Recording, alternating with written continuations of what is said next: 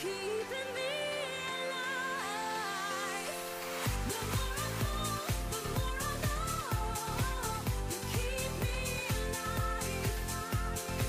I lose control, but you go on to keep me alive. The more I fall, the more I know you keep me alive.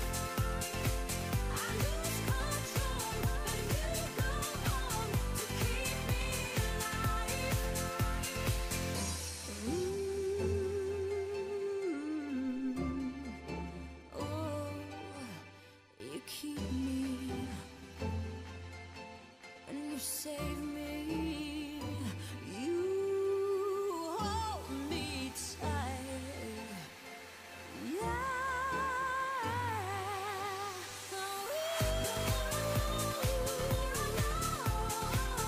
Keep me alive. I lose control, but you go on to keep me alive.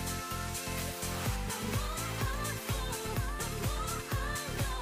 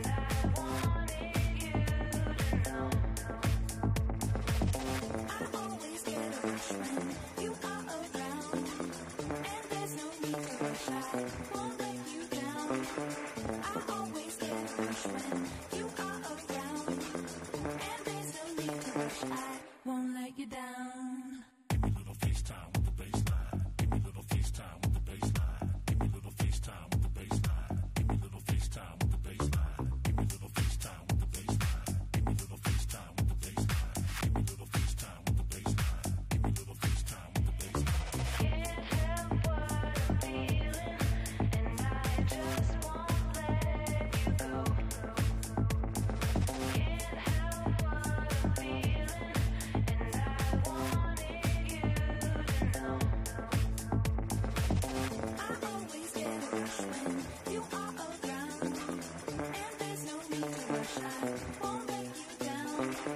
I always get a rush when you are around, and there's no need to rush. I won't let you down. Give me a little FaceTime with the baseline. Give me a little FaceTime with the baseline. Give me a little FaceTime with the baseline. Give me a little FaceTime with the baseline. Give me a little FaceTime with the baseline. Give me a little FaceTime with the baseline. Give me a little FaceTime with the baseline. Give me a little FaceTime with the baseline. Can't help what I'm feeling, and I just won't let you go. Can't help what I'm feeling, and I wanted you to know. Got a feeling, damn it, feeling something new. So if you're feeling me, say because I'm feeling you. I got a feeling, damn it, feeling something new. So if you're feeling me, say because I'm feeling you. I'll be feeling you. I'll be feeling you. So if you're feeling me, say because I'm feeling you. I'll be feeling you. I'll be feeling you. So if you're feeling me, say because I'm feeling you. I got a feeling, damn it, feeling something new. So if you're feeling me, say because I'm feeling you. I got a feeling, damn it, feeling something new. So if you're feeling me, say because I'm feeling you. I'll be feeling you. I'll be feeling you. So if you're feeling me, say because I'm feeling you. I'll be feeling you. I'll be feeling you. So if you're feeling me, say because I'm feeling you. Hey, because I'm feeling you. Hey, because I'm feeling you. I got a feeling, damn it, feeling something new. So if you're feeling me, say because I'm feeling you.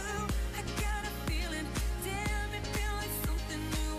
So if you're feeling me, say because I'm feeling you. I'll be feeling you. I'll be feeling you. So if you're feeling me, say because I'm feeling you. I'll be feeling you. I'll be feeling you.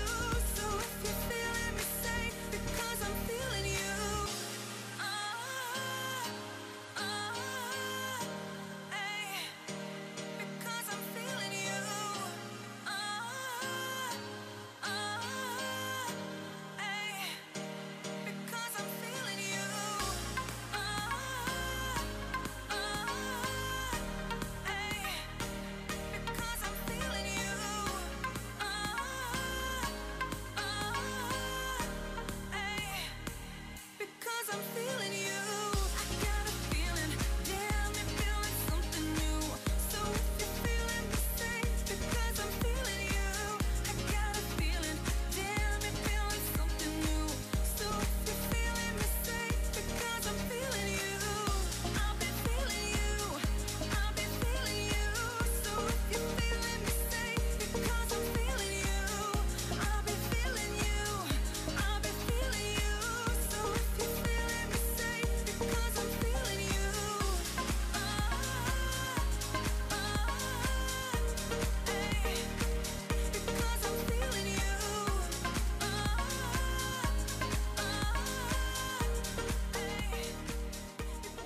Tears are falling like rain, spelling out your name. Pleasure turns into pain. Will I hold you again? I should have seen the signs, read between the lines. I am lost.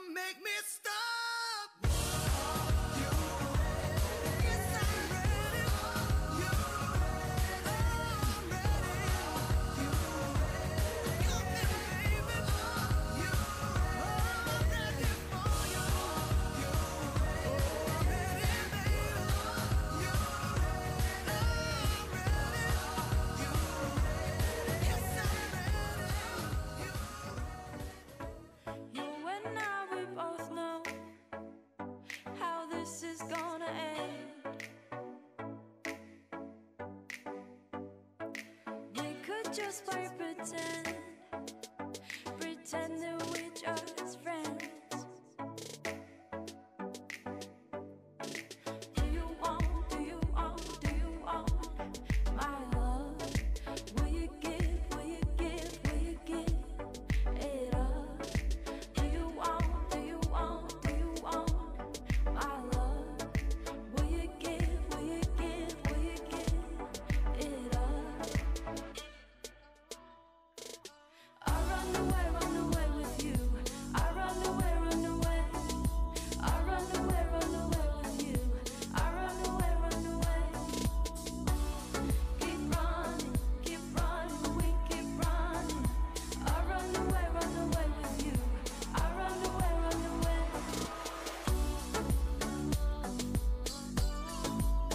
Just take my hand and don't let go. If you want it, just take my hand. Do you want my love? Will you give it up? Do you want my love? Will you give it up? I run away with you. I run away. I run away with you. I run away. Keep running, we keep running. I run away with you. I run away.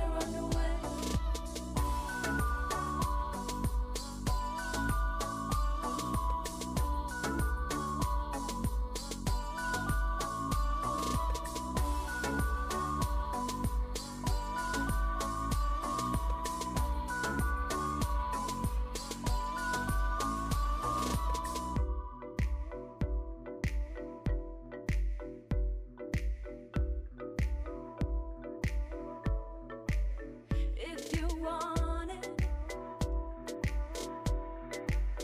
just take my hand and don't let go. Keep running away. We keep running away. We keep running away. We keep running away. We keep running. I run away with you. I run away with you. We keep running.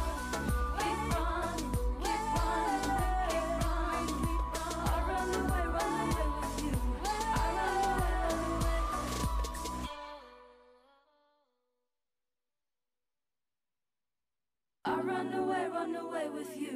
I run away with you. I run away. I run away with you. I run away. Keep running, we keep running. I run away with you.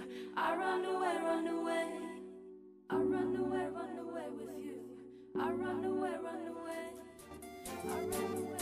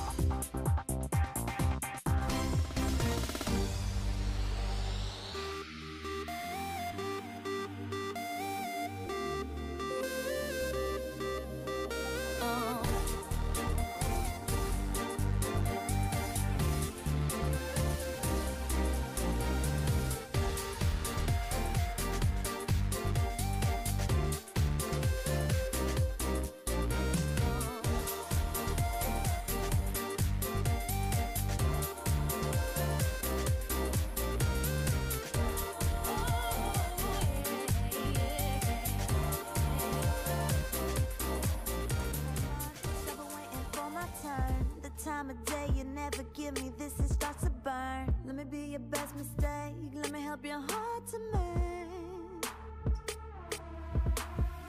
I know I said some things that made you turn the other way, but you must admit these silly games it takes two to play. So why you gotta keep me waiting? Why I gotta be the last to know? I've been sitting here so patient, waiting on your call, but you don't show for me. You never show, you don't show for me. I'm not the type to be a quitter, this won't change my ways. Standing up to the challenge, gonna pave the way. Push me to my limit, I got pain to shed. I know I said some things that made you turn the other way, but you must admit these silly games it takes two to play. So why you gotta keep me waiting? Why you gotta be the last to know? I've been sitting here so patient, waiting on your call, but you don't show for me. Why you gotta stand me up? You never show, you don't show for me. Oh, we gotta make this happen. I've been waiting 3 whole months, I've been waiting for my turn. The time of day you never give me, this it just starts to burn. Let me be your best mistake, let me help your heart to mend. Let me fix you like you were never broken. So why you gotta keep me waiting? Why you gotta be the last to know? I've been sitting here so patient, waiting on your call, but you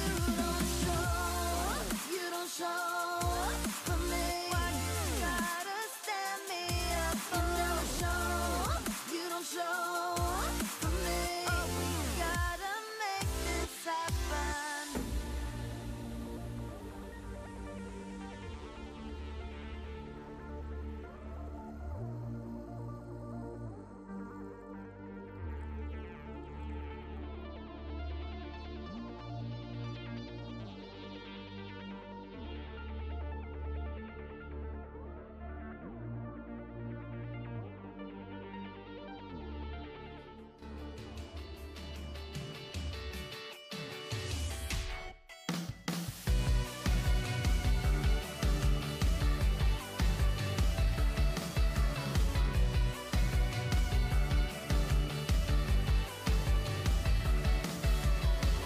When I saw you walking down the street, it's obvious we were meant to meet. I was so surprised you made my day. I'm the one who needs to find his way. No matter how long, no matter how long. One day we'll meet again. Do you see what I feel?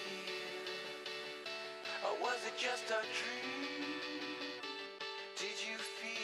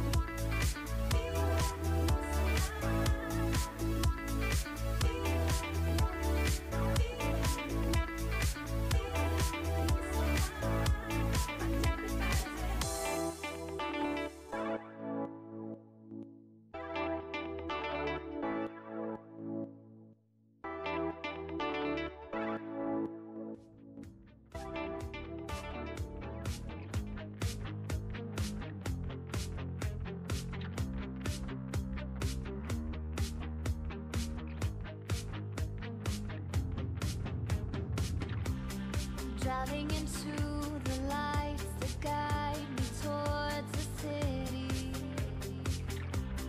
My heart it skips a beat as I'm drawing nearer. I'm so alive tonight, I'm almost at your side. I'm just another dreamer in this city of dreaming. I am right where I belong, and I can't believe it. After all that I have lost, I am finally breathing. I walk through the fire, and I don't regret the burning. Couldn't keep me down. I am right where I belong. I look around and wonder what it took to get here. All of the endless nights of traveling alone. Now this is mine to keep and watch it as it grows. I know it's worth it and I won't let go. I won't let go. I am right where I belong, and I can't believe it. After all that I have lost, I am finally breathing. I walk through the fire, and I don't regret the burning. Couldn't keep me down. I am right where I belong. Never gonna back down, never gonna strike out. I did my time. I'm gonna be the keeper. This is what I came for. I'm gonna take my time. Never gonna back down, never gonna strike out. I did my time, so I'm gonna be the keeper. So I'm gonna be the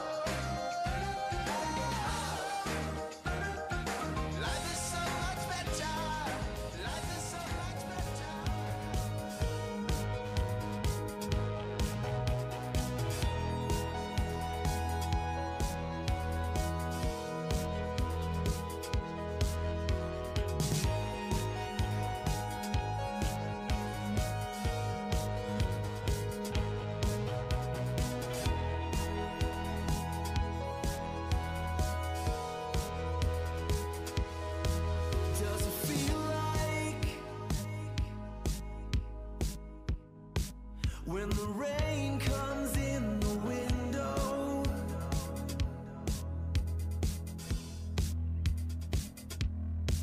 does it feel like wildlife crying in the headlights?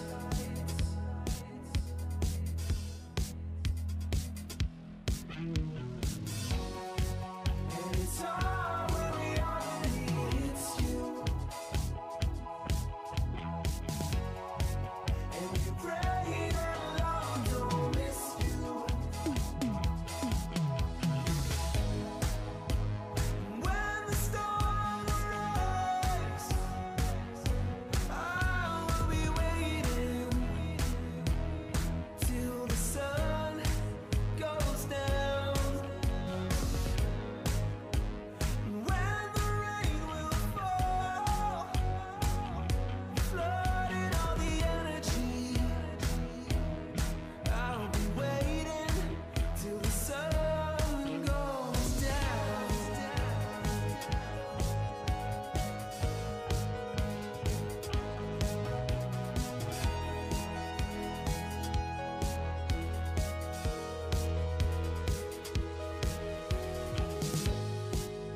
Is anybody listening? Been going round and round for years.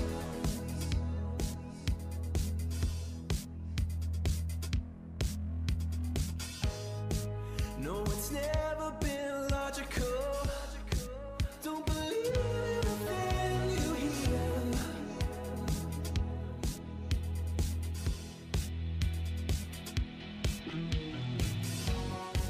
And it's hard when reality hits you,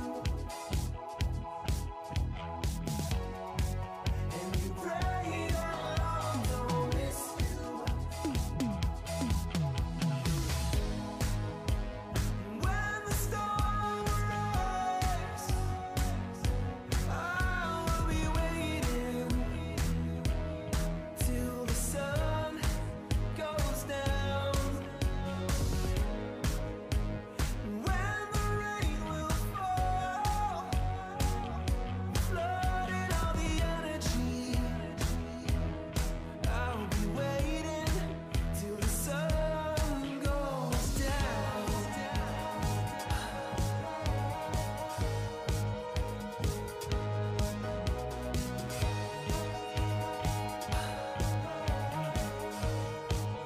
Strumming his guitar,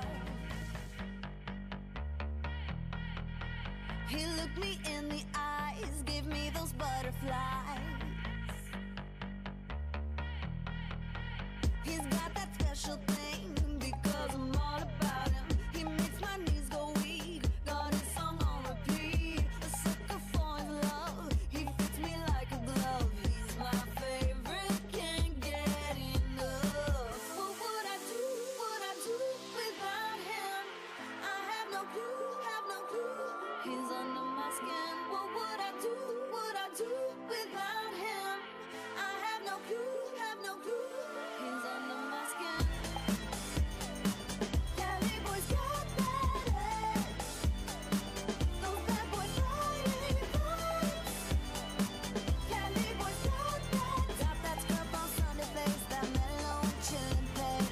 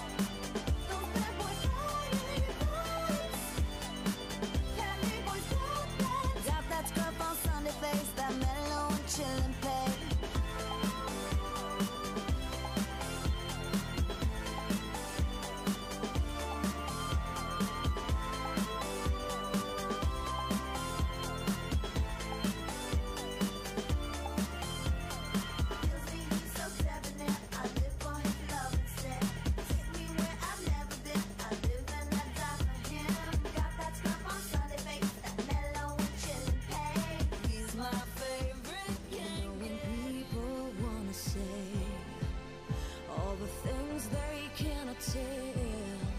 It's time to sing a song instead. And everything turns out to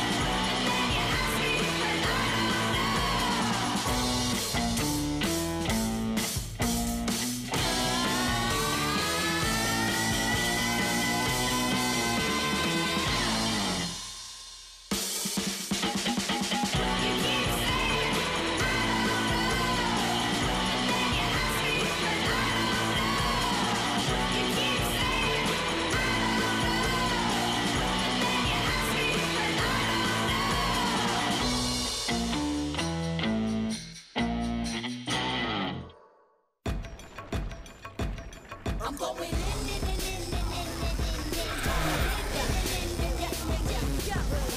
More than just a tick when I'm going in. I'ma make sure it's like all up in you guys make a big page. But when I do too big, I mean outrageous. Who you think is dealing with doll face? I only run my kings and queens, you know, cause I'm the ace by the case. That's right, I said I'm going in. While you out running errands, I'm running this game, I'll be in that top spot. Natural born winner, work hard, play harder. Come and get it if you wanna, but yo, you better know. I'm going in.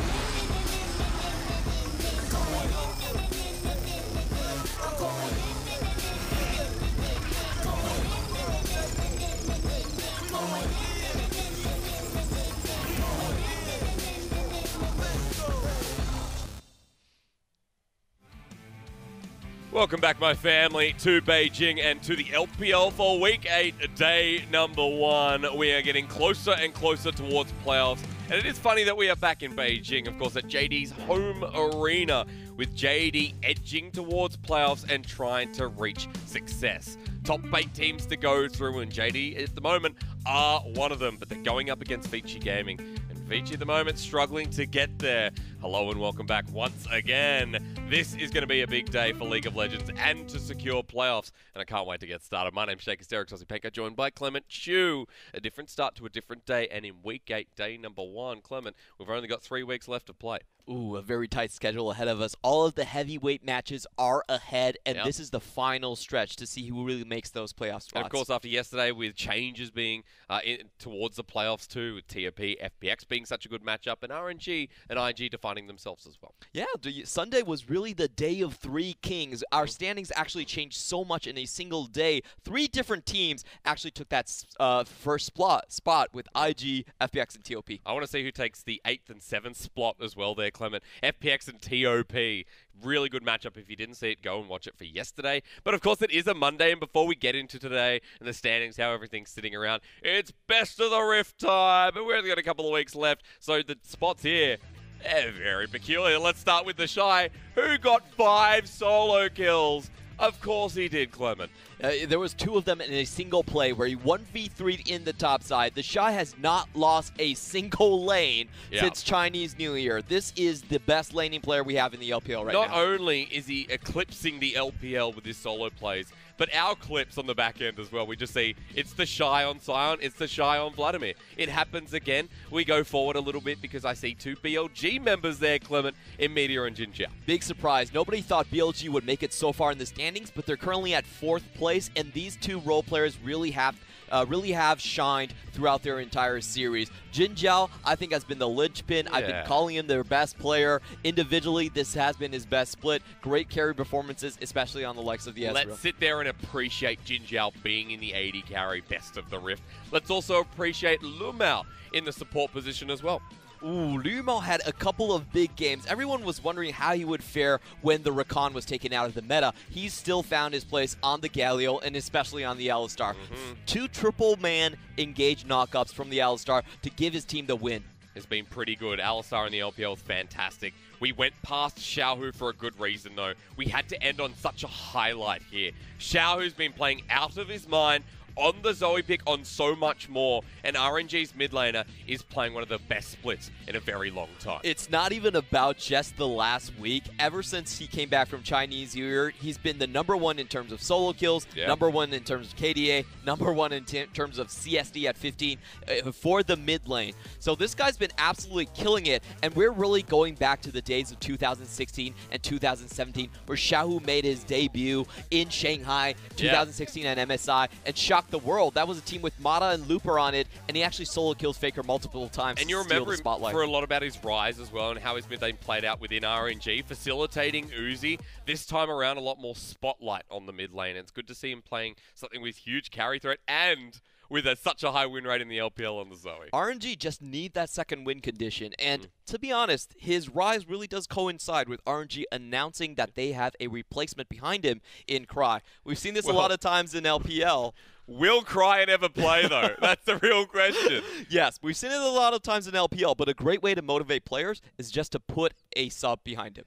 It's like putting, hot rocks underneath their feet, or maybe putting a spear in the back as well. It works. It's a great management strategies. I totally think teams should be doing this more. However, that's best of the Rift. It's always good to come back to that on Monday, figure out what happened in the last week. It'll also help when we bring up the standings for you now as well, because in the standings, our top 8 getting more defined. Look at the split starting to shift. Ooh, those were the top 3 we were talking about. 8-win series, the 3 kings of the LPL, IG, TOP, and FBX. And on the bottom side, we have a very, very tight race. Both Suning, Victory 5, and WE still have a very good shot at making it into the playoff runnings, while teams like EDG are actually quite precarious with how difficult their schedule is in the future. Yeah, that's right. And even though today is going to be a bit distinguished with teams from the bottom and the top of the pack facing off, I want to point towards your attention that IG, TOP, and FBX having those 8 wins, very close to securing, I'd say 9, maybe 10, would be the comfortable position at this point in the game. We do have to throw out a little bit about the playoff standings. Nothing's truly confirmed, but our 1st and 2nd seed will go into the semifinals, while our 3rd and 4th seeds will get buys into the quarterfinals. So seeding is very, very important, and you have to remember Rift Rivals is also on the line. That's right. So you get #1 and #2 in Spring Split, you're guaranteed to go. Remember Rift Rivals last time, it was China's to take, and we took it, baby. So Rift Rivals coming up in 2019. That excites me even more. IG, TOP, FPX, even Billy in very good standings. But talking about definition a little bit more, JDG sitting towards the top of the pack, Vici Gaming towards the bottom as well. EDG and OMG, similar scenario here, Clement. JD Gaming have really exceeded my expectation. They lost 2 key players, but they're sitting very comfortably in the playoff standings. 6 and 3 currently so far. I'm really proud of them, but for EDG versus OMG, big day for EDG. If they don't win here, very high chances they do not make playoffs. That's exactly right. They're coming up later in Chengdu. It's a big matchup for both those teams, but one that maybe not as historic, considering that JDG and Vici, one of the newer organizations, especially JDG in 2017, the end of in December. JDG are exciting right now, Clement. There's one big reason, and the fact that Imp is playing well gets me excited and makes me reminisce a little bit. Oh, it's been a while since we've seen Ip in his tippy-top form, but this is now. That Vayne game was really demonstrative of how he pioneered the style. When you talk about frontline carries, you think about Imp in 2014. Samsung White, he takes the first LCK championship against the likes of Flame, and he's doing it once more on the Vayne pick. You have to remember, JD Gaming, at the end of the day, is still all about the Dumpling Brothers. They're a very frontline heavy team, but when they get this type of production from their backline as well, that really fills the shoes so well for the missing hole that Loken left. You know what Dumpling Brothers need, though? They need more stability on the roster, and that's kind of what Loken and Clit had. They had this stability that enabled them to, potentially go towards Worlds, which they missed out by such a marginal, just such a marginal game, and EDG went in their place. EDG just, blocking them out like always, and the AD carry position is a big point of concern, especially in the LPL. If you don't have a good AD carry that can bring you there, there's not really a chance for you to be in the top 3. Especially in 9.4 as well, we're putting more focus on AD carries, we're seeing more Vayne. Even in 9.2, we saw a lot of Vayne as is, but now we're back to the crit AD carries, we're back to hyper carry potential for players like Uzi. So if you're someone like Imp you have to contest, and we know he loves his hyper carries. Oh, definitely. We really have to take a look at the champions he's been playing so far. And for JD Gaming, like you were talking about, it is about the late game stability. You can give the early phases of the game to the Dumpling brothers, but late game, they still need that insurance. And that is what Imp does provide. Yep. He's been going on the scaling picks like the Kaisa, the Sivir, and the Vayne. On the other hand, we have another star player that we want to start talking about, Puff. He's probably the most important piece towards this new Vici lineup. Yeah. The first in damage share among all AD carries, doing great in the DPM department. But unlike Imp, who's the third option on his team, Puff is really the first go-to. He Really? needs to start winning in terms of the laning phase, and I really liked his performance on those utility type of marksmen. The Varus and the Ashe come to mind. He actually has the highest kill participation for any marksman. You know what comes to mind for me, though, for Puff? At the start of the split, we saw a lot of the Xayah Rakan. When Rakan went into low priority for Southwind, he changed. He went more towards the Galio, the more meta-style supports. The bottom lane duo of Vici Gaming is the highlight, like you just mentioned. And for Vici Gaming, it has been a rough run so far. Starting out the split with new expectations, with a 5-man roster coming out of NISO.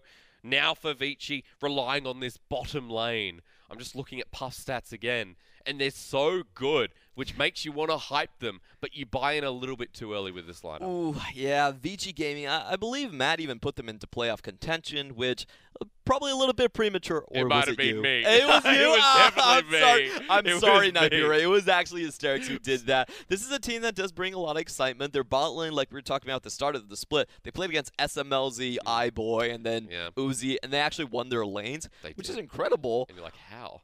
But then you look at the rest of the two lanes, and they actually are very inconsistent in their performance. And I think we do have to mention that Vici Gaming has actually swapped out their long-standing top laner in Chalitza, who's been leading throughout the majority of the split, and Yeah. swapping ZDZ in, a new top laner.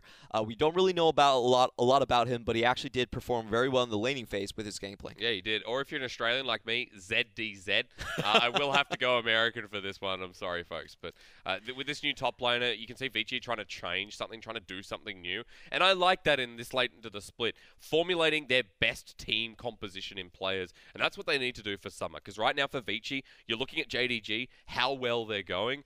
And are JDG just too good for Vici at the moment? There is a strong potential, and there's a strong potential that Vici, with this series, could be knocked out of playoffs. It is definitely possible. I don't think they're absolutely knocked out if they lose this series. No. However, realistically speaking, Momentum-wise, at the very least. realistically of course. speaking, they're 2-7 right now, and I think what they're doing is they're trying to use these remaining LPL games and at least solidify their roster going forward into 2019. It's super hard as well because with Vici's schedule, just taking a look here, Vici have Rogue Warriors, WE, which is arguably winnable, but then FPX and OMG. So even though OMG, yes, no, this is a topic for a little bit later, folks. There's 3 potential wins there, which means they can challenge. They do need this win here. It feels like the way the schedule's going, the way that the 9, maybe 10 mark might secure first or even second and third.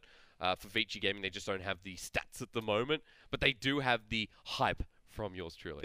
They do have the hype. They do have the hype. They actually play very well, but I think the problem with this team is that just the early laning strength really isn't there for them. Of course. I think that's the main problem, especially if you look at someone guy like Jay. He's been showing up really big on things like Syndra. He actually had a couple of good assassin games, Had a but good Zoe game. overall, I don't think there's a very clear identity coming from the rest of the team. Yep. They've solidified what they want from the bottom lane. Early action, get in on that strong laning phase between Southwind and Puff, really make that the marquee matchup that they want for the organization, but the rest of the pieces haven't really fell together yet, Yep. and that's, I think, the biggest test to see today. We expect Puff, honestly, to win the lane against Imp. But how does Vici snowball that? How do they take that point and make it into a win condition? I want to see a really easy composition from Vici. That's plain and simple. With the first week when we saw them take the win against Suning in the game 1, it was the Galio. It was the even though Galio now played support and has been done by Southwind, we saw the Galio, the Jarvan combination, and I liked how Vici was constructing very simple, cheap compositions. Yes. that Puff and Southwind could benefit off. You really have a very kind of single track mind. It's your bot lane's going to win your lane, let them provide the engage, Vici and not everyone lane, yeah. follow up after that. That's Yeah. kind of the mentality that we've been seeing this team going for. It's just about, okay, are the rest of the pieces, are they going to be able to stand even? And when it comes to team fight, do they have that 5v5 on lockdown? Those are the big questions, and unfortunately for them, I think they're going up against one of the teams that are stylistically completely different. Yeah. Like we were talking about, Imp is the third offensive option for the team. The Dumpling Brothers still do take that standard lighting. That's right. So it's a bit of a mismatch between top and bot side of the map. Oh, exactly right. Very good point. Top side of the map for JDG was always their strong suit. Now that their bottom side is looking pretty good as well, that's for JDG what makes them more of a playoff team, more of a potential to challenge the upper echelon of play. When we have IG, TOP, and FPX, RNG even, who are playing so darn well. Not going to put EDG in for that. That's what we're leading up to later, by the way. There's so much news with that second series that I can't wait. But with this first one, the biggest news story is that the bottom lane is going to be our biggest focus. Second news story is that someone like Zoom has had a wheelhouse of champions as well. So I want to take us to the top side, Clement. Imagine you're ZDZ. You're going into Zoom, you know, arguably the second best top laner in the region because the Shy is just so darn good at the moment, and he sits up on the crown. But, or maybe on the chair, the crown's on his head. But JDG Zoom, at the moment, of course he's going to be intimidating. Renekton, he'll play his Swain. He's got so many champions and really impresses us with each game. Almost every game. I really want to see what Zoom actually brings out, because Zoom is the type of player that actually takes out new picks every single patch. He was one of the first ones on the Yorick, first ones on the Swain, of course, like you were mentioning. Yep. And in the Conquerors patch, that's kind of my question for him as well. Ooh, like what does he actually bring out in this sense? Because I feel like he has a very defined style. He does like to go for the bruisers a lot. And this time around, with the Conquerors patch, I just want to tell everyone how strong Conquerors is on 9.4. We are on the hot fix Conqueror, Yep. which is 2 to 10 adaptive Still damage. great, though. Still absolutely Yes. fine. you And know? on 9.5, that was actually nerfed by 40% in Oh, yeah. max stats. So that's pretty much an apology from the balance team. It's like, sorry, we messed up. Sorry, folks. But we're playing in the super uber strong buff for the Conqueror's phase. And I really think if you can dominate those champions, you have yourself another strong point on the map. I remember a lot of the pros, when I've heard them talk about Conquerors, when I've heard them discuss, you know, why it's so good, they talk about the true damage and the healing, of course. And the healing that comes through on champions like Cassiopeia, champions that can really get in these trades and get meaty with it, you know? Yes, Cassiopeia is one of those that people don't really think about when they think of Conquerors, because it's mainly like an AD bruiser route. Oh, we've just been so used to it for so long. But she can actually proc it very easily, and that's shown up on 9.4. Not really the case further down on the line after 9.5, but on 9.4, that's actually a thing. Cassiopeia top lane with Conquerors. Yeah, we've seen Cassiopeia in 3 different lanes. I mean, of course she's going to be highly prioritized here in this series. If someone like Yagao picks it up, if we see it in the bottom lane from Imp. But Imp's Vein has been popping off, so I bring you back down to where the bottom lane is. As we take a look at the full lineup here, we'll start with Vici, because their bottom lane is fantastic as well. ZDZ in the top lane instead of Chalitza. Ike's J, mid lane jungle, and then Puff and Southwind.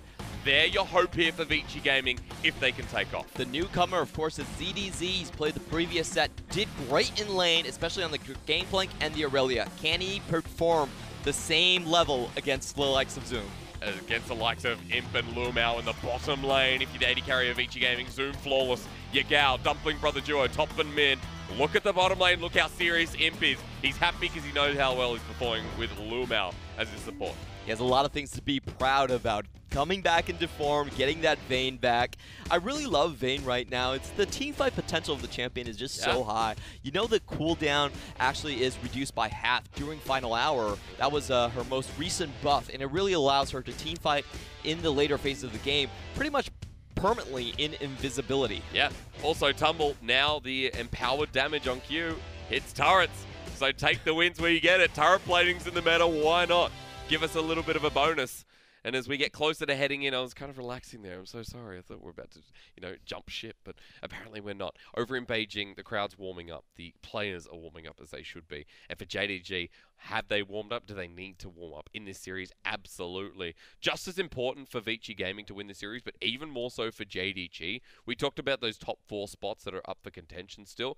JDG are on the outskirts between oh, we're going to drop to, the likes of where Suning are, or we're going to rise to the occasion where teams like FPX and TOP are? They're around the space of 6th and 7th at this point, and that's not always a very comfortable spot to be in because you have to start from the very bottom rung of the playoffs and you move your way up. So what I think JDG's their goal is really to knock BLG off at this point, because if you get in that 4th place seed, you're directly seeded into the quarterfinals. So the quarterfinals means you don't have to show your strategies as much, and that's really important for a team like JD Gaming. Yep. The way JD Gaming has basically snuffed themselves out of the previous playoff off-season runs has been they just ran out of things to do.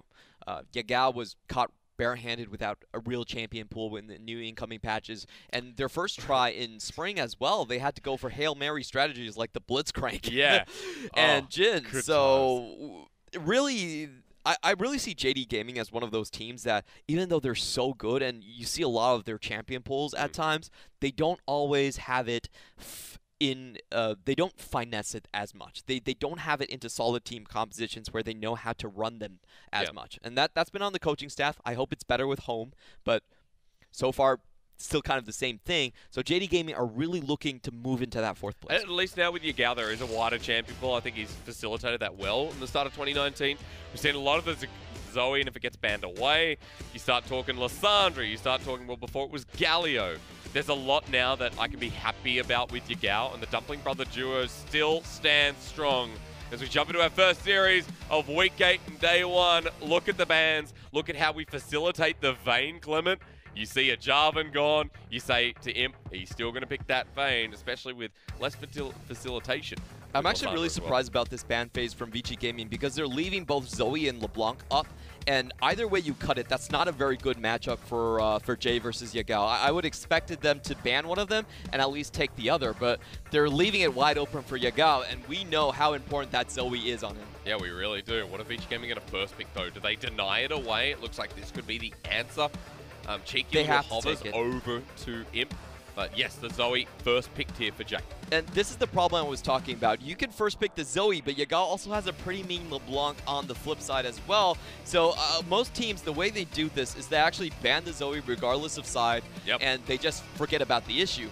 If you're doing this, then Yagao just has a wide open counter matchup in the LeBlanc to go to. It really does. LeBlanc at the moment as well, a lot of international broadcasts talking about it doesn't have the counter matchups that it once did. That LeBlanc is right now a very good blind pick, but knowing it's going into the Zoe, the first pick, Imp Vayne instead. Are you not entertained? Now, Vayne has higher highs in the later phases of the game, but in terms of the laning phase, still kind of weak. Still something that is very punishable by Vici Gaming's side. Yeah. So I want to see how Imp can hold on to this lane, and if he can, then he's definitely going to have that desired output later on. Curious as to why we're going for the Alistar. It makes perfect sense here, however. Maybe going for the Galio instead. Right.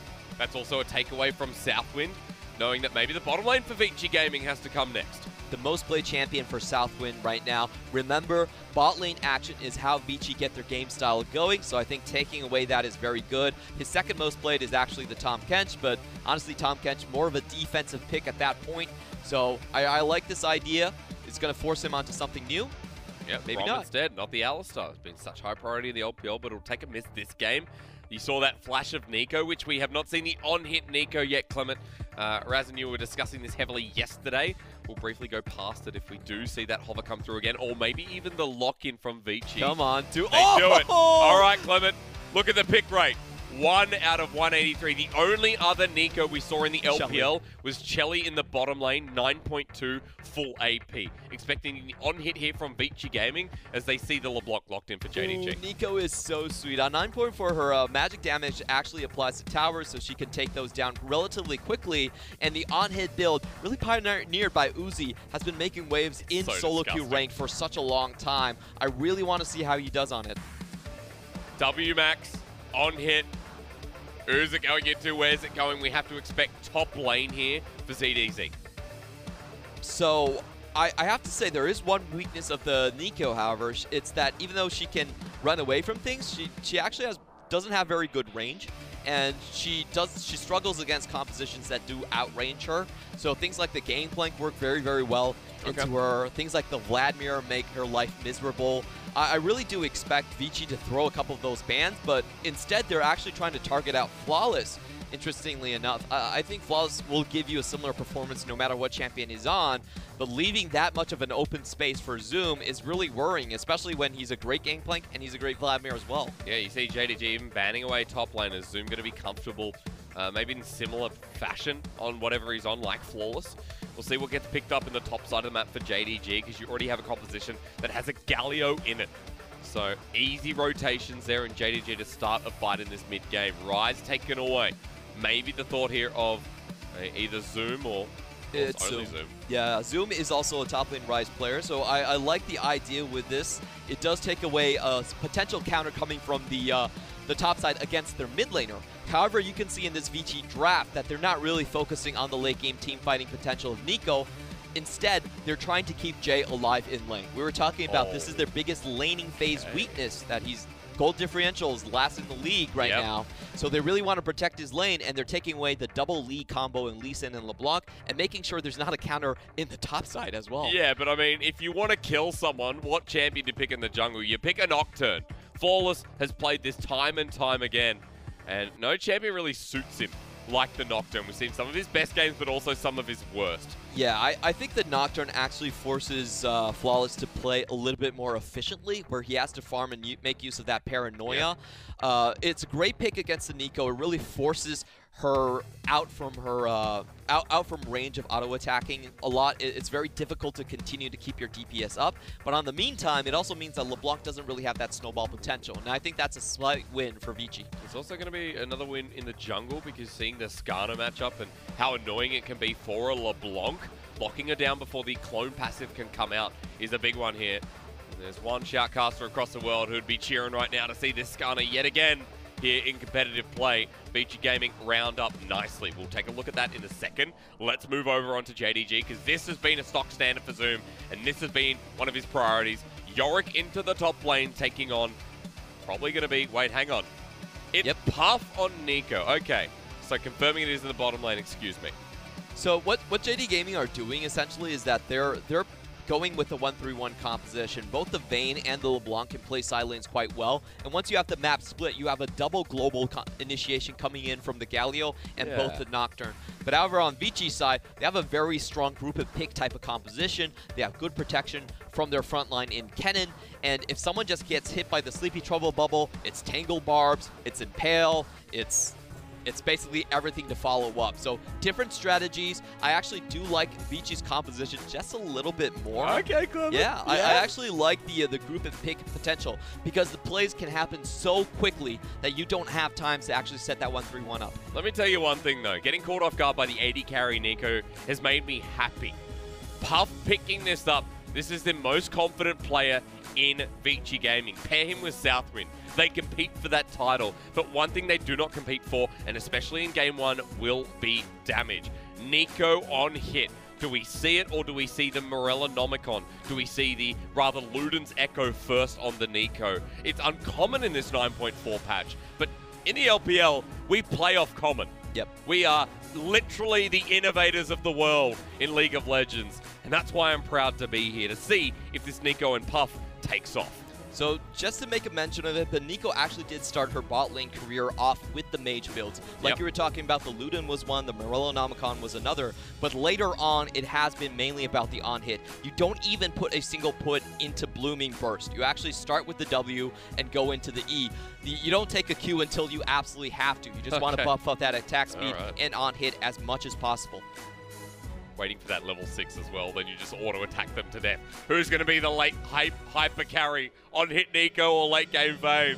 Of course, you all know the answer to that one. Let's all just settle down. What I'm excited for, though, is that Vici Gaming have changed compositions once again. Vici Gaming are playing around their strong bottom lane as a potential, but also giving winning lanes elsewhere. We'll see how winning at this point as Vici and JDG jump into Game 1. Playoff implications in every series in the LPL as we move towards Week 8 at the start of Day 1 with a very important series.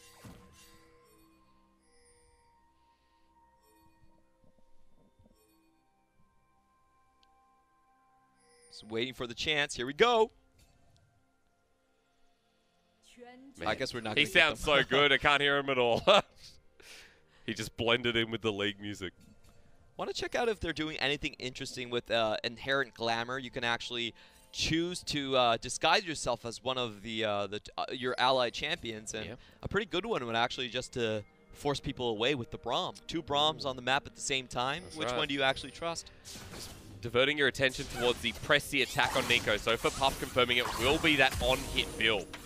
Otherwise, man, I don't know what's going on. But taking cleanse into this lane, double cleanse on 80 carries. And there's 2 on the side. No, there's 2 on each side. Mid and 80 carry. I love this. It's the new cleanse meta, ladies and gentlemen. In this game, with the amount of CC from both teams, why not? Just not playing for lane necessarily. They're just making sure that they can get to the strong points in the game. Of course, for the Nico, she is a 2-item on-hit build. You go for the Blade of the Ruin King and then the Rage Blade. It's pretty much standard on her. And she's very much an auto-attack bot. She auto-attacks very fast, but I think she's very, very difficult to play in a sense because she's not skill-based at all. Everything you do, you have to do with clicks, point and clicks. You need to move back, you need to move forward. You get a speed boost, but I think she's a very difficult AD carry to play in general. You really need to orb walk to perfection to play this champion. Especially when you were talking about the range before, it seems like it's going to be hard, mainly towards positioning. The overheal there in lane going to pay off very greatly, but domination is the second tree with Taste of Blood and not Ravenous Hunter. Or maybe it is Ravenous Hunter. Either way, a lot of healing there in the build. So another strong point about her is her Tangle Barbs actually sets up ganks very, very well. This crowd control duration was buffed on it's actually buffed on 9.5, but it's still relevant even here at 9.4. If someone gets caught through the minion wave, a lot of times you can surprise someone. You walk through you walk into the brush, you come out as your support. They think, oh, it's just a ranged support, and you throw your E down, and they just get surprised by it. We actually seen it a lot. A favorite combo that Uzi actually liked to run was going up with Lux and with Blitzcrank. And if you come out of a brush as Blitzcrank, the enemy carry's first reaction is to walk behind minions. And that sets you up for a perfect Tangle Barbs. That's very true. Good to play it in a competitive game as well. Me and I know many other people out there playing the Nico, and you disguise yourself as one of your allies, and your ally starts using abilities, and you're like, well, what is the point? What are you doing here? You know, I don't think you understand what's going on. No frustration to be had in this game from Puff. He didn't start as a disguised Nico, rather just played and moved into lane. There's a small CS advantage, but the wave's going to clear out eventually.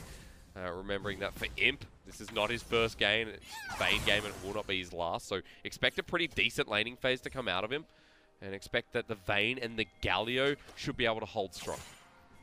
Nico doing a lot of that bonus vantage damage with every 3 hits she does. It's actually a very similar play pattern to the Vayne, but does lack in a bit of mobility earlier on in that pick.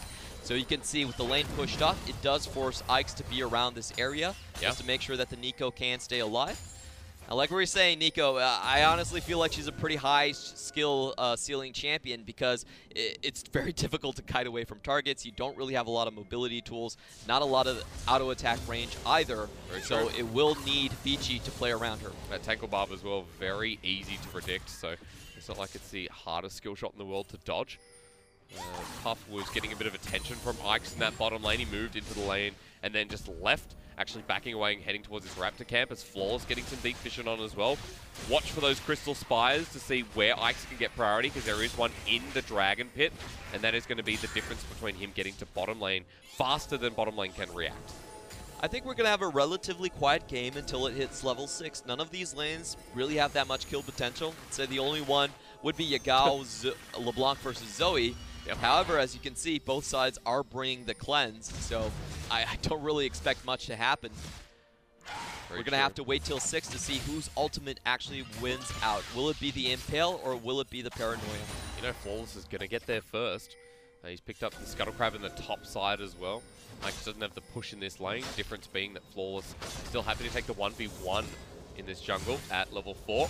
Pushes him off, control ward safe for now, but Ikes will make a revisit after picking up that Grop camp and maybe look somewhere mid, as both mid laners have level 6 now. Could be better there for Jay. Pretty quiet early game, as we were talking about. Not characteristic of the LPL, no, Clement. We're not used to this. No, we're used to like 5 kills by Clement, now. we might have to talk. You know, we might have to say something. Or at least I might have to say something intellectually viable. Not sure how I'll go with that. You almost sound like you don't speak of anything intellectually Well- viable. well, it's like I don't know about the stereotype. But yesterday it was the same. You know, we have one quiet game yesterday on TMP and FPX in game 2, and you're like, well, what's going to happen now? We're not too sure. But in this game especially, it's going to ramp up. I mean, this is just going to be an explosion in a fight. It's already 6 minutes in. Farm's pretty even across the board. Apart from in that top lane, you see Zoom has already amounted to 12 CS in the advantage. Let's just make it 10, call it is what it is. And both top laners have used teleport as well. So being stuck in the lane here is going to be beneficial for Zoom. Conqueror's paying off versus the Kleptomancy. That's pretty common for Kennen to lose out on the push earlier on. His only wave clear is actually tied into his E, which is also his escape ability. Yep. So you don't really see the lane going into favor of Kennen until he gets that proto belt. Pretty common across the board. I really think the first move you're going to see should happen in the bot side. Vayne, a great snowball candidate, and also Nico, the kind of champion that can't really get away from the Nocturne easily. Of course. But as soon as I say that, top side looks a little bit isolated for Vici. ZDZ is going to have 3 people jumping on him. Look at Flawless. Paranoia is in. The cannon pops the slicing mouse drop. A good flash to outplay. Makes your gal flash. ZDZ forcing so many summoners out. Will he get zoomed? No, he won't. But he almost burns down your gal. Let me tell you, this rookie top laner almost had it. Yeah, that was a really good flash to avoid the distortion damage coming in from LeBlanc, kept himself alive for so long. And to be honest, JD Gaming got lucky that they survived throughout of that 1v3. We almost had another highlight moment. At the end of the day, though, still great in JD Gaming's favor. You can see Zoom right now, already with the 20 CS lead. He's a Yorick. He's going to start pushing down those turrets and being a demolisher. Cleanse and flash burnt for the trade. Ultimates out of 3 as well. One is going to be less impactful than the other 2. Mountain Dragon response for Vici Gaming. As Ike's, instead of going for the invade himself, he's going back to his own jungle. This means he loses blue buff in the process and hasn't read the rotation from Flawless correctly. Not much he can do in that position. I think you have to stick towards the bot side. You know there's already a 3-man top anyway. It's about how Vici Gaming can respond. And unfortunately for them, oh Hang boy. on. Finding just land. Jay just wants a response, actually finds it. This is the trading of Zoe. You win everything, you land everything as a LeBlanc, but Zoe hits you with 1 battle star, and you're out. It's even. What was the trade? Nothing. The thing about these 2 champions is you can't really win against them. You think you have a counter matchup, but they're just so mobile and with cleanse at the same time. And then take Time Warp Tonic as well, happen. you know. Inspiration Tree as a second is just so annoying to deal with. Time Warp Tonic, I said it yesterday, it is busted. It's so good. Your laning phase just feels like a breeze even when you're losing. I played Lux last night mid. I thought, let's try it with Time Warp Tonic. And what did I beat? Was it a Zoe? I think I beat a Zoe. Actually, I think I should beat a for Zoe. you. Lux. Lux just said he would do it. Thank you, Clement. You know, I needed that. I also need to see Jay. I need to see a little bit more of him. So far, it's been a pretty good Zoe game, pretty standard. It was Yagao, however, who moved to the top side, and Jay just left in lane. It's good back timing. Yagao going to find him again. There's a double chain. Jay takes a bit of damage. Remember, Zoe. So we'll see if the trade comes back once again. Really fighting about priority now. The Paranoia's up for Flawless again, and I like what he's doing. He's just trying to target focus that top lane down. Yep. He knows the top side doesn't even have the flashes anymore, but this is a great move by Vici as well. They're moving their bot lane, who had priority in the previous push, just towards the top side and preventing that. We'll see Southwind over the ward. Good place wards here from JDG though, so this is going to be Rift Herald, but contested by Flawless. Tense situation for both of them. Let's see who can land the first crowd control. If Yagao can find a chain, it should be an easy follow-up from the Paranoia, but it's actually going to be Jay. Yeah, Trouble Bubble does land Jay. We'll see the distortion going out. Rift Herald given over now, as I'm not sure where Puff was spotted, but he's not in the bottom lane. Imp is just having the time of his life farming. For Rift Herald, 5 people rotate across. We will see if this is worth it towards that 15-minute mark, as the Rift Herald should go down. I think all Imp is going to get here is just 1 turret plating. The Bulwark should hold the tower up for the rest. He might get 2. Oh, actually, I'm That's wrong. a Yeah, massive minion wave. actually, we'll get 2. That's 320 gold. You know what? For Rift Herald, I say worth. I Let's say see what the worth Rift as well. Herald gets.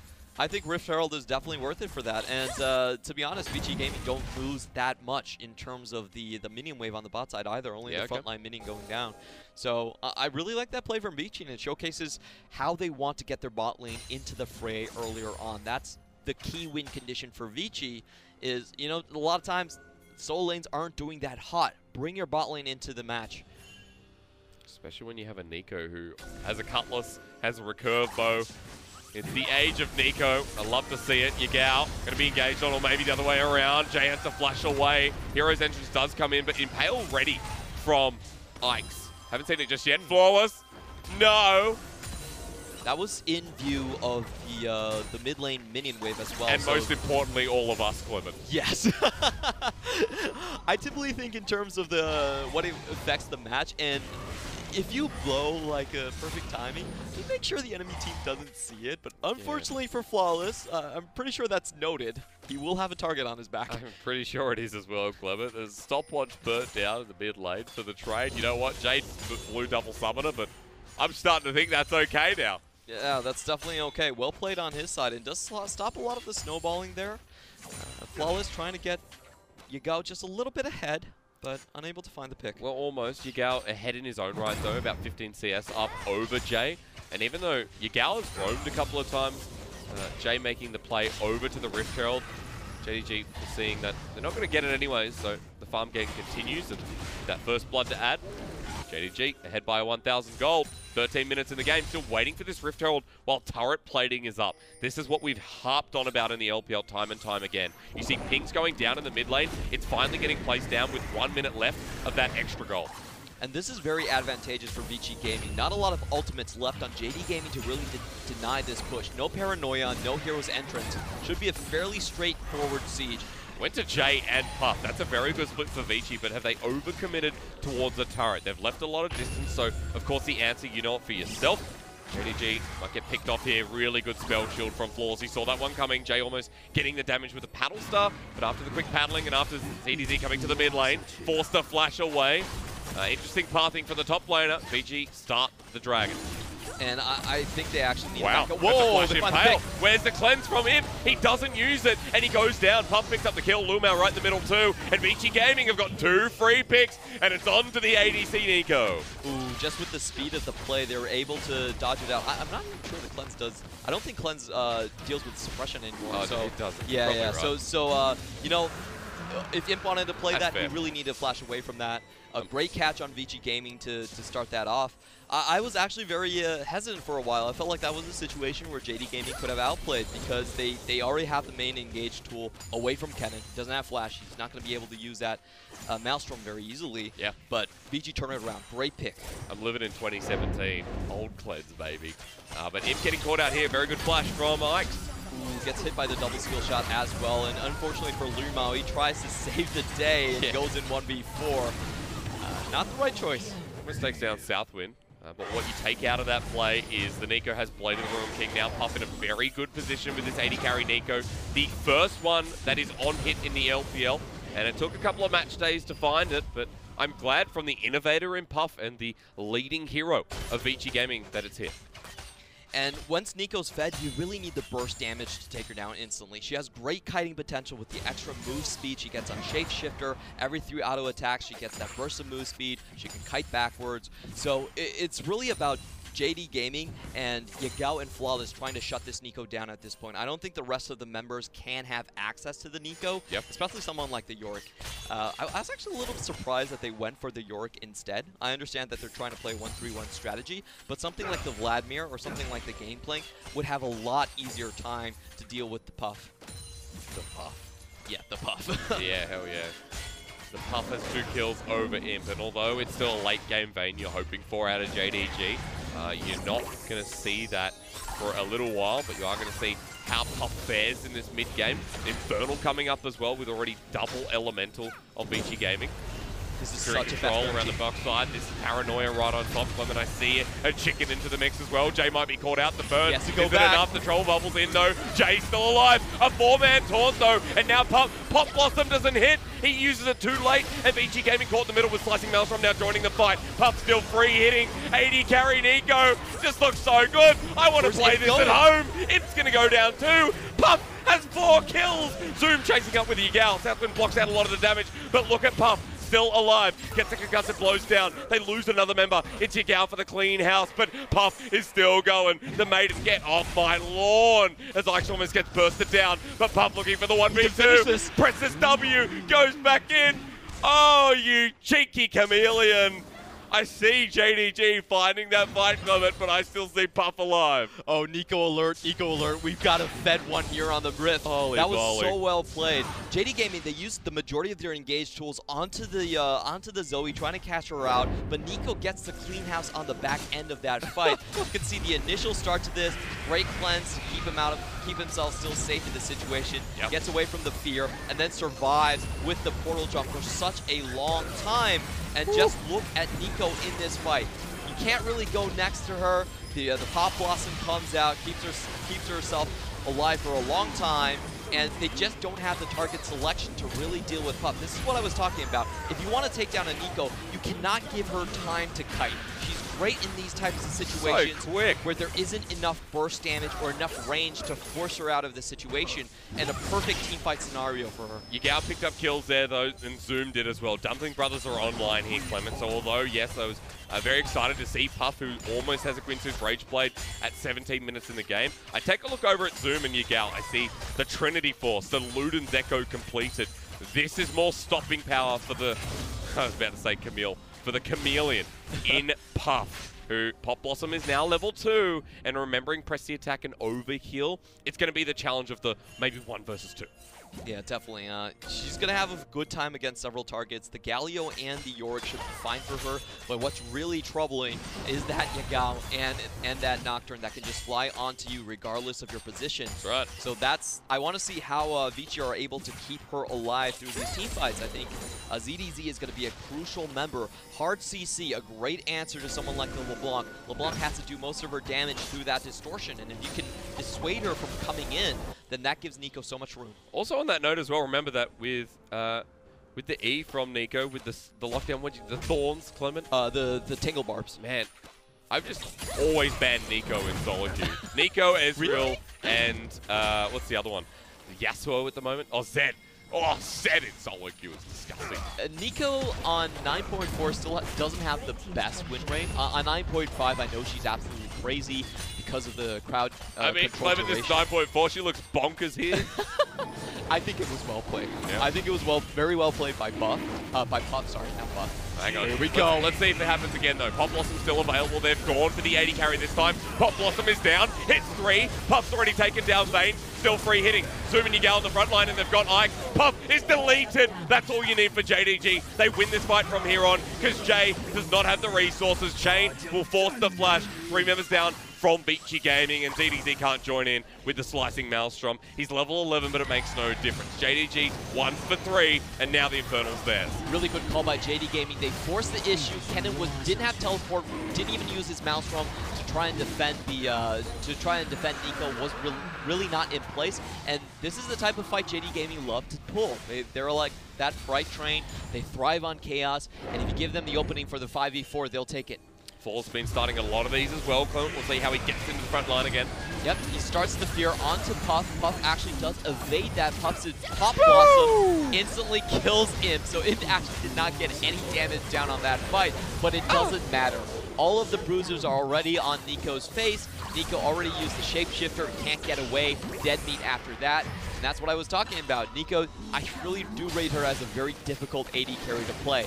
Doesn't really have that self-peel you need, so the team has to play around her. It was a very good ultimate from Puff, but unfortunately getting dropped down in the middle of that fight meant it was over simultaneously after that. Jay, as I was mentioning in that fight, just doesn't have the items to contest and maybe go for that Zoe individual pick-off that you could have seen in front of the Infernal Dragon. But now, more issues arise. Sterix Gauge on Zoom. Yagal has his second item almost with the Fiendish Codex in the works. So you look at this team, and again, even though we're focusing on Imp, he hasn't had the best game. He's been focused away. Yes, Zoom, that was a naughty take. Was that the maiden that took it? That was the maiden. Oh, man. And yeah, Gal's like, I thought I was your girlfriend. Guess not. At least the Suns didn't take it, but be a bit of greedy. Zoom found ZDZ as well. After getting the blue buff, you expect him to just harass, poke out, continue to do his thing. While the top lane from Vici keeps pushing in and Loom out Imp can't defend in this 2v2. In fact, look at the on-hit. Oh, Imp takes one auto attack. Ike's is coming in, slowing him down. Look at it again. The flash forward. The Glacial Fish is down. The Galio is just taking too much here. And Lumao bursts it down again. 6-1-1.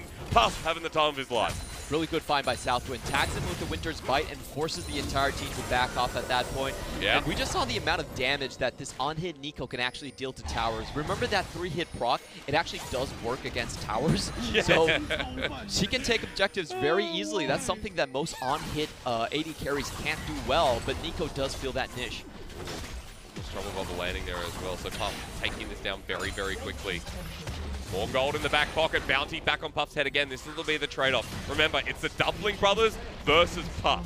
And right now, with the rest of Vici Gaming following him, JDG know they have the numbers advantage. Mid lane turret threatened that this just might go down as well. No real response from ZDZ, and this is the issue that we were talking about for their composition. Once Zoom gets ahead, he can pretty much shrug off the damage coming in from Kennen. It doesn't really bother him at all. Yep. He's already quite fed. So JD Gaming, once they have most of their lanes past the river, they can start with this 1-3-1 strategy. They can group and try to force fights with Flawless. Oh, they really want the maiden. That means that Vici really want to start the fight as well. Southwind, what is he doing? Very deep. Has to burn the flash. Clement, you talking previously before there about, you know, this is what we're expecting to see as Yagao gets zoned off by the invisible sleepy trouble bubble. The mid lane turret goes down as well. Yagao coming in to burst down Southwind further. I want to take a step back because at the start of this game in Champs, like they're even setting up the story here. We mentioned how Puff and Southwind were the core of this team and Vici Gaming were kind of, I guess, the liability to put it in harsh terms. In this game, it's exactly that. Well, you can't really change players within a single day or even a single week. But who's actually going to get this Baron? A perfect teleporting position from Zoom, actually. He should get a very good jump. Which way are Vici Gaming going? Zoom going to get turned on here by Puff. Might actually be ulted on as well. Remember, Paranoia is available. Dodging away. That's a really good lens, but they've jumped on him anyway. Puff goes gold. Here comes the Pop Blossom down again. Has to flash away, but he's deleted by Yagao. Slicing Maelstrom on 3. Now can the rest of Vici Gaming do anything? Well, Jay has actually found his spike. Takes down the Galio, but Yagao and Zoom are way too big. Double kill there for Jay, but Vici Gaming have lost their jungler too. Big moments here for the Dumpling Brothers as they stand tall, and it's Jay left to pick up the corpses. Everyone was excited for Imp, but I have to say, JD Gaming, at the end of the day, Dumpling Brothers is what their marquee matchup actually is. That was the perfect bruiser mosh pit that they were waiting for. Neither of those AD carries could do a lot in these fights. We could see a really good pickoff at the start of it coming in from the Zoe on Jay. Actually doesn't allow Imp to find those crucial targets. Tangle Barbs worked perfectly there as well, but on the flip side, we also saw the Nico being taken out by Yagao. So once AD carries are out of the position, you're left with a fed Zoom and Yagao running around, very short cooldowns on the LeBlanc, perfect bruiser mosh pit. That's the key words we want to look for JD Gaming. It looks so close. At least these fights are going down to the wire, and for Vici Gaming, that's a good thing. Their Kennen comes online. The Kennen is now doing a lot in these fights if he gets in early. But judging by the Colonel's attitude here in this game number 1, he's saying that JDG have got the right attitude. And that is that JDG have themselves some momentum and they're playing with it around Flawless Paranoia and now around the Stuff Infernal.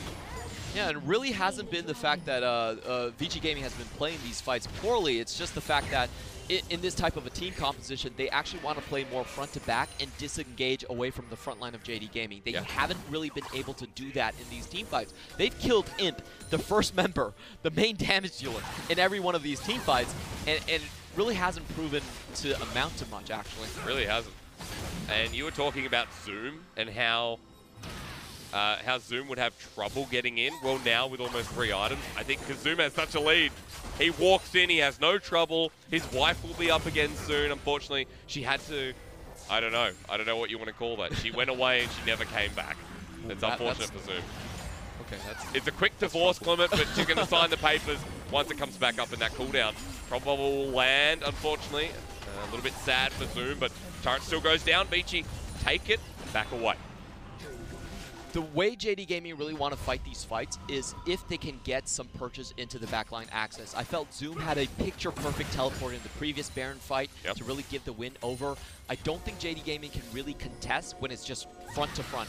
And I like Vici's call here. They have an on-hit Nico. They have double mountains. So how about you just force the issue again? You know there's not going to be a teleport this time. I was worried there because that ward went unspotted after 3 bits of clearance came through. But eventually they do find it. So if we are talking about that Baron heavily, Clement here, I want to point out that you have a LeBlanc who almost has 3 items. Yorick now picked up Randuin's Omen.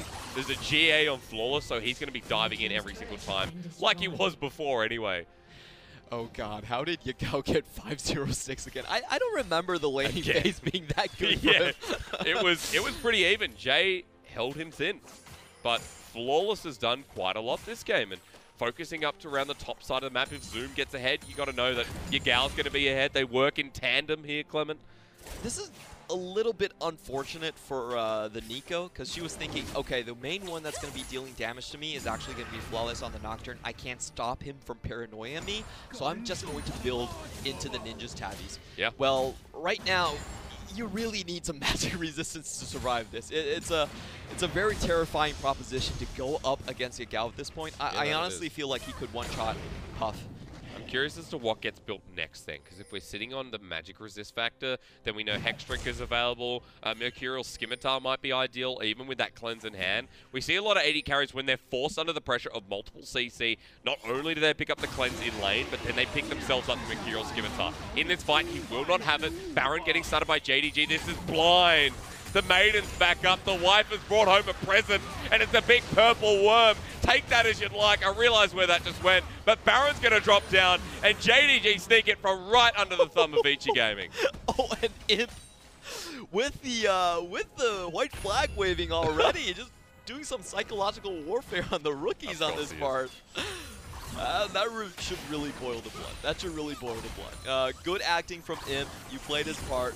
You played your part perfectly in that one. Yeah. And it's a really good call because, honestly, like JD Gaming didn't have a lot of map control throughout this entire game. So Vici Gaming thought, well, you know, they're probably not going to go for it right now. But it was a good timing on the Infernal, noticing the double Infernal and just how fed Zoom actually is in this matchup. How annoying is this composition with Baron? 1-3-1 in full effect. The global ultimates still pressuring those side lanes. And look at the vision. The fact that Vici Gaming have no idea where JDG's Nocturne Galio are after it pushes in the mid lane. They've now just got to play it super safe and super reserved. Yeah, and this is the point where the catch composition from Vici actually does kind of fall apart. All 3 lanes are already across river if they want to catch someone. LeBlanc! Still better than Zoe, apparently. Yagao, the redemption's coming down. He might survive with the Slaughter out. Happy Penguin, happy life. There's Paranoia in the top lane as well. The 2v1 on the turret. Look at Flawless. Doesn't care if he tanks it. He's happy too. GA will not be popped. And even finding the turret there, everything coming up JDG with a 5k gold lead, double Infernal, ready to fight some more. I didn't talk about that because I didn't expect Yagao to go in 1v4, but wait a minute, there's still more. Zoom's Hang on, here. Puff picked up Renan's in the last fight. He's free hitting 2 people. Zoom underneath turret, he's been slowed down enough. Doesn't take the last one. Lumel has to get out. Nico, let's go. JDG, run for the hills. Yagao still hitting in that bot lane turret, but they defend the top lane, so maybe you'll take what you will there from Vici Gaming. So close from Puff right there. He almost got all 3 targets in that play, but oh, Yagao just with the fancy feet.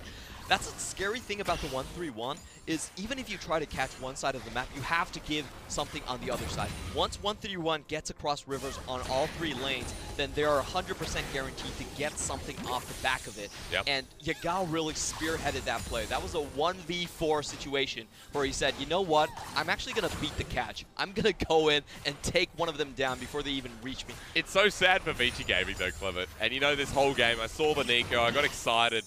It's much more than that. In these fights, in these picks, in these small moments, Vici Gaming are coming close. Yes. Each and every fight it has been close. And that is the progression of this developmental squad, because they still are developmental. ZDG, you bring in a new top laner, you're trying out something new, you've still got 4 rookies on the side. Puff and Southwind are playing out of their mind. But unfortunately, it's just not enough here when you go up against JDG and the rest of their team are covering for them. It's not Imp playing well, but rather the top side of the map beating down on the bottom. Unfortunately, we wanted to see an Imp versus Puff matchup, and didn't really need to happen. Best for of JD 3, Gaming Clement. anyways. Best of 3, man. It's not over yet. This is a warm-up. This is a warm-up. Oh, yeah, He's yeah. already shown the vein. You need to give him one game. The guy's an old-timer. He needs some time. Timer.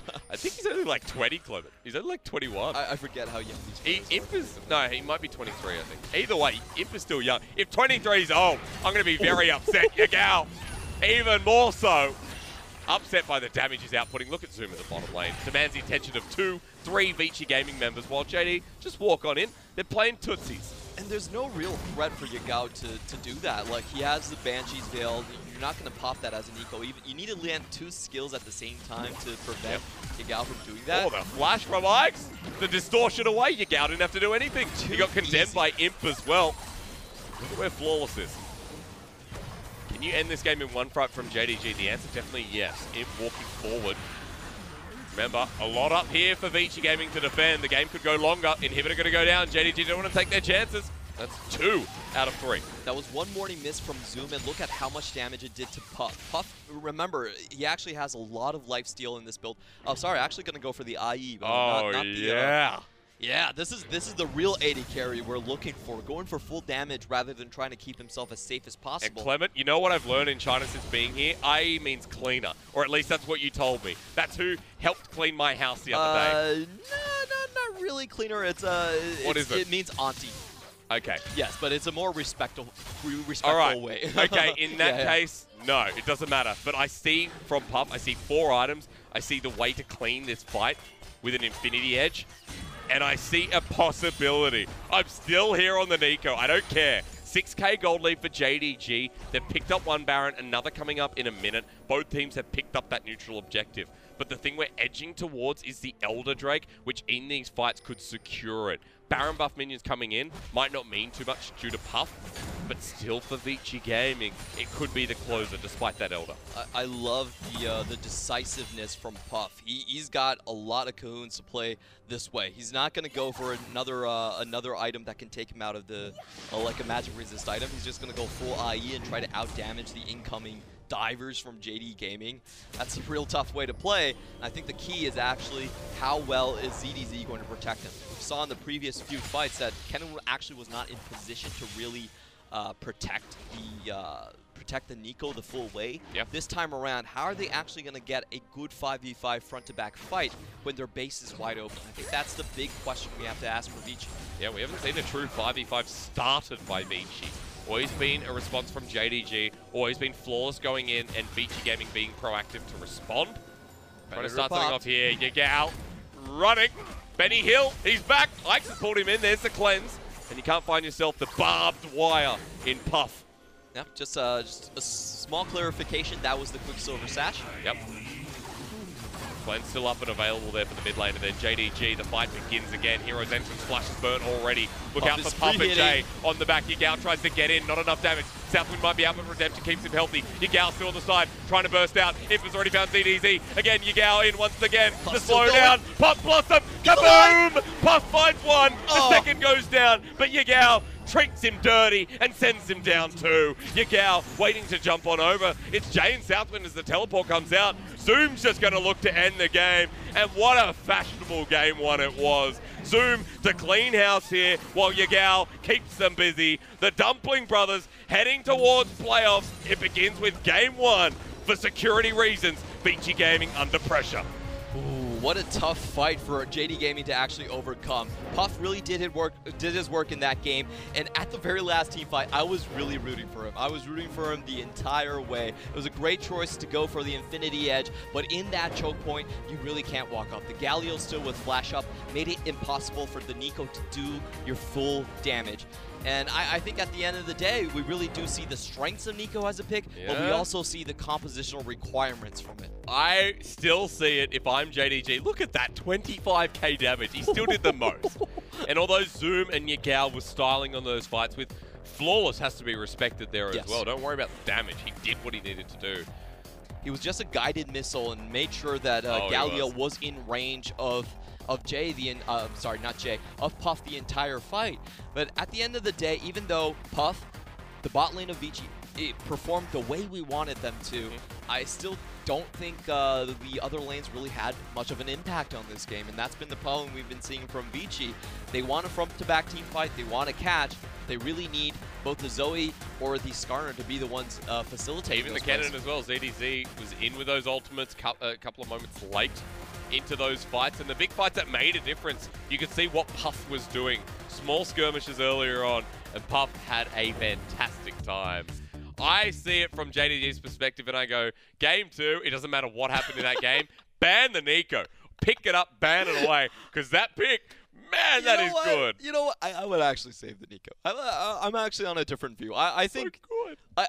I look at game 1 and I say, you know what? Puff played about as well as he possibly could, and we could still manhandle him quite easily. It was not that close, to be honest, in those team fights. So if I'm JD Gaming, I'm saying, you know what? Our Bruiser comp actually works. It's fine. Okay. Let's give him the Nico. Let's keep him on something that doesn't actually have that early game impact. We're not talking about a Varus or an Ashe that can catch you out. Yep. We're talking about a Nico that needs to scale 2 items, and then she's basically an auto attack bot. So I'm actually okay with Puff being on Okay, in like terms that. of champion pool, there was a difference to begin with anyway. That game cemented it between Imp and Puff. Imp on the Vayne had no impact that game whatsoever. Decent laning phase, close. But no, but that was fair. Yeah, that I was mean, true. That's true. That was Imp definitely was true. tumbling and rolling and unfortunately He tripping. died both times in 2 team fights. It's hard out because you're basically versing a auto-attacking. Nico, you're like, oh, it's AP. You know it's on him, but you know what I mean? You're like, okay, oh, that's a bit of damage. Oh, that's a lot of damage. What's happening here? So, Imp, you called him an old man. You know, like... He needs a warm-up. His best game the last time around with that Vayne game, 11-kill game, that was game 2 as well. Ah, yes. So we still have better things ahead of us. So game 1 is to, you know, roll us through it. Game 2 is to just get us towards that Vayne game. Expected to see that out of Imp in game 1. Hopefully in game 2, interesting 80 carries from both sides. That'll continue right here on the LPL.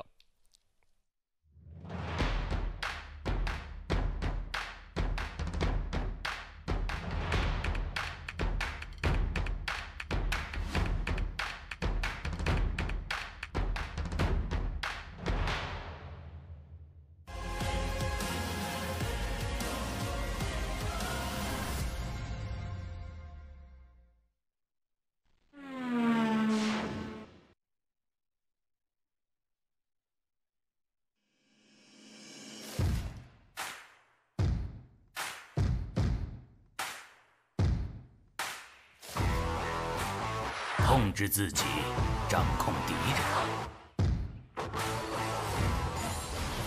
这一波仅剩 Puff 一人，有点难守，兵线已经续上了5个大残血在面前，而且听一波给职责所在。火眼闪现回旋踢 ，Puff 再劫难逃。你今天不会取得胜利的。这把比赛打得实在是太好了。执子之魂，与子共生。又是一条小龙 ，UT 的 FLICKR 已经交掉了，上面的2个上单扭打在高地塔前，但是老婆没了。哎，老婆被打掉了，一对大招先刮一下，辛拉这个球推得很不错，康体这边血量已经下到1/3，两边都没有将 TP 的打算，龙被拿掉 ，UP 进场定住3个人，上吧，饿狼！狩猎又开始了。滑板 R 进来 ，LE 拉板，但您的大招放的也太好了吧！滑板这波又飞进去死掉了，残局的处理上，奥拉夫这边劈掉了1人之后，赶紧往上溜。下一个是谁？是所有人。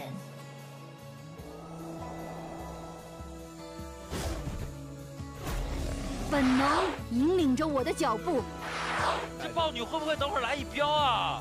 神奇一镖，触发福能回身，正在觅食。第4血3、2，有点来了。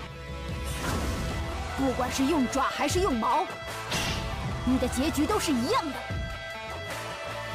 来了！被我的天哪！心态崩了，彻底没了。这真的没了。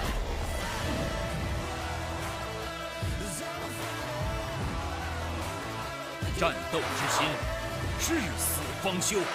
哎，这一波奥拉夫两边中单还有惩戒，王子也在附近，吃不进去，这怎么办？波要出事儿了！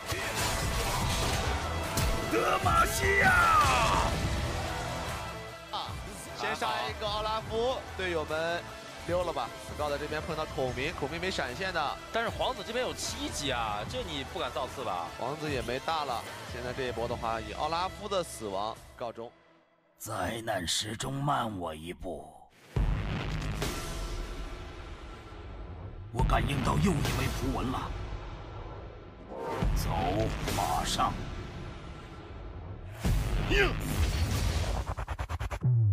我们走，我们走。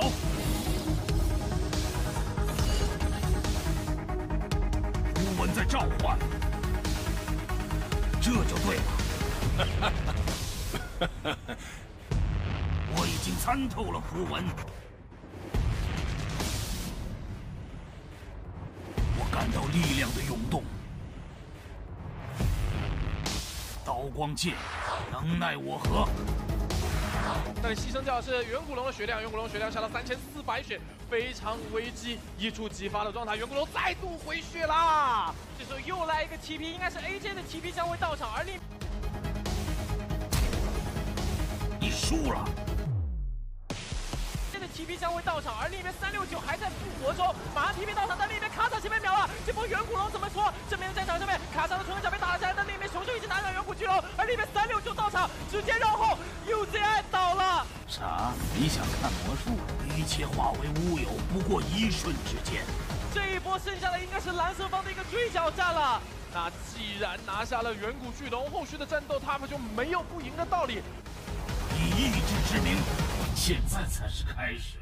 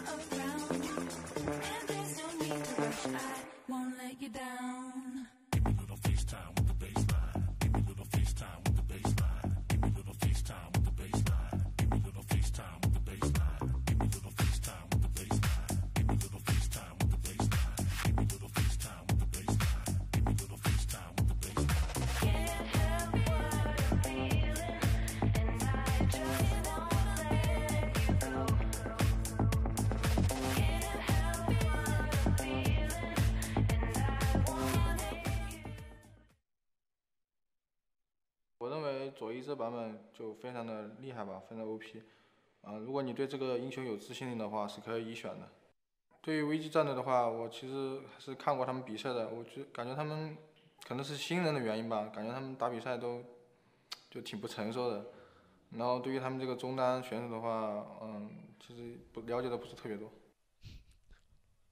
Of course, talking about immature players, they are fresh to the league in Vici Gaming. Hello and welcome back. That was Yagao giving us a bit of a one-on-one, letting us know what he thinks about Vici Gaming. This is Clement Chu, who's about to tell me what he thinks about Vici Gaming. I like players that actually speak their minds. You know, it's actually really rare in the LPL to see people like drop a hammer on other guys or just talk dirty. It's we like to keep it really respectful and pretty chill most of the time. So that was actually like.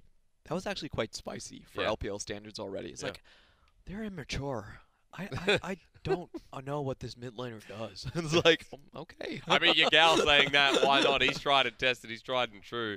JDG, their mid laner, picked up something good in game 1 as well. I'm not just talking about the kills. He picked himself up a little slice of paradise in that old MVP. Give it to JDG. Their Dumpling Brother duo just has not stopped.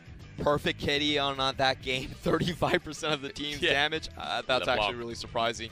And most crucially, he did find the Nikos for those crucial picks in the fight in the blue side and close to that last team fight in the Baron pit. Both times he found out the Nico and made Puff disappear. That's the greatest magic trick you can pull on Vici. That's right. There were 2 team fights there in the game that made heads or tails of where it was going to go. Puff was doing quite a lot of work there, but unfortunately his team couldn't keep him safe, nor could ZDZ get in there with an ult just in time. But for JDG, just Flawless was so good on the Nocturne as well. I'm in. Galio's in. All right, everyone else, do the job. Like, it was simplistic and they made it work very easily. He picked his timing so well, and that's something that I really see Nocturne players really start to ramp up a lot. You know, Meteor is another great Nocturne player that I think has been doing great work for BLG. You can also see Tarzan, one of the big Nocturne players still in the meta so far. It really is about team play with this champion. You can force the enemy top laner to be absent in the team fight, and that just changes everything. So I really love it when teams go to the Nocturne. It really showcases their team coordination. It's not all about mechanical play, but it's about how smart you can think of it. That's right, and we have a couple of good Nocturne players in the league already, but we'll take a look at this fight because this was one where Vici Gaming could have turned it around.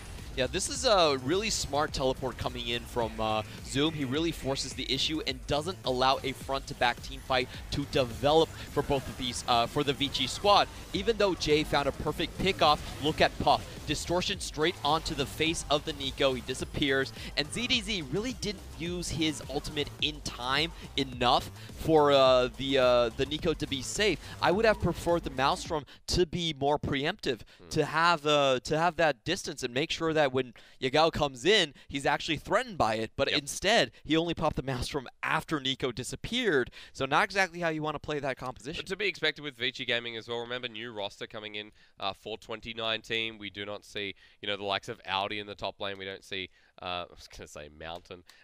We don't see the bottom lane that we used to as well in Caveman, who's still on the roster. This is a completely rookie lineup, and that was only ZDZ's 3rd game. So you have to cut them some slack and do recognize that Vici is in a rebuilding phase. 3rd game, by the way, not 3rd series, but 3rd game. Yes, 3rd overall game. But however, I love what Vici has done with their roster. They've moved away from just taking world championships. You know, they're saying we're done with taking Bengies, we're done with taking Dandies or whatnot. Yeah, this is not worth our time.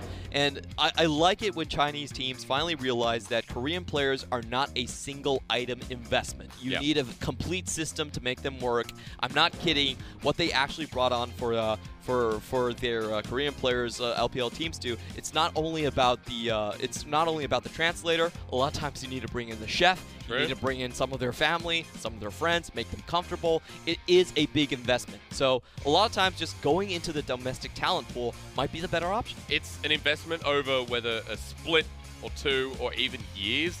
I'm going to compare this out to an Oceanic team, and this is the only time I'll ever do it. Not in playstyle, but the investment. Over in Oceania, you know the representative Direwolves. This year they've taken a chance and they've brought up Challenger Series players. Similar to like, you know, the LDL investment of Vici Gaming pulling up 5 rookie players. What they've done is they've said, this is about time. This is about maybe sacrificing 1 or 2 splits to look at the bigger picture and about the ceiling of these players. And for Vici Gaming, especially Puff and Southwind, I see a massive ceiling. Yes. I see the potential of talent over a couple of years and maybe reaching the heights of, let's go super fast so I can't come back. Maybe the heights of someone like Uzi after 5 or 6 years. You know, maybe the heights of some of our veteran AD carries and supports who have been on the tip of our tongues for many long years.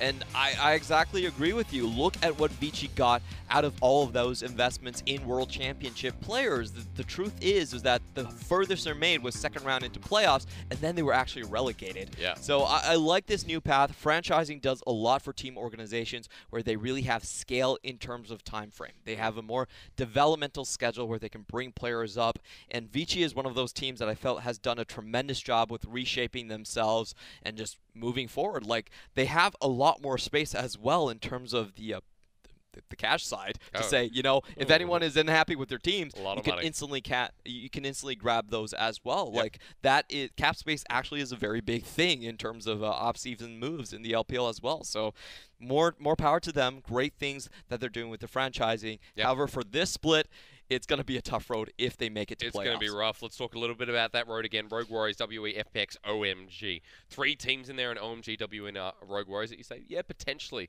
for Vici Gaming, the team who has taken all but 2 teams to Game 3s. Yes, but we have to mention that 5 games is not enough to cut it into playoffs. Currently, Suning are sitting at 5 wins, and they're still outside of that realm. So even if they snag all 3, not enough. They actually need to snag all 5. They need FPX. Yeah, so the chances are very, very slim, and I think that's why they're bringing on ZDZ after you know they realistically couldn't really make it. Yep. Chalitza was not a bad top laner by any means. He was a good Urgot player. He was a good Jax player. He actually had a positive in terms of his own laning stats. Great but connection, yeah. you always wanna you know get a couple more rookies in there, try out their potential, and that's what I think Vici's doing. After getting made hungry by that chip just coming at my face, I'm just now going to take a step back and say, in Game 2, if Vici Gaming are able to take us the distance again, in their Game 3s, they haven't really been successful, but there's still potential. It's all right. We're just filtering through. I remember that champion. We'll see what Vici Gaming do, because JDG on red side,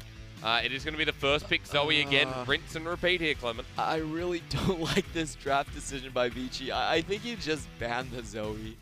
Because what this really does is that JD Gaming, you give Yagao LeBlanc, and that does not feel great. Yep. You just don't want him on either Zoe or LeBlanc. You just say, don't. How about no? How about don't? Okay. How about just force Yagao to play something that he's less comfortable on? I think the Rise that needs to scale is fine. I think if you put him on Lysandra, he does a lot less damage compared to the picks you're giving him. But this Zoe first is not an equal trade for me, and I think going blue side just for this Zoe versus LeBlanc trade, not a winning strategy for Vici. No, especially not since Vici leave it open and ban Lysandra instead.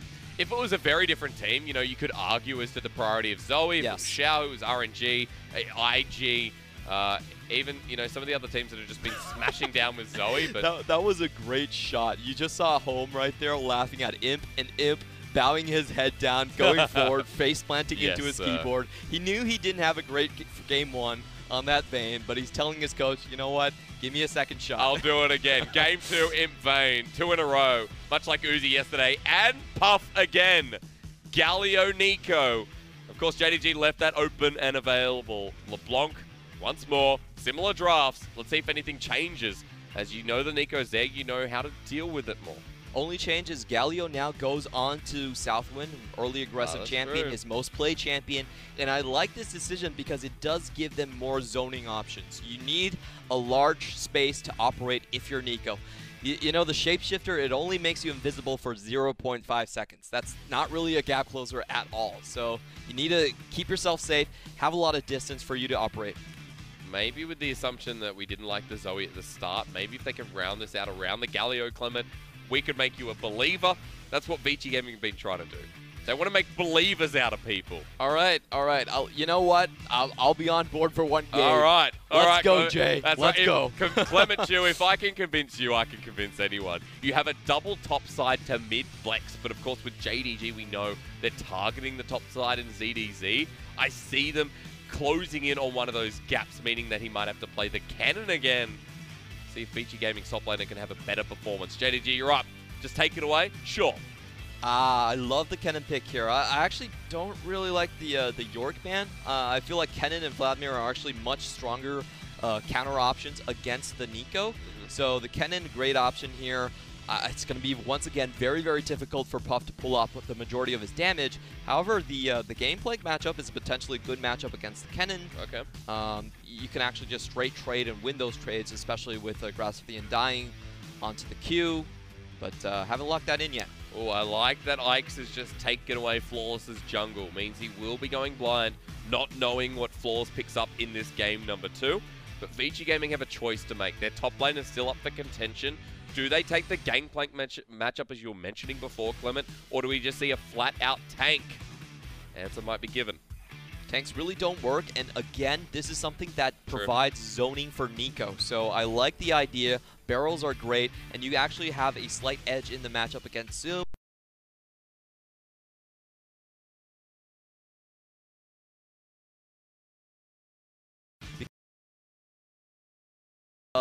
targets that you can easily take down.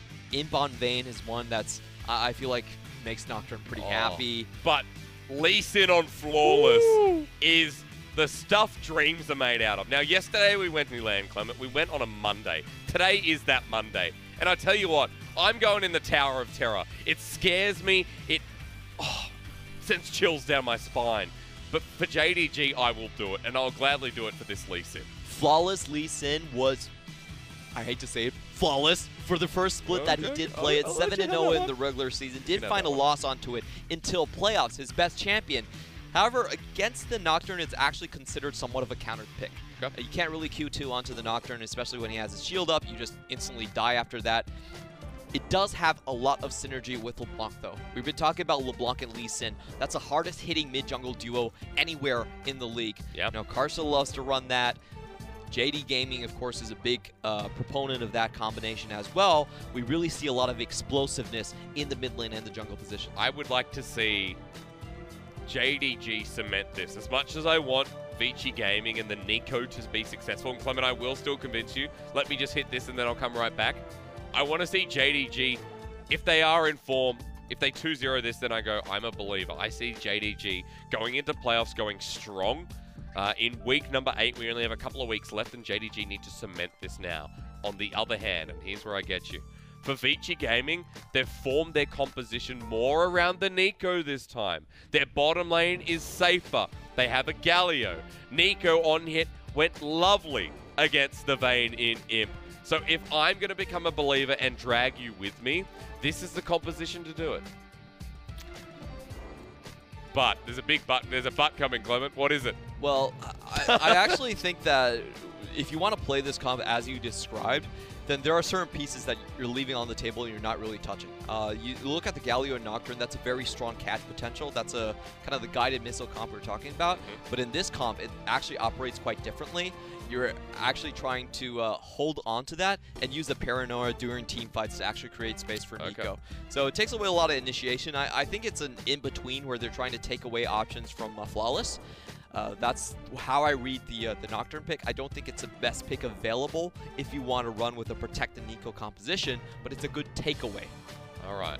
Well, can that takeaway turn into power for Vici Gaming? Your face, which we can't see at the moment, is saying it all.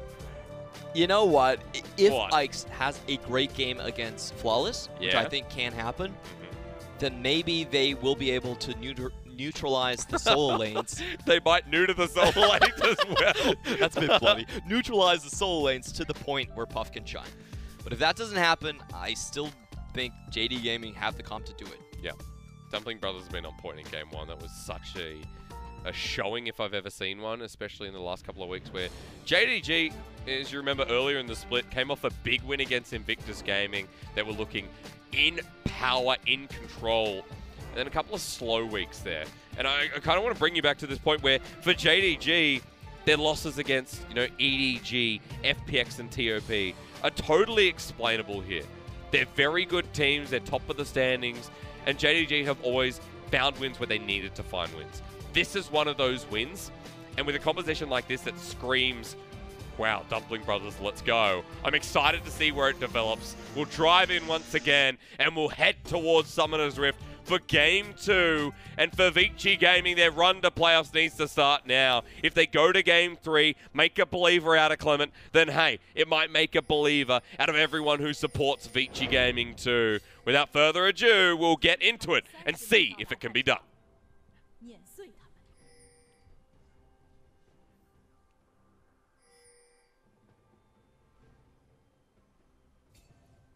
Crowd's so quiet today. I think we just have a problem with the mic today.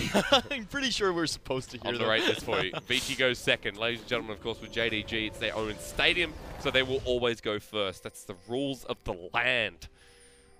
JDG always have the loudest chance there. I like this standing on the point for ZDZ, but unfortunately for him, Zune doesn't poke his head out. He's taking Klepto in this lane as well, Clement, so no Grasp of the Undying. Yeah, he feels confident enough to actually win it out straight up. So I applaud that. And you can also see Zoom starting with a more aggressive and lane-dominant build as well. Typically, the Kennen we see nowadays does go for the Kleptomancy as well, but he does know that's not a very easy matchup against the Gameplank. Gameplank, point and click, much easier to trade back onto the Kennen. I think both sides optimize accordingly to the matchup. Yep. Also want to point out that Flawless has not taken Conqueror, as we saw yesterday from SOFM on the Lee Sin, and Raz was just like, Electrocute's just better. So you're not looking to gank if you're taking Conquerors. You're looking to duel. There's a difference in mentality. Team fight Lee Sin. I get that healing. Man, I'm going to stay in this forever. Titanic Hydra. Maybe a Trinity Force Lee Sin. Not this time. Good Flawless. No. So to start it off, both sides are definitely aware that this is vertical jungling time, and to me, it should favor Vici a little bit. They're going to have a much easier time against the... basically, they don't have to face the gank pressure from Lee Sin. I think that's the biggest difference, because if it was just normal jungly, Lee Sin is going to have a lot more threat than the Nocturne earlier on. They negate that, and they give Puff a good laning phase. Very well spotted. The ward will spot out, speaking of, for Ike's to go back into his enemy's jungle, but Lee Sin on Flawless so far seems to be ahead of that fact. Jay back on in. Remember, Zoe with Electrocute. Feels good. Yeah, very good trade. Yagao, however, still ahead in the CS department. I have to say this once more, but I don't really like the Vici drafting strategy where it's, hey, we either take away Yagao's Zoe and play a countered matchup into the LeBlanc, or we just give Yagao Zoe. Like, both options seem terrible in that scenario, so I'm not exactly sure why they think this strategy is so good. I definitely would have just banned out the Zoe and just take the LeBlanc in that case, but this is what Vici have decided on, and they do have to pay the price once this invade starts. Could come back to Jay's champion pool and what he's comfortable with. As you just said there, the invade has begun. JDG moving towards the bottom side and just trying to clear out vision on the way. Raptors being started as well. Vertical jungling now looking awkward here as Ike's coming back in and won't get there in time. Chickens go down. Flawless just pulls away, leaves the small. Easy hop over the wall. Doesn't even need to drop a ward at that point. Go pick up the smite, Jay. Yeah, watch Jay. Observer. He's got smite, I'm going to tell you right now. He picked that up. That's purely why. You know the fun thing about this matchup is if you just get, like, early redemptions, you don't even need to play against LeBlanc. You're like, that's who true. cares? That's right. Just clear the minion wave, it's fine. Remember you talking heavily about the Gangplank matchup, but with the barrels, the one annoying thing about this is that Zoom will always win. And in fact, he's getting the push in now. And EDG missed so many minions under that turret purely because Zoom denied the barrels. Very well done by the Kennen, actually. We were talking about typically what you see in this matchup is the... That was just so much damage from Puff. Watch it again. Ready? 1, 2, skip a few. Ready? 1, 2. Wait. Oh, yeah. There we Man, go. it's like the Ghostbusters, you know, the don't cross the streams. I want to see, not AR Earth, what is it? Hang on, hold that thought. More important matters. Seen this play before, but should be fairly difficult as long as he has his oranges. JDG doesn't have any mana. This is the big issue. Barrel goes down, flashes away, redemption comes down. Very nice flash there from Vici Gaming's top laner. An interesting redemption to save that situation as well from the Zoe. Has Puff gone too far? Has Mankind gone too far? No way! Nico again with Southwind. It's going to take one more. Puff maybe going a bit too ambitious into the turret, has to burn the heal, but that'll be first blood to Vici Gaming's bottom line. That was an interesting auto attack from Galio. Once the target was locked down, it doesn't matter if you flash or not. That auto attack is going to land, and the Colossus Smash actually finishes off the Alistar. Speaking of the Devil, Lumao does not have Hex Flash this game as well, so Summoner burnt and a 10 CS lead in the bottom lane. I like it again, Clement. I like seeing Nico in the LPL.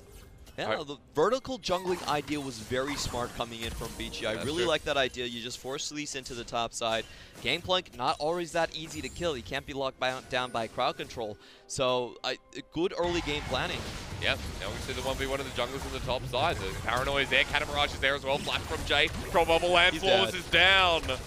Ike's happy to do it. And this is what I was talking about. It's not a good matchup. Lee Sin versus Nocturne. We have to remember Flawless actually decided to go into this himself. Look at how he had to trade. First off, he had to get the shield off of the Nocturne just with the E. His Q is the majority of his damage source, so he can't use that earlier on in the trade. And if you face a Nocturne just outside in the wilderness, in the river, Nocturne's actually going to come out ahead of that matchup. Yeah, love lethal tempo on him as well. I mean, it's the standard now, but everyone keeps forgetting how annoying and almost semi-broken it is on the Nocturne, who now hits level 5 after that trade, has a CS lead. Top side is the only one that's losing out at the moment. As you saw, support comes mid to help out Jay, get the push in, and keep him in lane while Zoom knows that the Gangplank has no ultimate, so JDG should be dead here. Is there going to be a cool? No, Flawless level 4, but Zoom picking up the kill with the help of his jungler. Very simple execution at that point. No flash, burned earlier in the tower dive. And Zoom, once again, comes out to a quite sizable CS lead in this lane. He's been doing a great job on this Kennen. I feel like he read the matchup quite well. He didn't go for the Kleptomancy like we see in most Kennens these days. Yeah. But understood the matchup, went for the more lane-aggressive rune, and actually punished ZDZ quite well, going for something far more ambitious. So rare to see the phase rush, even when you know you're going to win lane. I don't know what that bug was, but Ike's is actually in this rush, picking up his blue buff. Go ahead and give it to Jay. Jay's had a decent laning phase again, but last game it wasn't about the laning phase that the issue came about. It was the fact that Jay in the fights wasn't as good as Yagao. That's been simply said. So this is actually very well timed from Ike's. He's going to hit level 6 on his bot side clear, and he's going to have a very simple gank onto Luma. No flash, no level 6. Just the damage alone should be able to kill the Alistar. And his stopwatch is also coming up right soon, so I do expect that to be a fairly simple play. You can see that the bot lane from Vici is already setting up for that. Yep. They know the paranoia is incoming. Oh, Puff is in actually a very dangerous position. Presses W out, but they lock down Yagao. Has to cleanse. What a turnaround, Jay. Sniper misses. The trouble bubble, I don't know what's going on there. They'll just be forced back. Blue buff going to be contended, though, here from Vici Gaming. Crucial pickup here from JD Gaming, from Vici, excuse me. Yagao pretty low on the HP. Can Jay find his target he here? wants the kill, he doesn't want the blue buff. Trouble bubble is still available. Oh, zoning out, Yagao, Flawless. Gonna be hopping, skipping, all that nonsense. Jay just pushes back to lane. Alright, but this is a lot expended on JD Gaming's side to just secure that blue buff, and look at their bot lane. Their bot lane is wide open. The bot side of the map cannot contest anything at this point. Yeah. Just free Infernal Drake coming in from Ike's. Great planning across the map. Oh, that's delicious, Clement. There's a 23-24 CS lead on the bottom lane. That's super rough for him. Nico's doing well again. Infernal. As our other co-caster says, let's roll the dice. What is it? Yes! Infernal! Oh! Yeah. That's a dream come true for Vici. Yeah, dream come true. No, Clement, you said it right. It's a dream come true. They have a 1k gold lead, and JDG know it. And Flawless is trying to pick it up wherever he can. That second Infernal going to be widely contested, but we still have focus on the top side of the map, because right now, JDG looking more towards that Rift Herald, getting Zoom even further ahead, and making sure it's theirs. I want to know if once more Puff's dreams are going to be crushed when he sees the solo lanes. Last game around, he had a great time, 4 early kills, but once he met Zoom in a formal setting, it was pretty much lights out. Yeah. So I hope that he has a better find this time around, and it does seem like Vici are going to try and at least keep this lane even. Zoom has been doing so good of a job in that top side, getting a lot of help from Flawless as well. It's always come to the position where it seems like Kennen can continue to snowball. That's something that you don't want to see in this matchup. That's something that puts a lot of pressure if you want to keep on being aggressive towards the bot side as well. And we have to keep close timings on that teleport coming in from Zoom. If this lane is going to be continuously pushed up for Puff and Southwind, Zoom could have a say in that. I mean, they're swapping around, though. This is a pretty quick swap. Through the jungle, JDG have wards, but will not spot this out until maybe it's too late. See if the Cannon decides to stay in this matchup, because Southwind is just clearing out vision, and that's what they need to do from Vici Gaming. At the moment, the reason that the Nocturne can't get in is because JDG have those deep wards towards blue and towards that top rush. Nico does show top as well. Zoom has to teleport back just to get his item by. So this should be a fairly quiet moment for these two teams. Don't think either of them really want to force anything. But overall, I would say this is actually quite a favorable trade for Vici. You know, they forced the matchup towards the top side, and Gameplank gets a bit more time to free farm. That's right. Walking into the turret, he's still 20 CS behind, but Has the Phage, has the Sheen. We'll be able to push that wave out and back away. Seeker's armor guard there, though. That's the issue from Zoom. This is the interesting thing about just swap timing, so I want to go in more in depth about this. Clement, you may. Even though you have the weaker matchup in the Vayne and the Alistar, a lot of times you're forced to go top just to defend the Herald. So these swap timings are pretty good. You want to do them in between Drakes. So they're like, you know what? I don't really want to put the Vayne against the Nico. It's not been going well for us, but I kind of have to. Yeah. Huff will be happy with that matchup for as long as it goes for. Still being able to push them out, still being able to maintain that CS disparity in favor of him. Imp on the Vayne is just trying to get to that 2-item point, but slowed down by this champion that should not be an AD carry, yet it is. We'll see Puff go back now. Where is Blade of the Wrong King? It's just not there yet. First item needed here. A little bit slower this time around from Vici Gaming's AD carry. Still waiting for that first Paranoia. 12 minutes in, not really used yet. I do think that he could play a little bit more aggressive going into Flawless. Once again, that's a great matchup for the Nocturne. Doesn't really need to worry about being caught out. Yep. So again, Clement, it's being set up as top versus bottom. It is, just like we predicted. And pretty much every JD Gaming game we've casted so far, top versus bottom. Yeah, that's right. All these other... we have a lot of strong top laners in the LPL, so it's quite rare that we're not talking about the top v top matchup, but it always ends up being that a team's AD carry, mid laner, seem to be kind of directing the plays. Vici Gaming doing exactly that on top of the Rift Herald. Was spotted out as it got started, so Flawless is nearby, ready to jump in.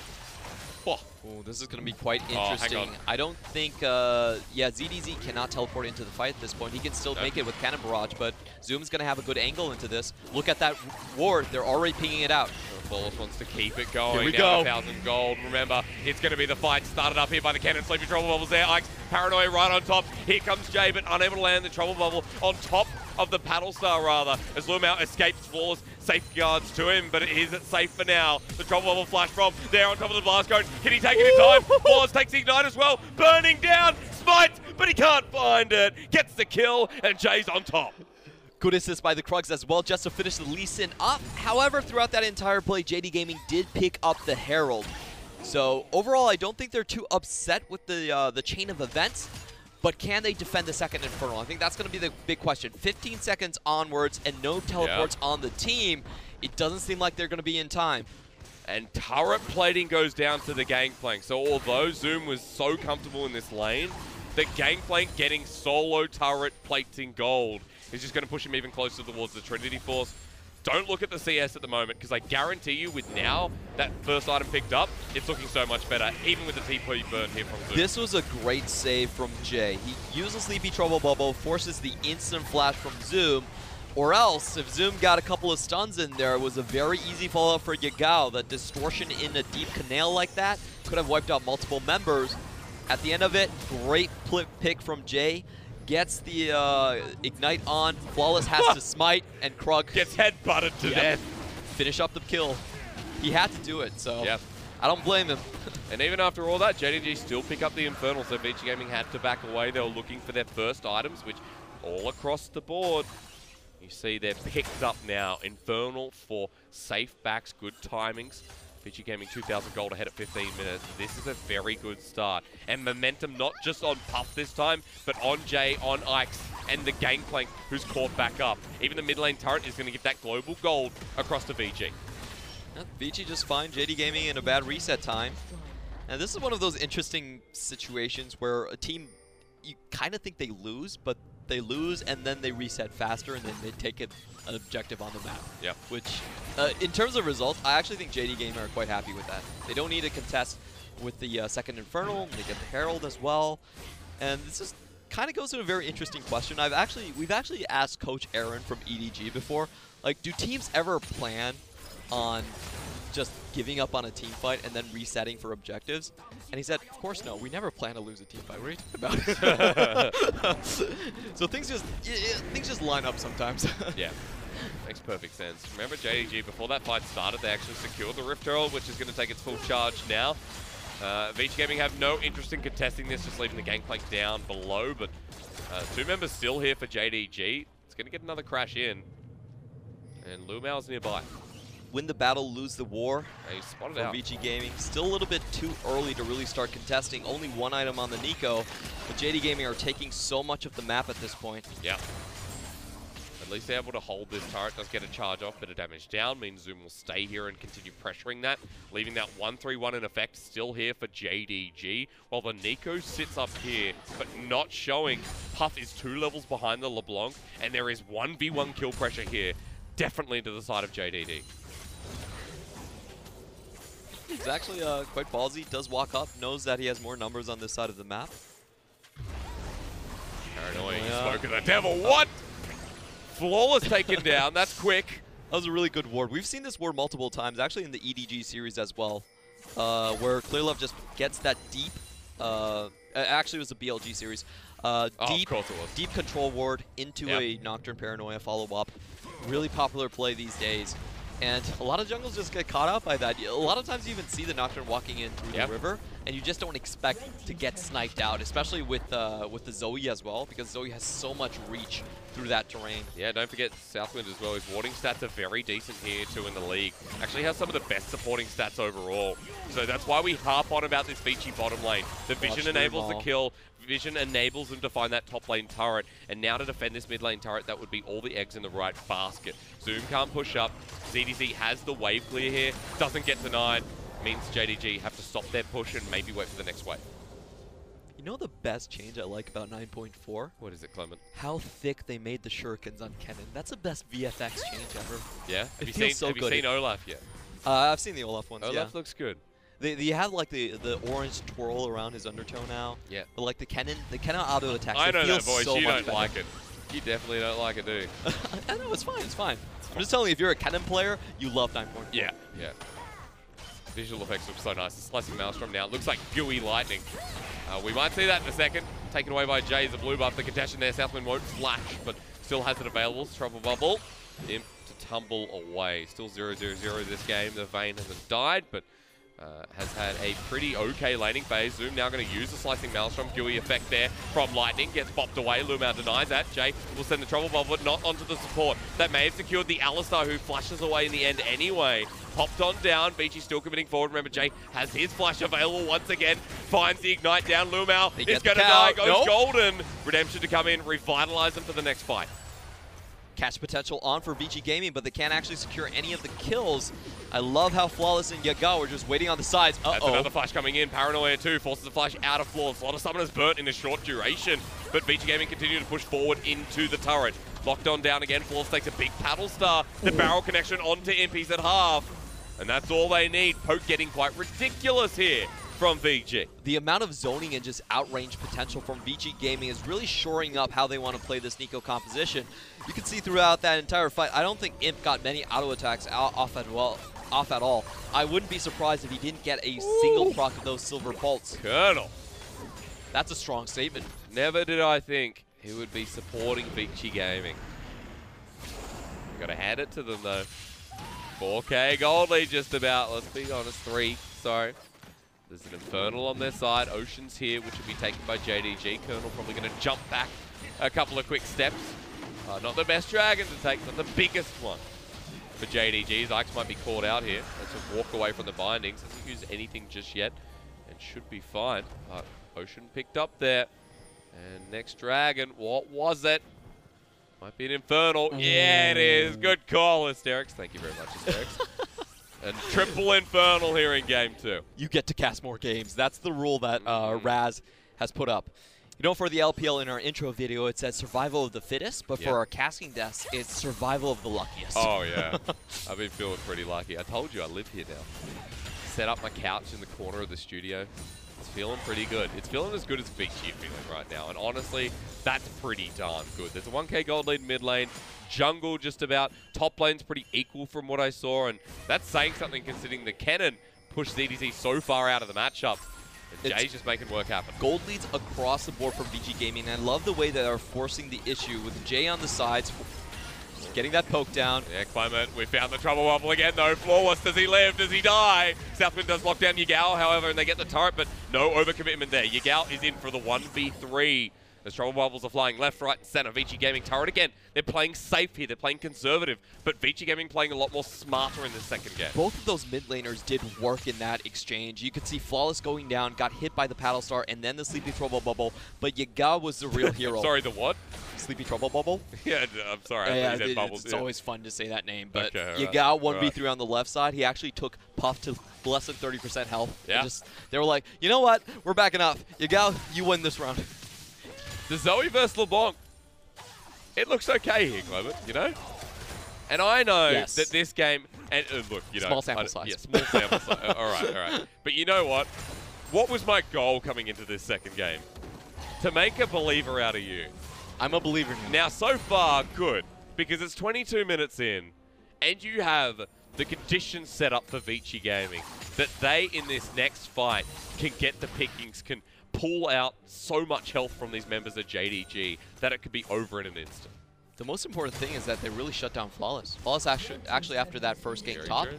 0-3. And the vertical jungling was a very good idea from Vici Gaming. I love that. It really kept Nico safe throughout the entire laning phase. Yeah.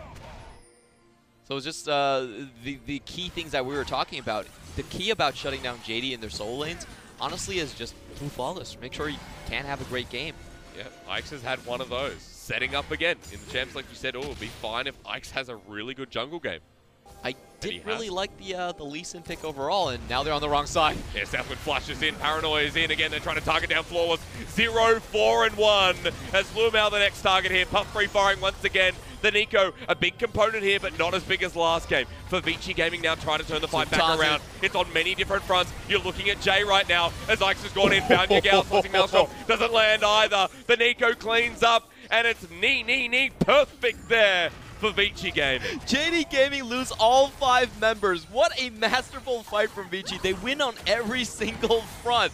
And you can see they're just so much more coordinated. JD Gaming, once again, they just want to force the issue. They love to fight, but that was not one that you wanted to start on. Already 2 members down, every single one cleaned up. JDG have 1 kill, 1 turret, a couple of elementals, and nothing to say. As ZDZ pulls away from that mid lane turret, he's done his damage, he's done his due diligence, and Vici Gaming have done the Baron. 10k gold lead, game 2, and Vici Gaming are the game 3 kings. They're trying to re-establish that title here in this second one against JDG. Just look at how much control Vici actually have. They loop around and they find the entire 3-man from JD Gaming. All 3 of them are hit by crowd control as early as soon as the fight starts. And Imp can't find any way to get into the fight. He's just wandering around there. JD Gaming, however, they still don't want to give things up. This is something I criticize about them quite a lot. Sometimes you have to admit you're beat, but not JD Gaming. They always go in for round 2. Yeah, where's round 3 though? Let's see it happen. Vici Gaming are in control, in charge, charging up the mid lane. Sidewaves pushing up slowly as well, and JDG will have to respond to that. You can see Kennen on the side. Zoom's deciding when do I go, when do I show. Wave's going to eventually reset, excuse me, so it will be better for JDG in the bottom side of the map. It's going to have to come to Yagao finding a pick. Vici are just so big at this moment. Every single one of their members has an extra gold lead. Balls at least forcing out the Paranoid as Ikes go in. Well, the turret seems to be dropping quick. Trouble bubble again. Vici Gaming trying to force the issue, but Paranoia was used defensively there. And JDG, now their base is open. Vici Gaming heading towards that next Infernal. Why not? We've seen this play a lot of times. JD Gaming being pushed to the brink, but Lumao on the Alistar able to pull things back. 3-man knocks up, 3-man engages. That's what we really expect out of him. And once more, JD Gaming have to call on the cow. They're already 10k behind, but I have to say we have actually seen comebacks like this. Oh, we have. Why not? LPL, let's do it. And while the Infernal gets taken here, Vici Gaming deny that comeback. The potential of it getting slimmer and slimmer as the window for JDG closes on their hands. And let me tell you, that hurts. Flaws comes in, taunted away. Can't even get the kick off Yagal into Jay. The 1v1 special coming in as Lumao has to flush in as well. Redemption comes down, and now it's Imp's turn. The Vayne onto Puff. The Nico drops as well. Imp is doing it. The Vayne. This is painful. Clement, you set this up so well. And JDG just walk in and take back half the game.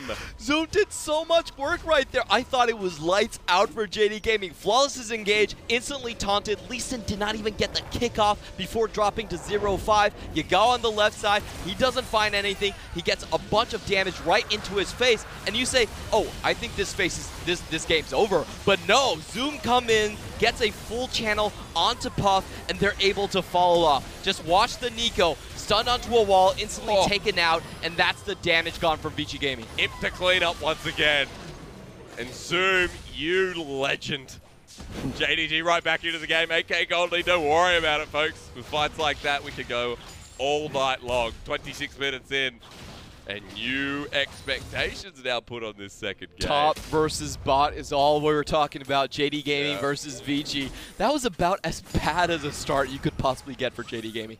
They had 1.5 members outside of the fight, but they were still able to win it. That's honestly incredible how much damage they were able to do. Yep. And you really have to think about the build from Zoom. The Spellbinders really gets you out of that tough situation. If you have a fully stacked Spellbinders, it's actually worth an extra 1,600 gold in terms of cost efficiency. That's a fair chunk. 3-item cannon. 73 stacks, make it 74, 75. You have no mana that's going to just keep on going up. At least Vici Gaming still have the lead. So after that fight, it doesn't mean they're out. We need to see multiple from JDG. Turret still picked up and gold jumping right on back. And pulling up what you said, top versus bottom, this game could be different. It could be top from Vici Gaming with the Fed Gangplank versus the bottom of Imp. Maybe Yagao if he gets that third item. Zoom as well. Top versus top, who knows? It's everyone versus everyone, but it's definitely not Zoom versus Jay. He's already out. Southwind wants to end it as he gets condemned away, meaning the inhibitor tower goes down as well, and the inhibitor going to join through. Great find by Jay, catching Zoom out. It's really hard for the Kennen to actually get his engages off. I feel like Vici Gaming should win these pushes until JD Gaming can actually secure most of their flashes. That's right, you burst away Zoom. Fight's over, fight's done, we could win. Inhibitor goes down. That's the first inhibitor of the game. Vici saying thank you to someone, I don't know who, but thank you. Because we break the inhibitor, and as Vici Gaming, you now go, cool, we have an open 1 mid, we have Baron coming up in 1:15, let's start the setup. And Vici Gaming, even though you gotta call them immature, they've actually been able to close out a lot of games. They've been very mature this game, Clement. Yes, Vici Gamings are actually the Game 3 kings. You might not see it in the match score, but their win rate actually quite decent. Their win rate against top teams, they've taken games against EDG, they've taken games against Suning, and in those games where they're winning, they actually don't let up. They don't let up like the likes of V5 or actual rookie teams of Rogue Warriors. So this is they're still in the driver's seats for sure. Yep. Annoying for Puff though, because you know that there's a Nico that's just going to be splitting in two every 10 seconds. JDG trying to find that pick when it is down. Trouble bubbles coming out of every which way. Getting close, Clement. That damage on the Alistar. Pretty disgusting. 40% HP. Trouble bubble lands onto Yagao. Distortion away. Flawless says get away. Ike's ready to paranoia too. Baron's up. Now every time they force away someone from JDG, with minions funneling down into the bottom lane, means that Vici can just go ahead and maybe take a free objective. But how free? Oh, Flawless. Oh, he's at half. That could be Baron. It could be, definitely could be. Double Infernal, they're going to take it super fast. Blade of the Rune King and the extra procs. Look at Puff. Just auto-attacking away. Yagao gets ignited as well. Jay's still in the middle of the fray. That is the close. That's the three-man. Comes in with a big knock up here. Nocturne again. Slicing Maelstrom. Hasn't hit anyone. Can't find the it. Hero's entrance is back on in. Southwind gets one. DDZ. This is perfect here for Vici Gaming as Puff free firing. Vici are low, however. So it's a death on both top and support for the stopping of Baron. Never mind. Redemption. Let's do it again. They don't need to. They can still Yagao, go in. Yagao into Jay goes golden. Has plenty of mana to do that again. Oh no, Trouble Bubble lands. How does Jay get that? Is Imp going to block for him? That's Puff's a big coming question. in. Nico's coming in. Imp He doesn't find it. 1v1 me, bro. Oh, great tumble from Imp. He can't find it. It doesn't matter. Vici Gaming right back to Baron. Imp at half health. You know Puff's going to do that again if he can. Yagao is poking his head. You cheeky little devil. Right now, he's like a rat. The trying base, to get his though. way through. The base is completely open. They're actually going to lose inhibitor towers, They don't care. Nexus towers for Clement, this. there's a grudge They don't here care. against Vici Gaming. They're like, let's just kill them. This game has annoyed me. JDG are aggravated. Yagao in the pixel rush just trying to make them stop Baron, but it's still going. This is actually a 2v4 situation. They don't know Flawless is here. Can he get the steal? 3,000 gold, forcing the flash out of him. That's good, They but for could Vici burst it Gaming, now. they don't know where Flawless is. The ward's not there. They now find out as the ward comes on over. Jay trying to get the pick off. Here comes the teleport. Vici Gaming turn away from the Baron. Not going to risk it. It resets. Now in a choke. If Lumao can get there, he's in. But Vici Gaming still at half health. Can Flawless find with a someone? flame. They want Puff. The flash in. The slicing Maelstrom. There's 6 people in Summoner's Rift, but 1 is not going to be Southwind. And Vici Gaming turn back away. Look at the threat here from JDG. It's Baron time, They're gonna baby. get it! I think they're actually going to take it. There's not enough ultimates really here to stop Vici. The Paranoia is going to be up for Ike. I'm not sure if he's going to actually get it on time. He does get it. Can he actually fly in and get the seal? Cannon Barrage threatens him. Jay coming in the side. The paddle star's huge. Trouble bubbles there as well. Paranoia. Lights out, ladies and gentlemen. He's going in. Let's turn it back on. Oh, he Baron gets it. taken away. Vici Gaming take the jungler 2 with them. They get a pick. It's a 1-for-1 trade. Puff and Jay walking away. And JDG somehow outclassed in the jungle. Ike, you madman. That was a bit of a fiesta, but it was one I really enjoyed. So what JD Gaming did was that they enticed the enemy with Yagao and Imp just roaming around the map, saying, you know what, come and try and kill me. They don't get picked off, and Vici actually doesn't reset. They actually stay around the Baron long enough where JD Gaming can come out in full force, force them off the objective, but Paranoia coming up 2 seconds after the Baron was already started. Real hero save there from Ike's, and just outclassing Flawless throughout this entire game. Thought I was going to be talking non-stop about Nico, but never did I think it would be all members of Vici Gaming in the second one giving me hype. Ike, let's do it again. Ooh, he flies in and he actually gets gets Flawless as well. It's a really good use of the blue trinket, giving him vision right there and allowing him to fly in on the target. JDG not like, let's stop Baron, let's get this annoying Nocturne. And try to play around that 50-50. Remember, Ike's was 2 levels above a Flawless. So that smite, extra 80 damage. Making the difference there for Ike's more like he just got the smite off perfectly. And now Vici Gaming get Baron again, heading towards the bottom side. Elder's not up just yet. But you know, if it comes up, that could be lights out again. Really, they have for such JDG. such strong control over objectives in this area. You're talking about walking through barrels around this Infernal, actually Elder Drake, excuse me. So I don't think JD Gaming actually has any way of contesting it. They're probably going to have to walk through and take a lot of damage just to even see the Elder Dragon. Yeah. Will we even get to that stage? Vici channeling up the mid lane. Jay's had a stellar game on this Zoe. Very good recovery here from Vici Gaming, and you can't say that about a lot of rookie squads. JDG will have to do the same if they can't take out this fight. JDG setting up his barrel chain and can't land onto Zoom, but still the push continues. It's only a matter of time. If you have a champion like Zoe, she's going to find the poke somewhere. They try to predict where Yagao goes back, and honestly, it was still a good bubble. Southwind ready to flash on in with the shield of Duran, but Inhibitor goes down, and Vici might just back away. Yagao skirting on the outside of Trouble. Trouble, he knows, make it double. Only 1 chain, actually, from Yagao. Zoom. Oh, this fight is going to start, and when it does, we are going to pop off. Yeah, remember JD it. Gaming, they actually won the previous fight when they were 10,000 gold behind in the deficit. They could definitely still pull one off of those, one of those off again. Oh, him coming Here in we go. fast. Here comes Force to the kick again. They Who's get kicking Puff. back? It's Puff, but he jumps on back in. It was the clone all the way through. Ike finds Yagao. He's flashing on, but that's another clone. It's Bunshin no Jutsu once more. And Jay has already taken down Zoom with Vici Gaming getting this big pick off. Let's see if they can charge it and end the game. With the redemption, they definitely could. Baron buff still on as well. Can Yagao find the key pick? He really needs to take down Puff by now. Jay lands a trouble bubble again. It's onto the support. Vici Gaming targeting down. The Nexus now exposed. Can they find it? Puff free firing. They jump onto CDZ. Vici Gaming, game 3 Kings. Will they get it? Can they get JDG it? Oh! hold on, but not long enough. Nexus drops down. And Vici, let's do it all again.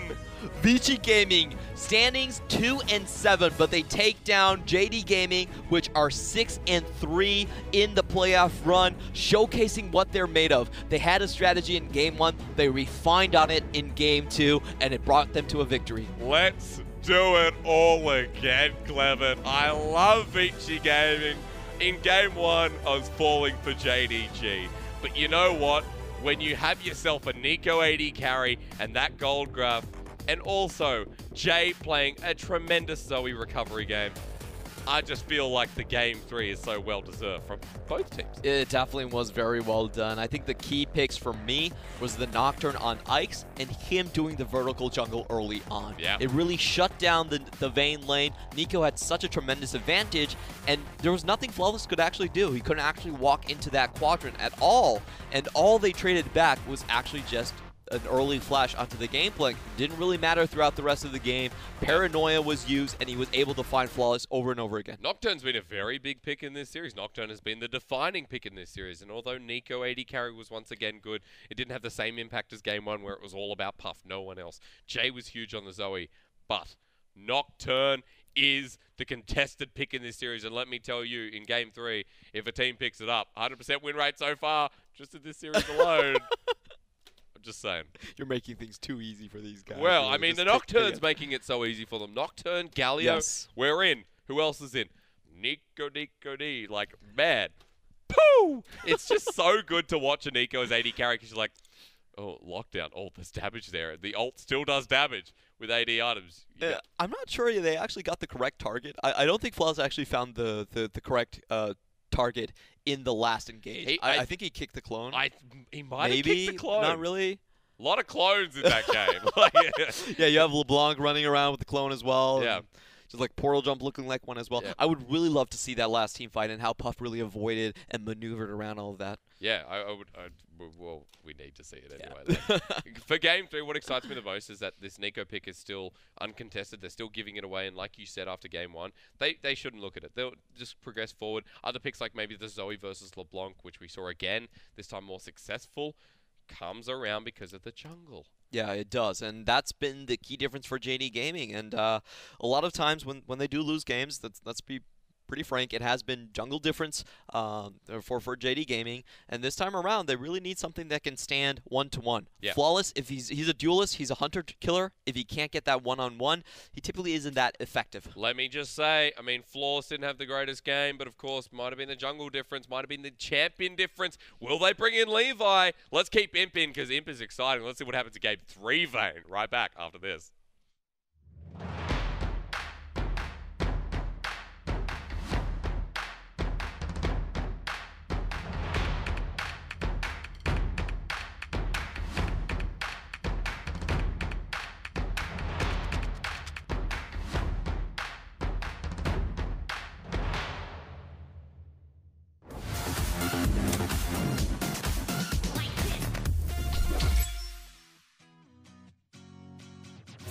稳点，老高稳点。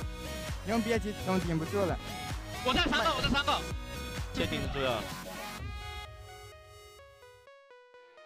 完了，手有点酸，今天。你手酸什么？昨天操作盘1的瑞很有点累。你们手最累的人是林凯、看完鞋子、寡妇，一直要按 Q。按 Q 有什么累？不是，按 Q 不累，是右手操作鼠标的比较累。那我玩野真也一直 Q。真的。你那个还有间隔，我那个刷也要一直啊。林凯，而且他会这样。一直按，对啊，一直按。我离近点，明凯。没有那么快，没有那么快，别搞，太快了，别搞，没那么快。你就这样按的。明凯按的声音很大，很逗，听他键盘声音就知道在刷野。陈真加油！啊，怎么了？紧张吗？啊，没有啊。紧张吗？啊，开心，还好。这边看一下，OK，我要听。看一下这边，看一下。我死了。稳一点吧，搞定吗？我有 Q。没闪，走吧，真的走就可以了，走可以了，走了。中了，老弟。可以，走吗？那是走，分闪了，不用管我，稳点，我要听老哥稳点，不用急啊，攀呀，那可以。错，我吃你拆塔吧，他7个死了，拆塔吧。OK， A 塔吧，交呢。我踢过来吧，那3000块。杀他。哎，走。一滴没闪的。哦，不用，我虚弱。哎，来吸血。我没吃，兄弟。0秒。AD 没杀，AD 没杀对面。没关系，拆塔就好了。我没事，不用管我，不用管我，拆塔。拆塔就赢，拆塔就赢。赢就算了。把他杀了吧，这个人。好，错，老弟。不会死，这么齐。哎呦。妖姬。OK。要安排他吗？安排。OK， nice， 就这样，我们稳稳的打，稳稳的赢，一点事都没有。用别急就等破就行。OK， 他们顶不住了。我感觉要是包括他们，对他们顶不住了。那他说话好温柔。我找接 poke， 你们再看。我这么用大招 poke 一下吧。可以。到的可以。他们选没选，光 C 没选，回来。帮打架可以打了，多打了吗？这是办法。阿卡丽，没中来，没中来。阿卡丽，杀！我2秒1Q，一波，我去阿卡丽，一波，可以，nice。我有1Q 闪，36就注意跟我。拆塔。我有1Q 闪，他出来我就1Q 闪了，你注意看我。我也真帮。上！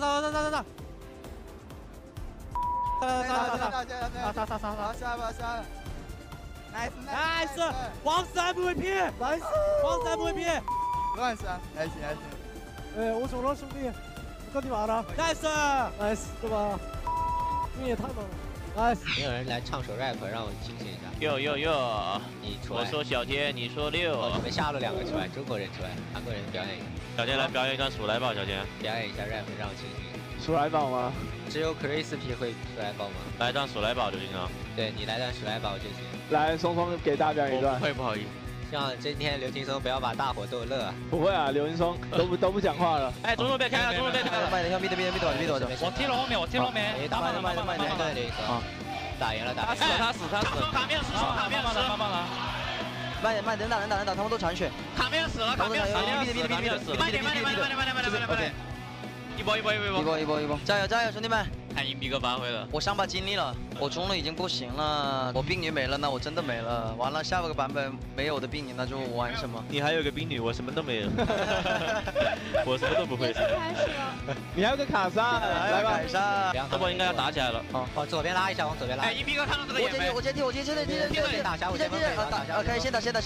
我这3个。慢点，先打。慢点。慢点，先打这个。治疗。慢点。没事。他们打不动，我打不动。100。好，死了。2秒。别，我没进场。nice， 小天他没闪到。nice。可以上，打得好，兄弟们，下一步加油，慢慢来，打得好。开团吧。我把焦烟顶走，我们打龙。打龙。哎，先上。AD 死了。招先。下去一个人帮他打。nice。毙了。监视到了，可以杀。可以一波吗？不可以，一波应该不太好。nice。我也电网，已经输不了了。好，加油！看一下 AD，没事，上了。哎 ，TB 走吧，先打。不用跑。招新。慢点，你们就打前面。没有技能。看一下我开手。哎，追着。瑞死了。nice。慢慢打，可以一波。点打。不要杀人。这鬼也太猛了。哎，点打。nice。打。点打。兄弟们。2秒1。别吧，可以，够了。nice。林队长卡一下JDG。早点学，我们不是赢了吗？这么怕他们？他选个德莱文，谁顶得住呀？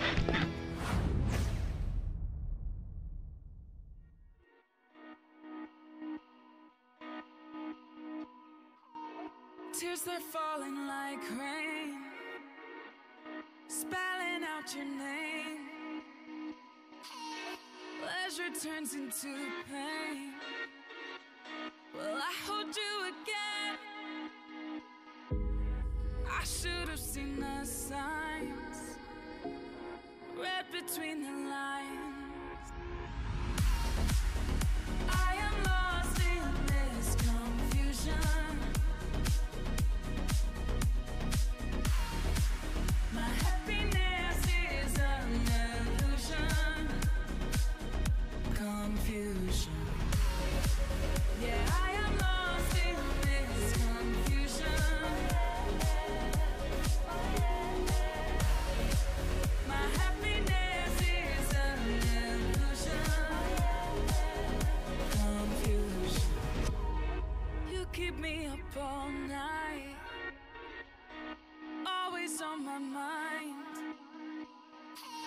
the distant look in your eye. Love flickers and it dies. I should have seen the sign. Read between the lines. I am lost in this confusion. My happiness is an illusion.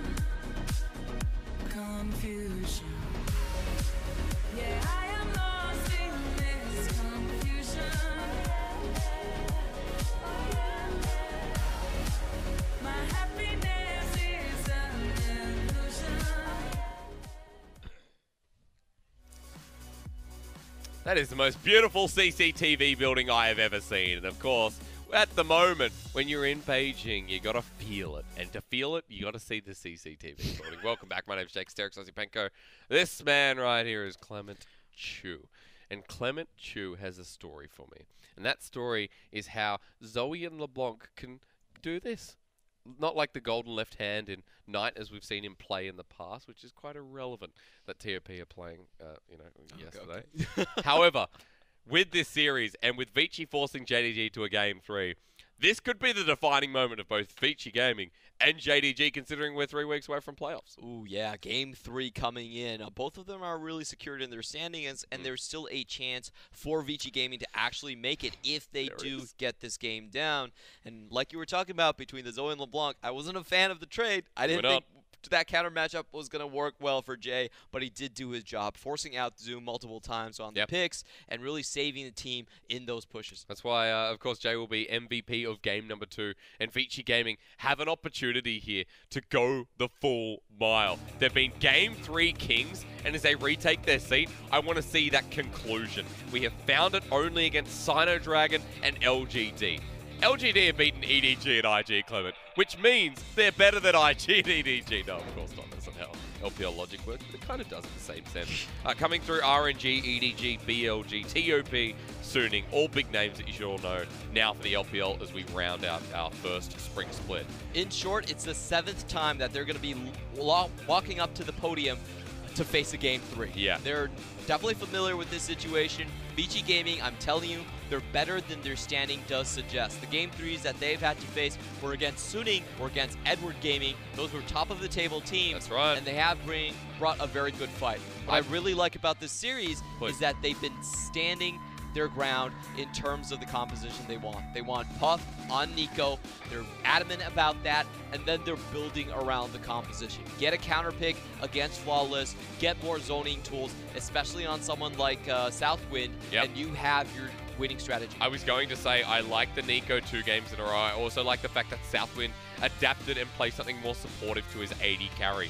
You didn't see Puff, get as harassed or as bullied as he did in Game 1. Instead, much more paced game from Vici Gaming, much more comfortable game for them as well. And as we're on the verge of getting to that Game 3, which is not where everyone expected JDG, none of the casters in our predictions. You can find them on our Twitter. Yeah, you should definitely check out our predictions. I always back Vici Gaming as well. And this once I'm like, huh? I normally back that Vici. You were with us. I know. I am saying I went with you, right, but normally I back Vici Gaming because I'm a firm believer. I put them 11th, right, in the power rankings that will not be named anymore because they just went so downhill. Well, welcome to the LPL hysterics. Like, I'm just in a rubbish bin already, a trash can.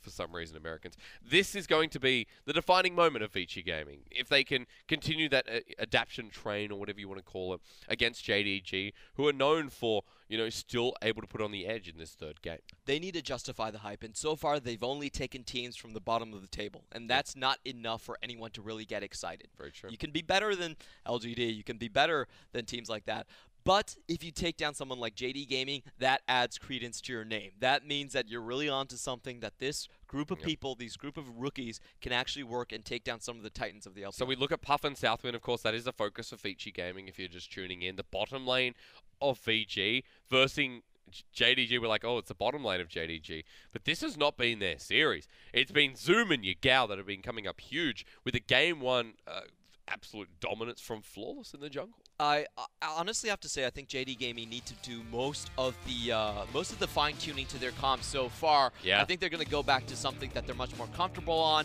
counter pick for the lane specifically on red side, and just try to smash CDZ's lane. For Imp, I'm sorry, bro, but Vayne has not been working out for you. You know what? I just want you on something that could shove the wave out. I'd be curious to see if the Nico was a priority for JDG to take away in this third game. Running in, we have no subs. We have the same side selection once again. And with a Zoe first pick 2 games in a row, Vici just rinse and repeat.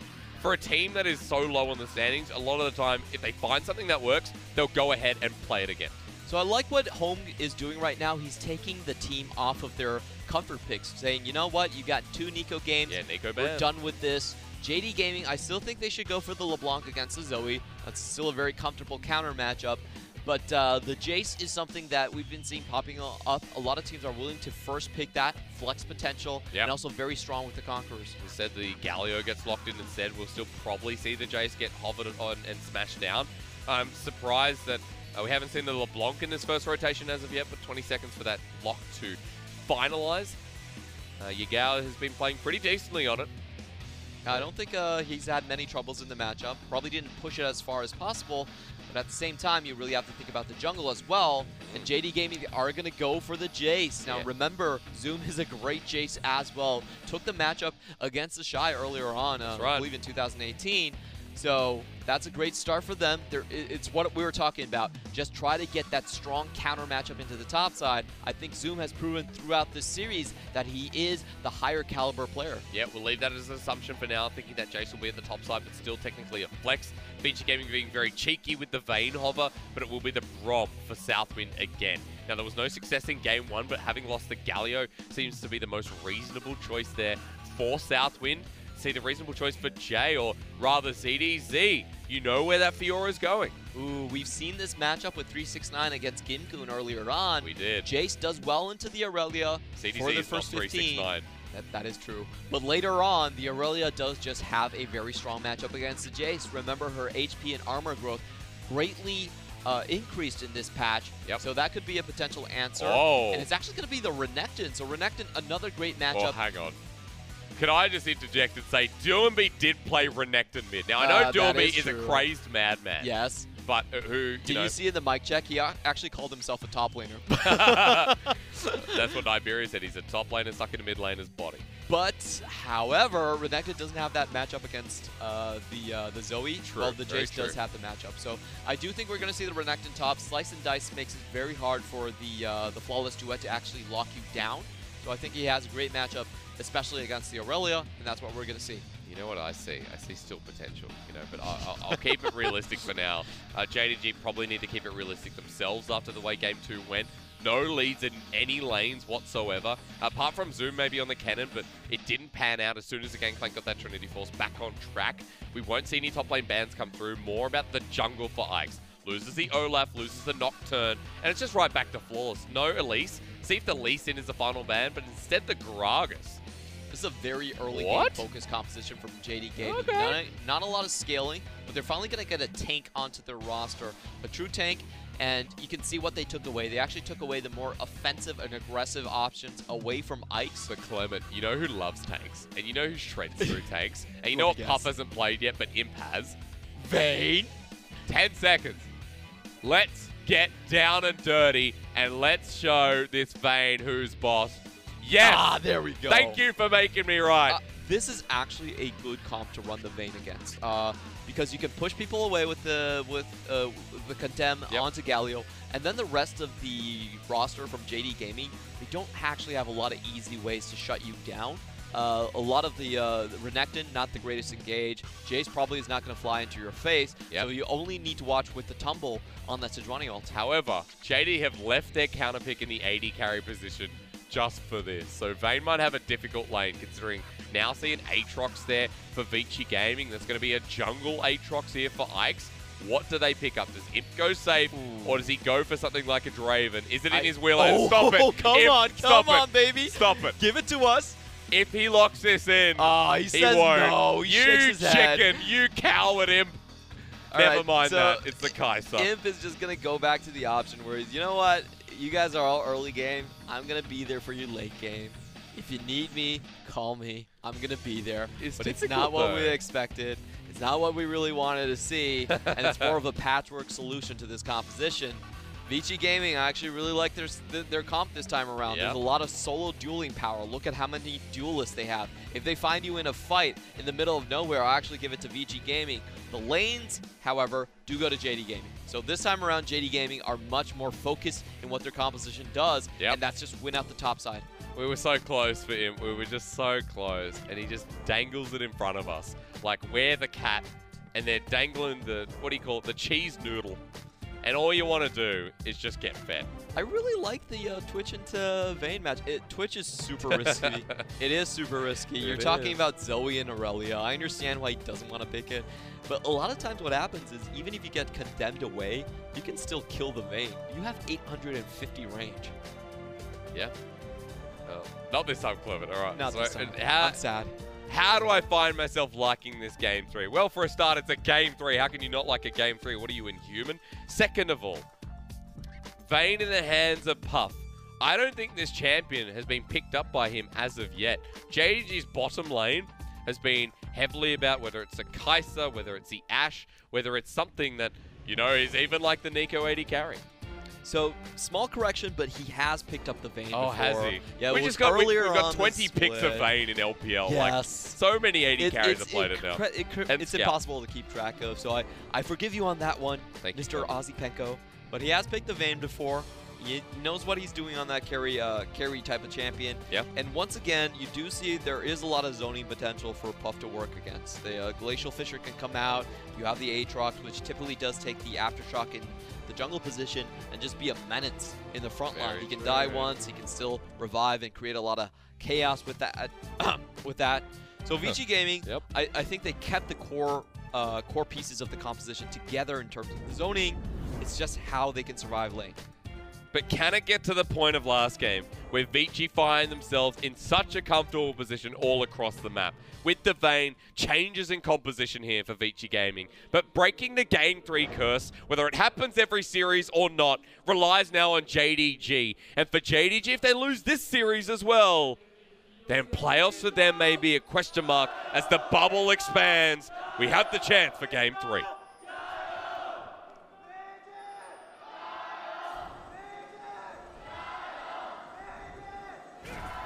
Their audience grows.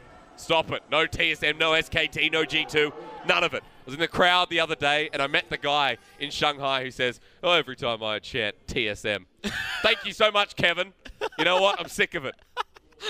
What was his answer, actually? He just said, oh, just like TSM. I'm excited about TSM. He does stats. No!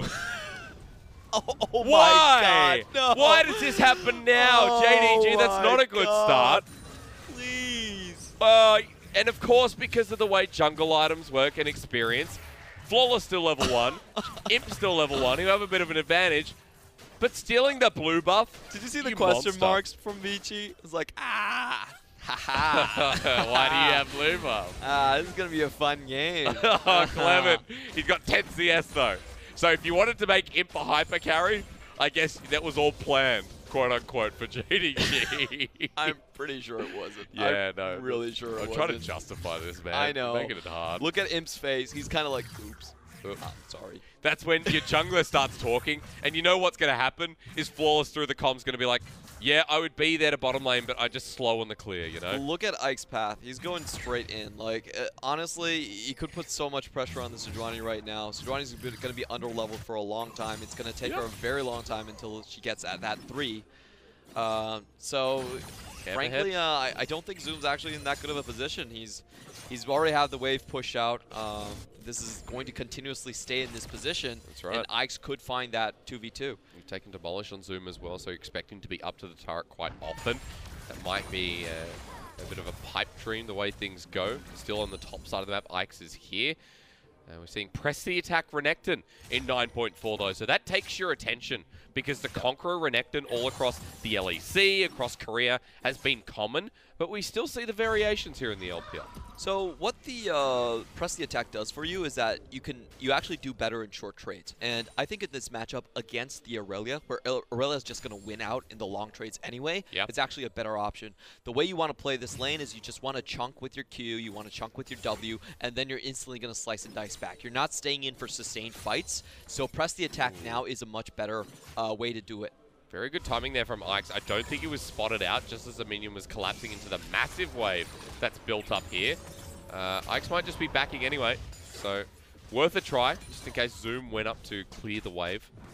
Really defensive, just trade right there, making sure that Sejuani wasn't going to fall behind. But we have to pay attention to the EXP. That early level not being there for Sejuani really hurts her clear speed as well. So already up to a 2-camp start from Ike's.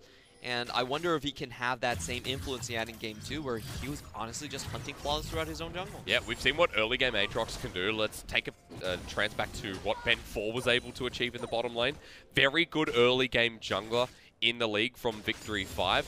And Ben 4 has often picked up this Aatrox, roam to the bottom side, early double kills just for him. Flawless will be spotted out here at level 3. So the difference is that Ike's now with this information might be able to make the same path or look to contest Flawless with the level advantage.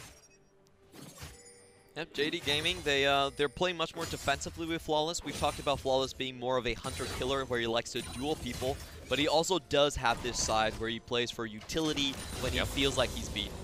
In the playoffs, we saw this again. Lee Sin is usually the best pick, but against Haro, he went for, you know what, I need to provide something for the team. He does play a bit of Sejuani and the likes of Zac as well. Interesting way to clear the minion wave. Condemn thought he'd get it. Ike's now level 5. Keep an eye on when that 6 comes into play. Spotted out in the mid lane as well. Doesn't have any camps to clear anymore. So after the quick early clear, we'll just be trying to find a way back into this lane. Flawless doing the same, getting some deep vision. It's actually having a very good laning phase. He's almost up 20 CS at this point. You know, 4 of that CS goes to blue buff, but not the other, not the other 15 or so. To be honest, getting that early wave push is quite good. You You just keep pressing Q. Yeah, 10% CDR at level 1. It really does work, and you don't have to worry about your mana either. Maybe it was a plan, Clement. You know, maybe it was all planned out. Is this, however, is Yagao caught out in the mid lane? Jay doesn't land the Sleepy Trouble bubble, so Yagao just walks out. Yeah, really good dodge from Yagao through the gate. Gets the extra movement speed to get away from the Infernal Chains. Yep.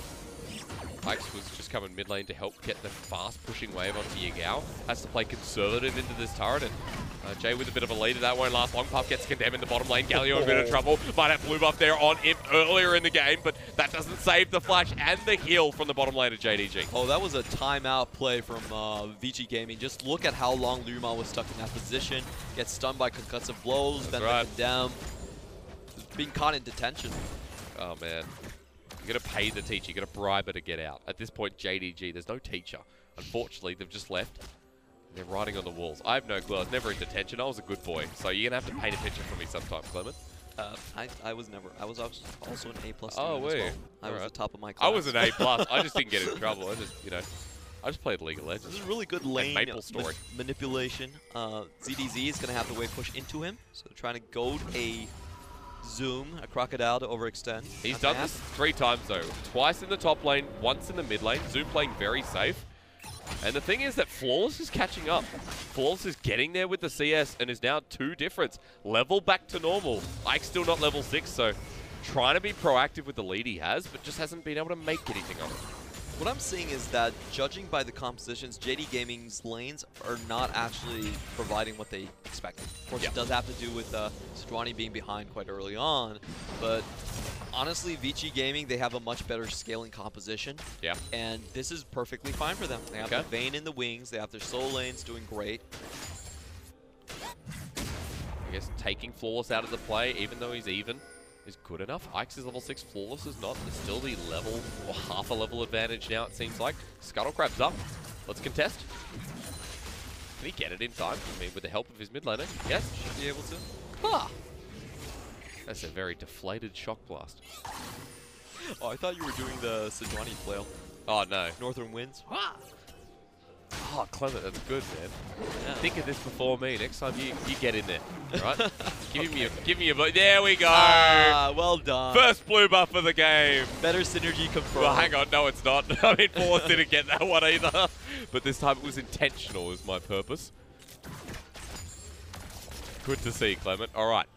So now with Yagao on the blue buff in the mid lane, has the push out with the serrated Dirk. It's going to be a bit more punishing here for Jay. Lost chapter picked up, so we'll see exactly how this lane goes. But Jay's going to pick up his own very soon as well. With lanes, let's see if this one tempers out a little bit.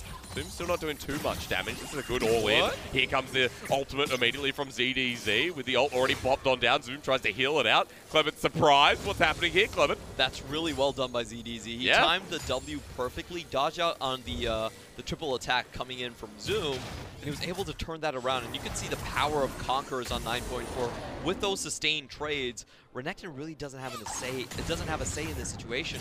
No, look how many people he's bringing up, but a very deep ward there onto the top side brush. ZDZ can play it safe. Thumbs up, yeah, baby. That's what you want. And this is the carry potential of ZDZ coming out. His 2 champions played in his previous series was the Gameplank and the Aurelia, so definitely familiar with this. Can they find the Q? Ike's is here, coming for the knock-up. Zoom caught out as well. There's 3 people here. They don't know Lumao's in the brush. Ike's, here it goes. Justice Punch, 2-man shielded around. JDG turn it on like the light bulb we were waiting to see. Southwind with a flash over the wall. The Arctic Assault. Glacial Fissure. Zoom flashes around it. You crocodile, you. Feels like home with Zoom picking up the second one. And nobody expects the support in the brush. Welcome to the LPL. There's always somebody hiding in one of those brushes. That's right. No pixel brush ward to get Luam out. ZDZ able to push up the top wave, but now backs away. And if you wanted your top lane to regain consciousness of this lane and control, that's how you do it. You definitely have the lead on it. Like, we just see these support gambles so often in the LPL. I think it's the main driver of early action compared to other leagues. Both sides say, hey, you know what? Our support's here. We must have a numbers advantage. But surprise from Lumo, I'm actually here as well. And just watch that crowd control chain. No hope for the World Ender to ever be procced, and they find such an easy kill onto the Aatrox. Even with Aftershocks, can't survive that, and another great flash from Zoom to follow up. Still a really well-placed ultimate there from Southwind, but an even better flash from Zoom. Now hits level 9. We'll have Dominus, not Dominus. Your flaily whaley, your spinny win. What is it? Your Renekton spin to win. Cull the Meek? Yes. Oh, I mean, it's one of them, even if not. I don't care. He's healing it a lot. Now this lane should go back to potentially what it could have been at the start of the game. Jay, nice. That's an ignite from W, by the way, folks. Don't get your panties into a knot. So ZDZ back into the top lane. Now, taking state of the game here. With Imp having such an early lead, Puff has regained. Now, Puff has had very good laning stats. Puff has had good stats all around. And you can see why. The Vayne in a good position here, Clement. He was actually down close to 20 CS at the start of this. That he was. I mean, that's what happens when Imp gets a blue buff. Accidental tactics revealed. revealed. I'm not letting it go, though. I mean, it's a rough start. And I liked his adaptation from JD Gaming. I think the drafting was a lot smarter. You know, Flawless just take him on something more consistent. Top laner, just give him a counter pick. See what he can do with it. First time we've seen a Sejuani in a while in the LPL too. We've been playing very aggressive junglers since week 2, week 3. Sejuani opened up our eyes in the first week of the LPL. Yeah, the last Sejuani I saw was actually from the top lane, from Snake. Oh, Flandre Sejuani, yes. That did not last long. Yeah, that really didn't last long. Oh no, trouble bubble doesn't land. Jay has to flash away. Good all in from Yagao. Actually, pretty interesting flash away there, because if the crowd control actually landed from Yagao, it was a potential follow-up from Kaisa. But while the Rift Herald's getting done, I don't know how he knew that. It was pretty smart. This is a smart rotation though. Lumao just as punch into a wall. Okay, Observer, get off him. While the Rift Herald's getting done, turret plating in the bottom side of the map. So JDG know this trade's going on, and of course, good vision here early from Vici Gaming. I want to see how much they actually took out that bot turret. It seems like 2 turret plating's being done. And pretty even trade overall. Yeah. Depends where that Rift Herald goes in the end, what it makes. Jay. Look at Zoe. Curious to see how this goes. Shock Blast missed. That's the opening window of a trade for Yagao. If he doesn't find that damage, then Jay feels safe in this lane. Kind of the difference here. Serrated Dirk does so much, considering there's no armor in the inventory of Jay. Yeah, but of course Yagao does need to get close, or at least land some of those shock blasts. Hasn't really been finding his targets with it, so the CS lead slightly, ever so slightly in favor of the Jace, but hasn't really been able to do much with it. So I actually give this primarily to... Okay. Yeah, hey, man, he had the burn as well. Yeah. Like, from 5 to 1. This blue buff is giving me nightmares. It has been not a point of something that JD Gaming want to mention often. But Flawless has made up for it. Riptold's going to go down here. He spoke of the trade-off in the bottom lane with 2 bits of turret plating. Let's see what this makes. It all goes over to Yagao. 320, nicely done. Even it is. I want to see the first team fight coming out from Vici though. The chicken dancing behind it as well. Well, they do very well with these front-to-back team fights. They have a great front line. You can't really kill them. Look at where Flawless is though, Can he actually find something on the back? Can you kill Southwind is going to be the next question. Yeah, I really think Flawless needs to be on point with that Glacial Prison onto the back line. Yep. The front line's very difficult to deal with. Just throw it out. I think the Flawless saves it for another day. Ike's still that half a level up. The Aatrox kind of skyrocketing over this matchup. One of my favorite words, by the way. Is about 13 CS rather than 5. Apparently I can't count. Or the blue buff going... What happened? Flawless picked up wall camp. Sorry, folks. Bit distracted there. Blue buff will go over easily to Jay. And these matchups... You talked about the winning lanes here, Clement. You talked about how potent they could be on JD's side. There's only a small gold lead. Vici Gaming moving slowly but carefully towards this mid to late game. It's looking pretty good here on game 3. I have to say, if there's one thing good about this start, it's at least Imp is going to have a chance to show off. Yeah. He was the third option. He was kind of a footnote in games 1 and 2. It was like, oh, he played Bane. That was pretty much it. This time around, he got a great start in lane. Yep. And he has to use it, because this is not exactly the script that JD Gaming hoped that they were going to write. But they have it anyway. He's not the only AD carry excited about Vayne. Puff has just been farming away, picked up Blade of the Ruined King while the Dragon goes on. Cloud Drake, followed by another Cloud Drake. JDG for early game priority. Don't have their run of the litter.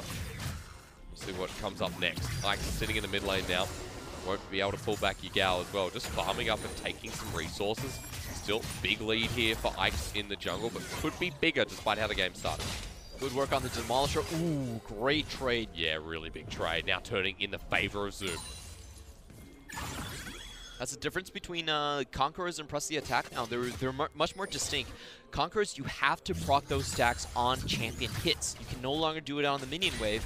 So in terms of burst damage, Press the Attack, much better option. Oh my lord, Silver Bolts jogs away from the Justice Punch. Ultimate lands onto him, the flash forward away from Lumel. Goes Golden, here comes Aatrox, Ike's is in, locks him down, Infernal Chains, come back here! Ike's picked up the kill, and Turret's gonna go too.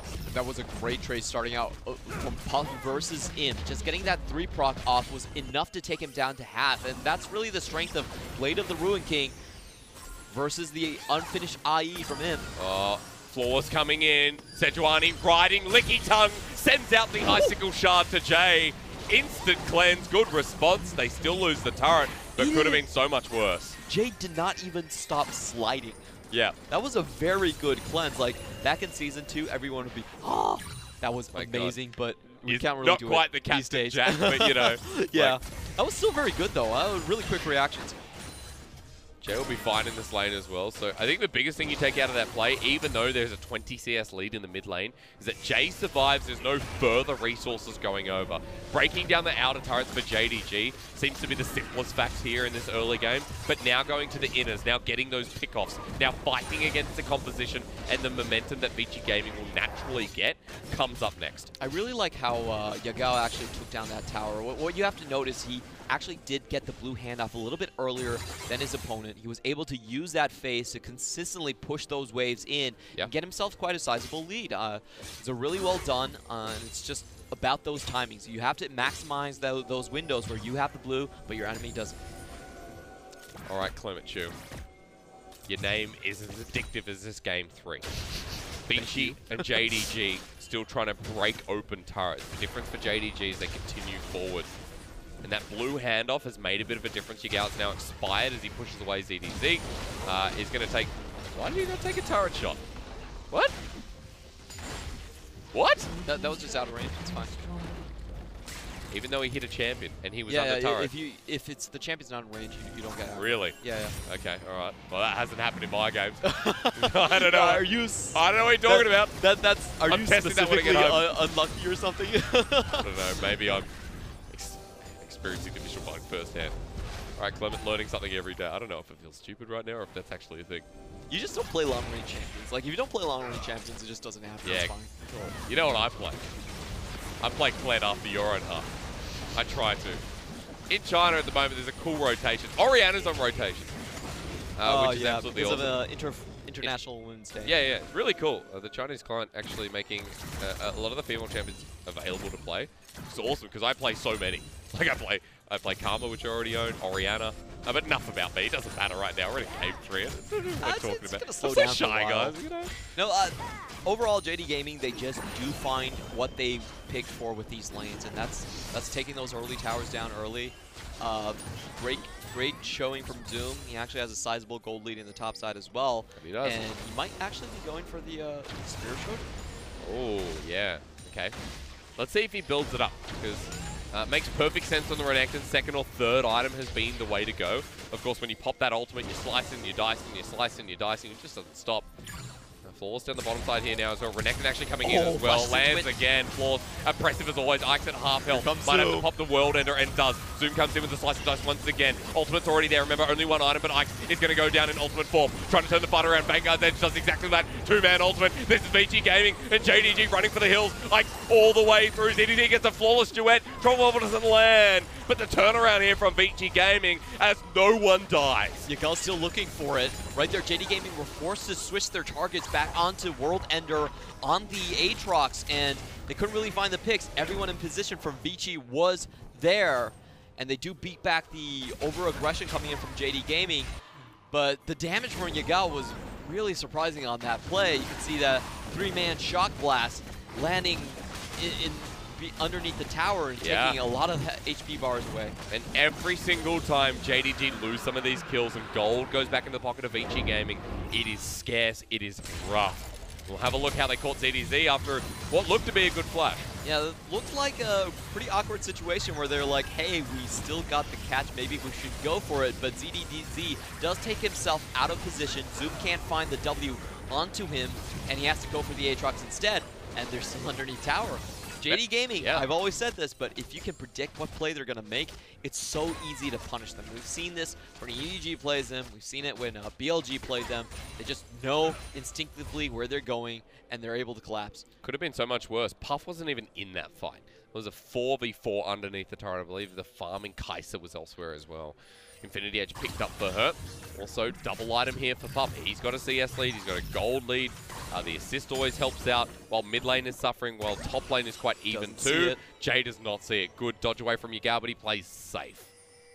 Still not going to venture into that area of the map. Very good control by JD Gaming on this side. Renekton does has teleport as well, so Vici Gaming, I think they just need to check using bubbles. Jay's going to be the one in the front line. So again, where are we back to? Yagal Zoom versus Puff with maybe ZDZ and Jay in the mix. This Top is versus bottom. Very different game, though. I do give the scaling options over to Vici Gaming. Yep. Oh, hello. Chicken picks up the bubble. Contaminated. Walk away. Teleport coming in. Zoom heading head first. Spirit Shojin, 2-item Renekton. Flash already burned out. Vici Gaming trying to force away Zoom, and they've done it. That's the condition to get the disengage from this fight, and they've found it. Southwind has been an absolute monster in these fights, dodging out on the Glacial Prison and also blocking a lot of the damage coming in from Jace. I haven't seen Yagal land a Shock Blast on this sieging team from Vici. Oh, wow. JDG trying to protect their jungler. Trouble Bubble doesn't land, or sorry, Paddle Star does not. Jay still a big threat here. Still has Smite. Fun fact is Baron is not warded. JDG, just do it. Please don't. Yeah, let's get it. You really like the Fiesta, I'm the Kermit's dark side. What a Trouble Bubble to land on the Yao. He has to cleanse away. Very fair trade, but Vici Gaming have walked into this blind choke. Vayne pops the ultimate. Puff has to flash out. They're caught out, but can they turn it back around? Ikes can. Here comes the hero's entrance, but Southwind has already found Zoom. JDG, the Vanguard's edge onto the backside. CDZ's got one. Flawless has to get out. Ike's is chasing him. Yagao locked down. Vici Gaming, are you kidding me? The trouble bubble almost onto him. Flawless is the last remnant. And although Licky Tongue runs for the hills with its rider on back, JDG now have to threaten and purposely go towards this Baron. A 3-for-0 trade in favor of Vici Gaming. They turned the fight around. So much attention being thrown into Puff's way, but he simply flashes across the wall. Doesn't even turn his head. Can Flawless actually find this? From around the wall, Southwind zoning out. They've now spotted him out. The flash is there. They have to get him Flawless into the pit. Stop the Baron. They get him instead. Perfectly done from Vici Gaming. Baron is theirs. The gold is theirs. And at 23 minutes, the momentum is theirs too. That was a 73% win rate for the Colonel on JD Gaming, but watch that beautiful flash across the wall, dodges out on all that damage, and Aatrox is in town. 3-man knock up, and did you see that? What, Lumao flying? Yeah, condemned straight on the back of Lumao, doesn't get to stop them on the choke, and the entire team of Vici Gaming walk through the ramp and find their targets. I'm as hyped up for ZDZ as I am hyped up about Chalitza in the first week, though. Good transition in the top lane, the fresh air giving a lot of that speed back to Vici Gaming's composition in terms of the players itself. The composition in this game, Aatrox making work happen. Jay on the Zoe 3 games straight is an issue once again like game 2. Imp takes a trouble bubble, zoned away, Flawless duet. Stunned. Do they go for it? Imp at half health, they might lose even more with this Baron buff. Imp just can't be near. Imp needs to go back. He needs a reset. He's trying to stay in the fight with the red buff, but I don't think he's going to be doing much here. Even found Jay to the side. The trouble bubble again, trying to zone out. It does the job onto Yagao. He walks over it just in time as Puff is free firing onto the turret. Vici, their siege won't stop here. Like last game, they're playing so defensively. This time, the aggression is here. They take another tower away, a comp with a scaling option, finally flipping on the switch and getting the gold lead for the first time. Before that, 3K down, and Flawless finds himself on the wrong side of the jungle. He does not want to find Puff. There's so many defensive measures to defend him. You look at the consequences of this game. If it keeps going the way of Vici Gaming, Baron buff is giving them such an edge. If this goes over to Vici, JDG, their run isn't as smooth as you'd like it to be. Playoffs on the line, and they are still a bubble team. This is a very interesting path that Yagao is taking. He actually tried to go for a flank in the mid lane. Didn't find it, but still finds himself in a good transition onto the bot side. Just to recap a little bit about how JD Gaming found themselves in this position. They were winning a lot of lanes. They had all 3 outer turrets down. A failed dive in the bot side, and then a failed initiation towards the Baron fight. That's all that needed to get Vici in the driver's seat at this position. And I think a big point of worry is that Zoom really doesn't have the resistances to even hold on and stay in the front line. This was a race towards turrets. Guess who loses it? It's JDG. Mal bursted out, Zoom as well, Infernal Change, Trouble Bubble, all the CC landed down. Base now open. JDG looking for the re-engagement, Trouble Bubble lands onto a minion. There's the ult ready for Imp, but Killer Instinct, I have not seen this game from the AD carry, and you will not see it just yet, unless Zoom is able to get in first. That's a really good move by Vici Gaming. They call the bluff. They say, you know what, Yagao, I don't think you're going to push forward. We're a 5-man here. We're going to force the issue. And basically, Flawless, his bluff was called. He was waiting there. He was waiting to see Vici send someone back and find that solo kill. Once that didn't happen, Vici Gaming just got away with the push. 26 minutes in, another Cloud dragging up. Oh, JDG. Although your comp may be outscaled at some point in this game. The Cloud not what you want. There's a Mountain coming up next, and Vici Gaming have the gold lead. With a team like this, that is going to be so beneficial. Of course, denying the Cloud rank from a team that has an Aurelia, that has, of course, an Aatrox that's running towards you, and even a Vayne with Night Hunter. Means that you're going to be, okay, triple Cloud, that's good. We're fast. But fast to run away. What was that sound? Oh my god, it's disgusting. JD Gaming are pretty much relegated to finding picks at this point. Look at their front line. They don't really have good tank items. No resistance is really being built on the Renekton or the Sejuani. He's going Sterix next as well. Yeah, that's Sterix is a good anti-burst item, but again, no resistances. So we're really looking at a time where Vici Gaming can just end the game with very straightforward pushes. Yep. Just fish around with sleepy trouble bubbles until they find someone. Oh, look at Ike's on the side. He's found Yagao. He comes over the wall, locked down again with a paddle star. enough burst to get them out of the fight? Yes, it is. Kai'Sa has to supercharge her away. Vici Gaming knocking down these turrets very quickly. Still a gold lead, still momentum, again being the key word for the team that wants to try and keep JDG out of playoffs and start their run to theirs. A little bit of a unfortunate shot there. Misses all the minions. Our observer really likes taking those. I mean, our observers are fully.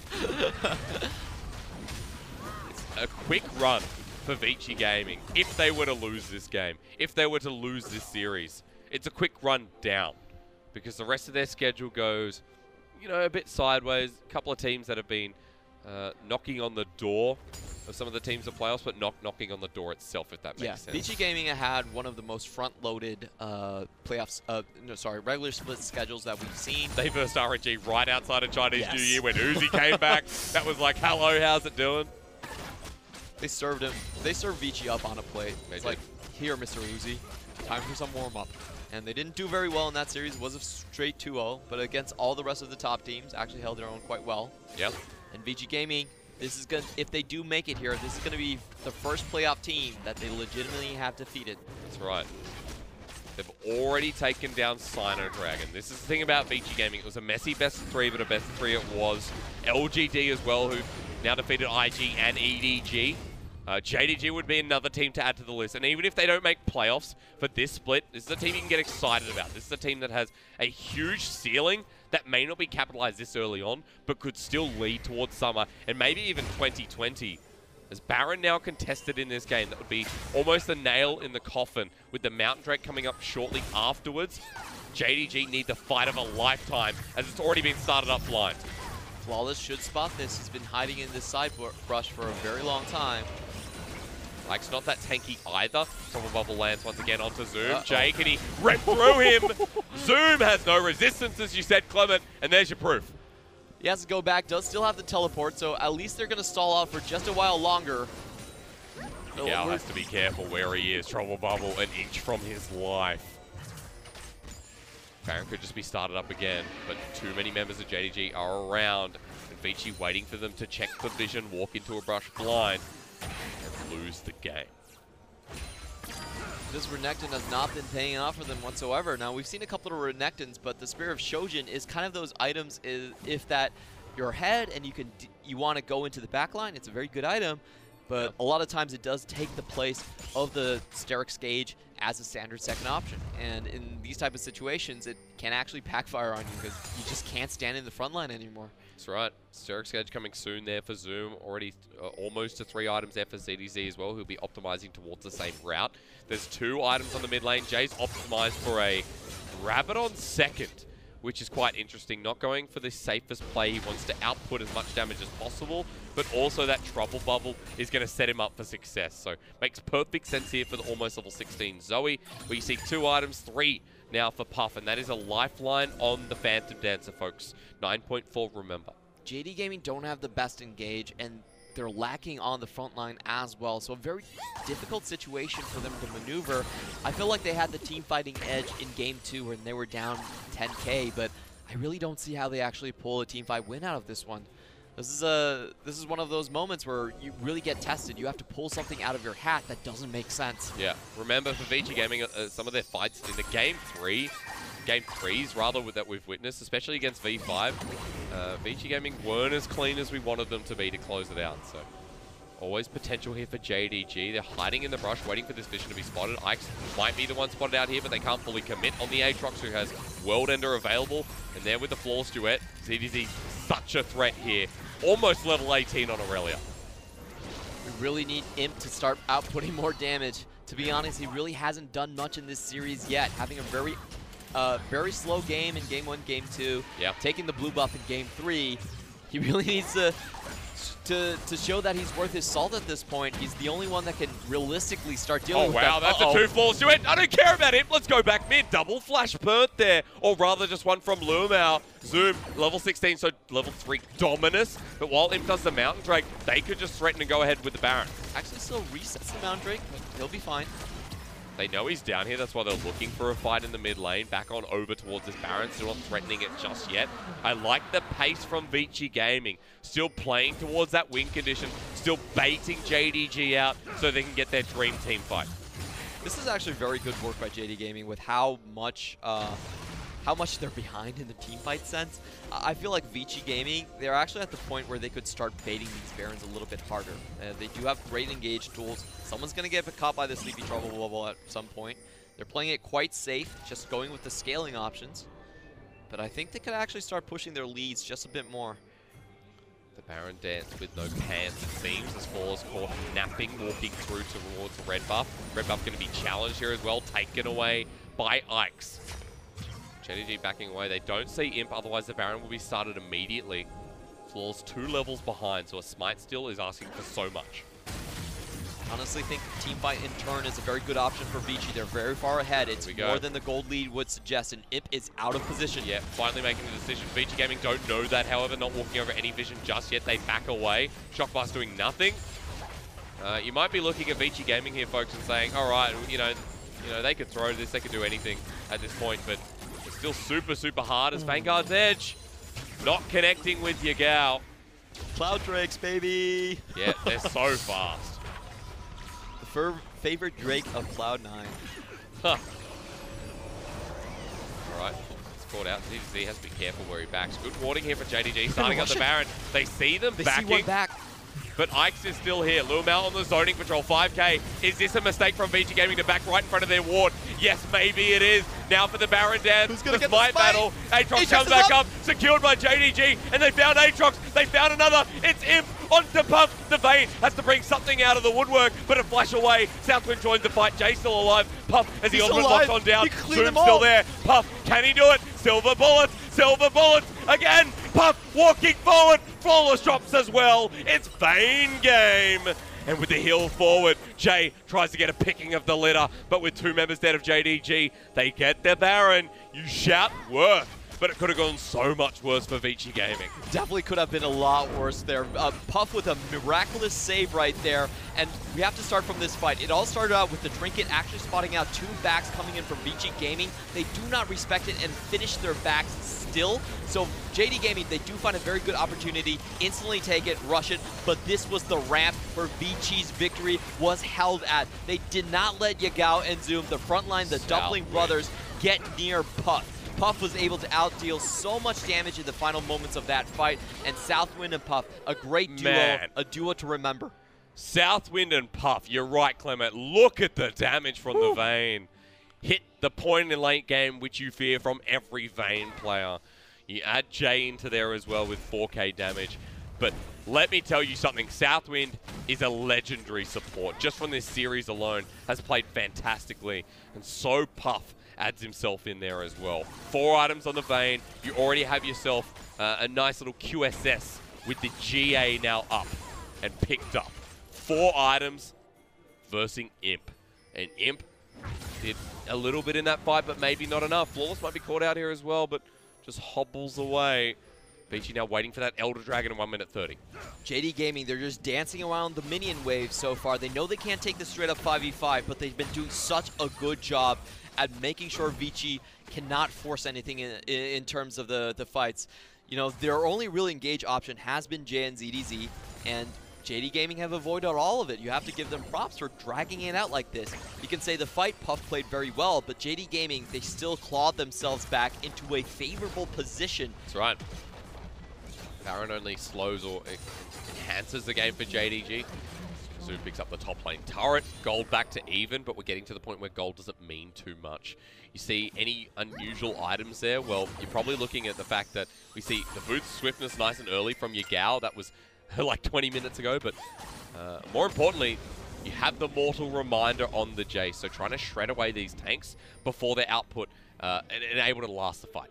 It's going to be pretty hard for Vayne at this point. She doesn't really have the crit compared to the Kai'Sa. It's already at 50%. It's going to go for the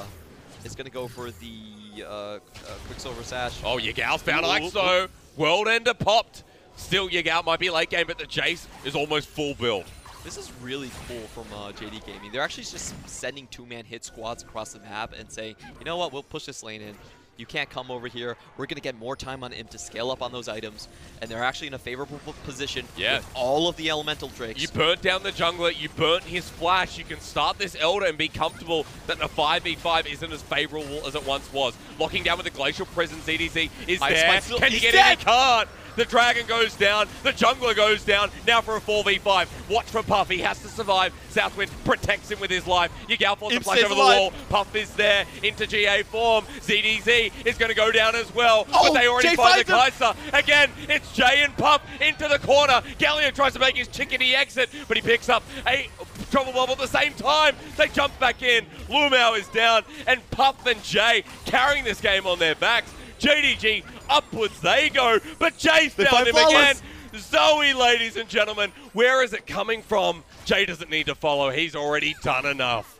This is so smart from JD Gaming's part. They set up the position correctly. They know the only path Ike's has into the Elder Drake. Yagao with the great snipe, and it looks like it's all lights out for Vici Gaming. But Jay with a fantastic paddle star actually finds Imp straight out of the revive coming in from ZDZ, and they managed to turn the fight. If Imp did not fall down there, I think it would have been a straight wipe for JD Gaming. They had the numbers advantage. Watch this. Jay looking for the angles, does a sideway into a flash paddle star to find Imp, and that was the play that really gave them this advantage, and they're able to chase down the Galio as well.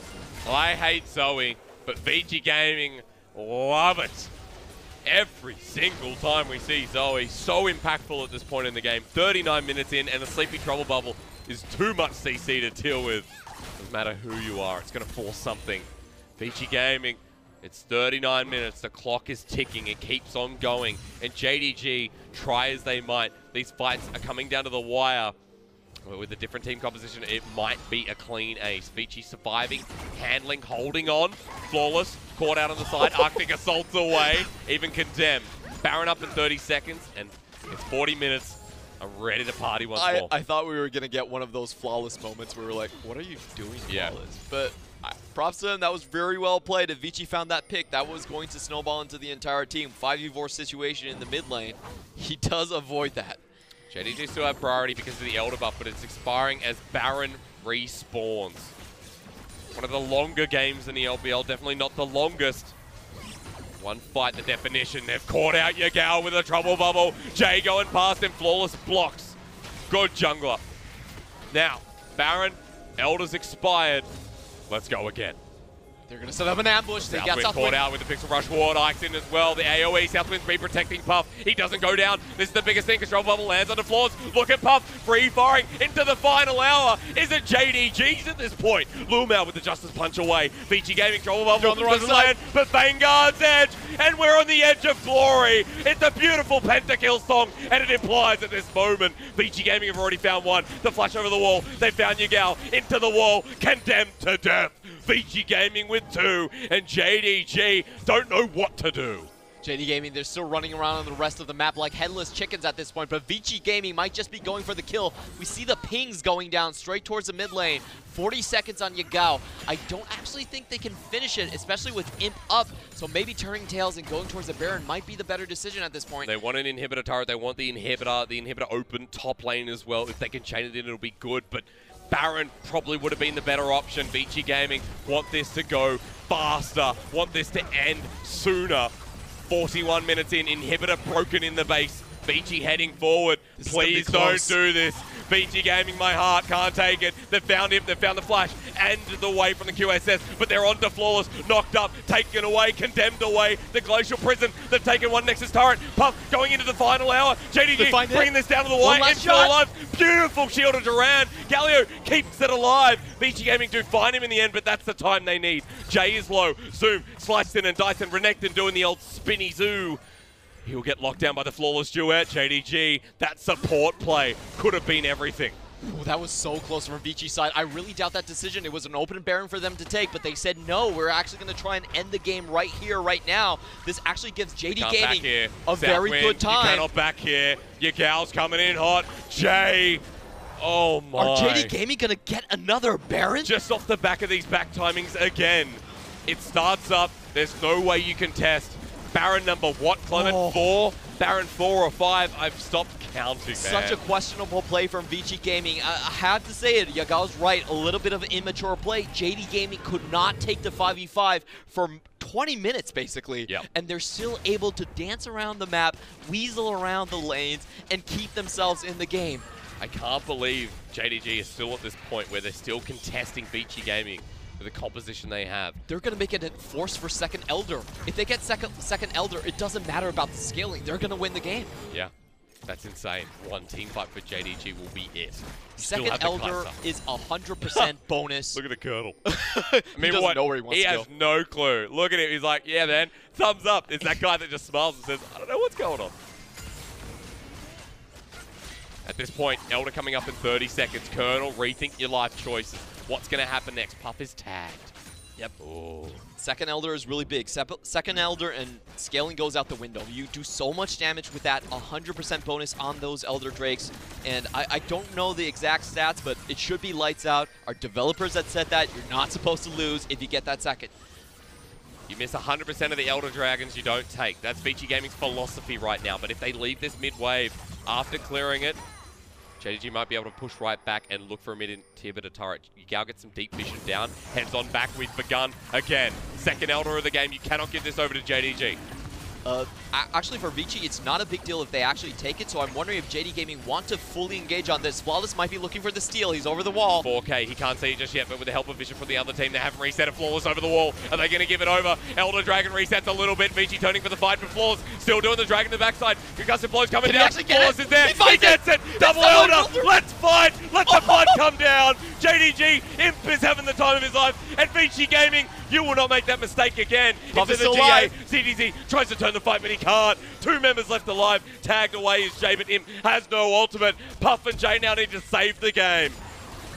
Such a masterful play from JD Gaming. They know their win conditions so well, and Puff is on the run. It's a 5v2 situation. He's healed enough, but Jay gets bursted out. Good trouble bubble zooms in here. Slice and dice. Puff into the GA. Can't do it. JDG saved from certain death underneath the turret. Puff will drop as well. The full ace comes through, and JD Gaming, they were on the brink of despair, losing to Vici Gaming. Their playoff dream coming out slightly less than what they wanted to, but the win here will define that you can never underestimate the Dumpling Brothers and the rest of JDG. You gotta give it to JD Gaming. They were rookies themselves in 2018, but that was a performance that only veterans could have pulled off. The intelligence to hide around those objectives, to know when to steal, to know when to push the lanes out and drag the game out, give themselves a chance. That was beautiful, masterful play coming in from JD Gaming. A way to finish that game could not have come at, I guess, a well-put way by you, Clement. The double Elder spells lights out for Vici Gaming, and it did. Flawless stuck to it.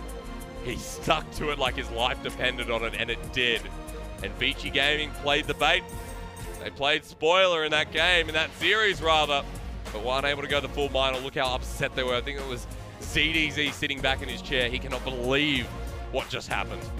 But what we did see out of Vici Gaming was that their lanes stood tall. All 3 of their lanes across the board, they didn't cow to the pressure that JD Gaming's picks really put on. The Jace didn't get a lot of leads in the mid lane. The Renekton, not really enough of an advantage to put down the Aurelia, and they actually came into the mid game so strong. If they could just clean up those late game macro decisions, if they could have just found a little bit more engages with the Sleepy Trouble Bubbles, I felt like this was a game that was firmly in Vici's control. Very well put. Puff, I'm sorry. Oh, man. That's so rough. The Game 3 legends resume. And it is just so sad to see they've only won 2 out of what I think it's 10 now of the Game 3s. Yeah, this was their 8th Game 3 so far, Okay. and So 2 out of 8. they actually have not won a single Game 3. Oh, they have. Oh, because there were 2. Well, against Sino Dragon. Oh, they have won 2. Sorry. They right. won the LGD and Sino Dragon series in the Game 3s. But let me tell you one thing. Let me tell you one thing. Vici Gaming still excite me. Yes. This is where it lets me down. This is where I say 11th was a reasonable expectation for them. Still development. And if you have those strong lanes, if you have that strong maybe early game and know how you're playing, then your identity towards the late game just needs to be strengthened up even more. Yeah, the late game decisions were really questionable for me. The Elder Dragon was something that, as long as they just forced off, it would be fine. They don't actually benefit a lot out of it. They had 0 dragons to their name, or I believe maybe just 1. So it wasn't a worthwhile trade to stay in that situation and potentially give the steal over to Flawless. That was a very questionable play for me. I didn't like that. No. And the second thing was, they really should have gone with Baron instead of ending the game. It was a 5v3 defend, and they had 40 seconds. Sure, they had 40 seconds. You still get the inhibitor there. Yeah, the inhibitor was fine, but they should have turned around for the Baron. And once they had the base broken, they had such a superior 5v5 team composition that they could just walk in and finish. Like, there was a lot of chances for them. You have to give props again to JD Gaming, though. That was so well played. I love how they managed the side waves. How many times did you see Yagao on Jace walk through with that Knight's Edge, not that Knight's Edge, the Dust Blade, and just clear out that path and say, hey, nobody's going to see me. I'm just going to clear this side wave and make sure they can't push. That was pretty smart. That's so rough. I mean, we all got our predictions right in the end. Yes. But Vici Gaming are going to be shattered after that one there. And so could be their playoff dreams with that single series. However, more playoffs expectations coming up. EDG and OMG. The fun doesn't stop now. Let me tell you that. I hope we go all the way once again right after this.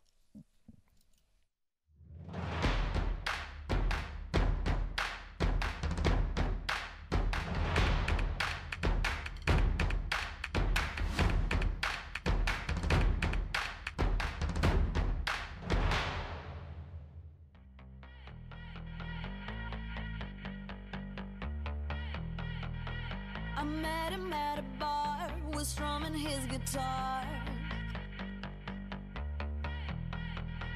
He looked me in the eyes, gave me those butterflies. He's got that special thing because I'm all about him. He makes my knees go weak, got his song on repeat. A sucker for his love, he fits me like a glove. He's my favorite, can't get enough. What would I do without him? I have no clue. He's under my skin. What would I do without him? I have no clue. He's under my skin.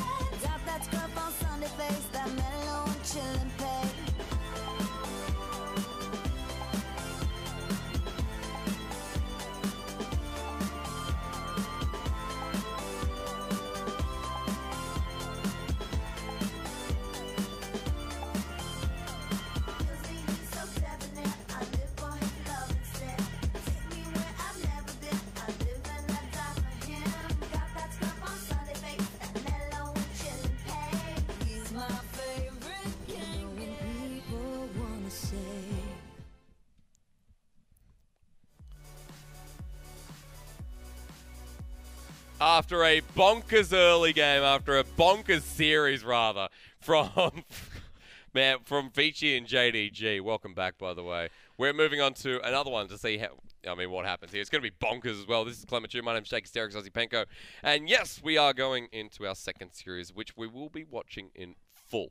Of course, with a series like this, you have to. I see the Nico again, Clement. The Bannon pick. I see a Karthus on Clear Love. It looks like Clear Love is a Biggie fan because that's going to be life beyond death right now for Clear Love. Try to hoping to fix some of his issues with his previous series that he did drop to LGD. So he's going with something that has a little bit more tenacity, can still make plays across the map. I love the and for their Evelyn solo lanes. I love the Evelyn. Just before you move on to solo lanes, I love the Evelyn band. If Tarzan plays it, you have to take it away from Clear Love as well. He's actually known on that champion. Tell me about the solo lanes. Solo lanes really, really strong from EDG, but we do have to mention that they're not playing Ray today. Ray, their main carry, their Aatrox Menace, is actually on the bench today, and they're starting Mole instead. Mole from BLG, you remember last year? Yeah. I have something to say about this. I really don't like this from EDG, but we'll talk about it once the game starts. We will, because we've moved over to Chengdu. We're in OMG's home arena. Chelly's on the Nico once again. We have a Cassiopeia on Icon, which is exciting. Look at him slither up. Look at that. What's going on there? All right. Thank you, Mr. Cameraman. Game 1, EDG, OMG. This has playoff implications as well down the track. We'll explain that as the weeks go on, as we get closer. But OMG and EDG both need these wins.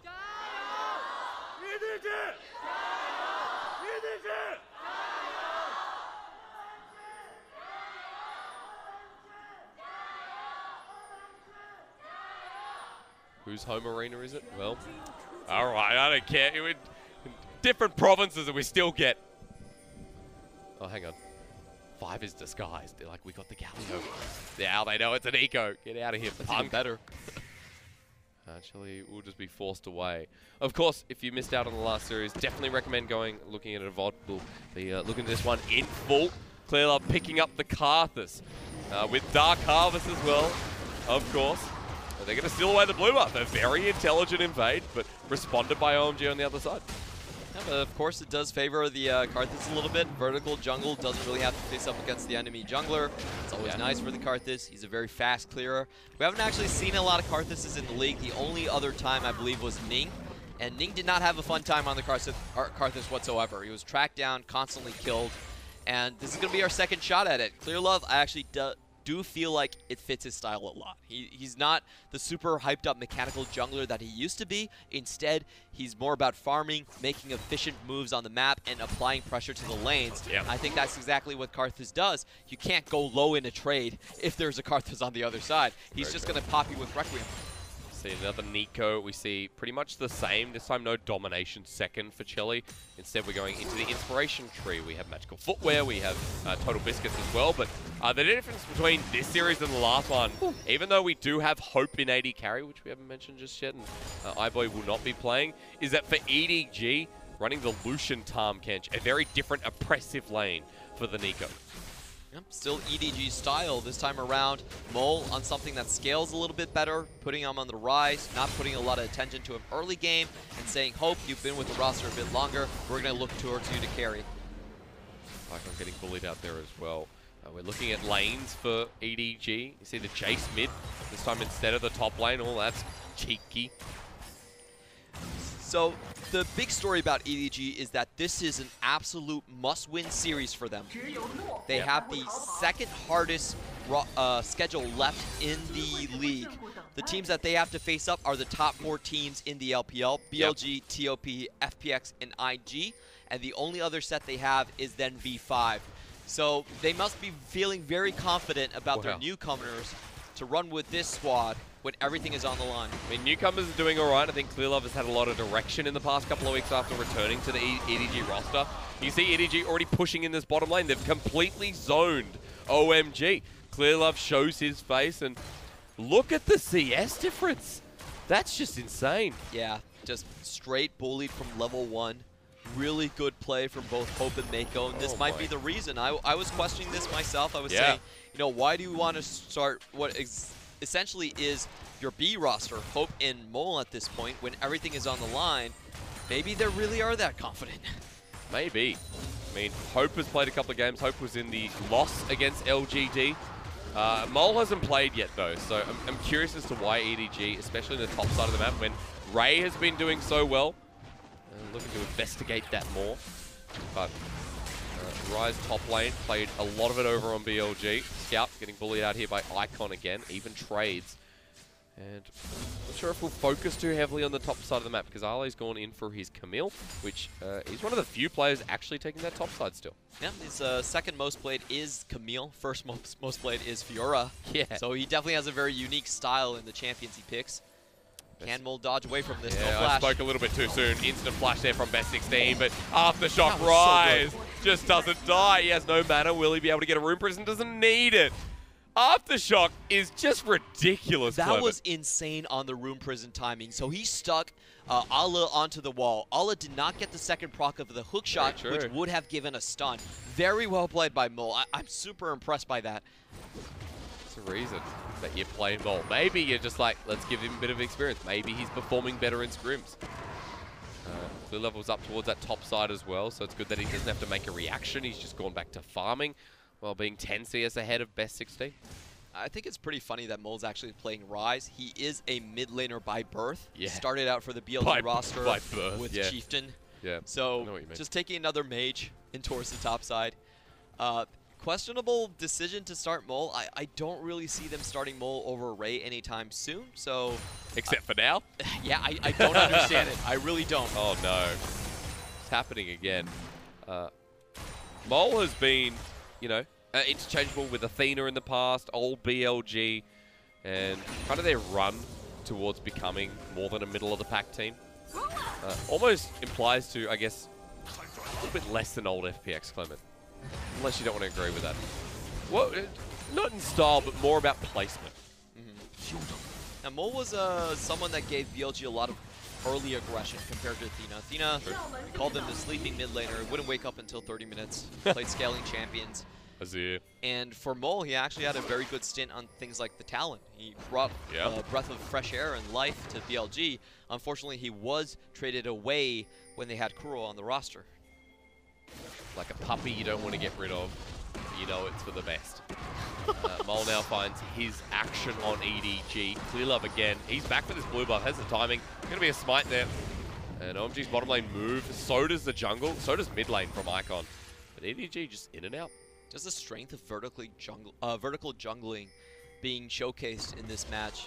They have the blue timers both times. They have the strong bottom side, full control on the blue buff, and that's going to allow them to really snowball the mid lane as well. If they can get the handoff of the blue buff onto Scout, that effectively means 2-1 lanes.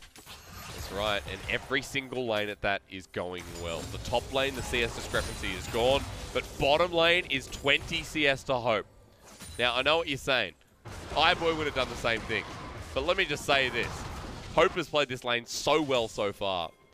And Chelly and 5 not really having impact. Getting pushed out once again. And Mole, all spidey senses were tingling. Yeah, really good find there. He knows that the enemy jungler has to trade something back on the top side, most likely in the blue buff.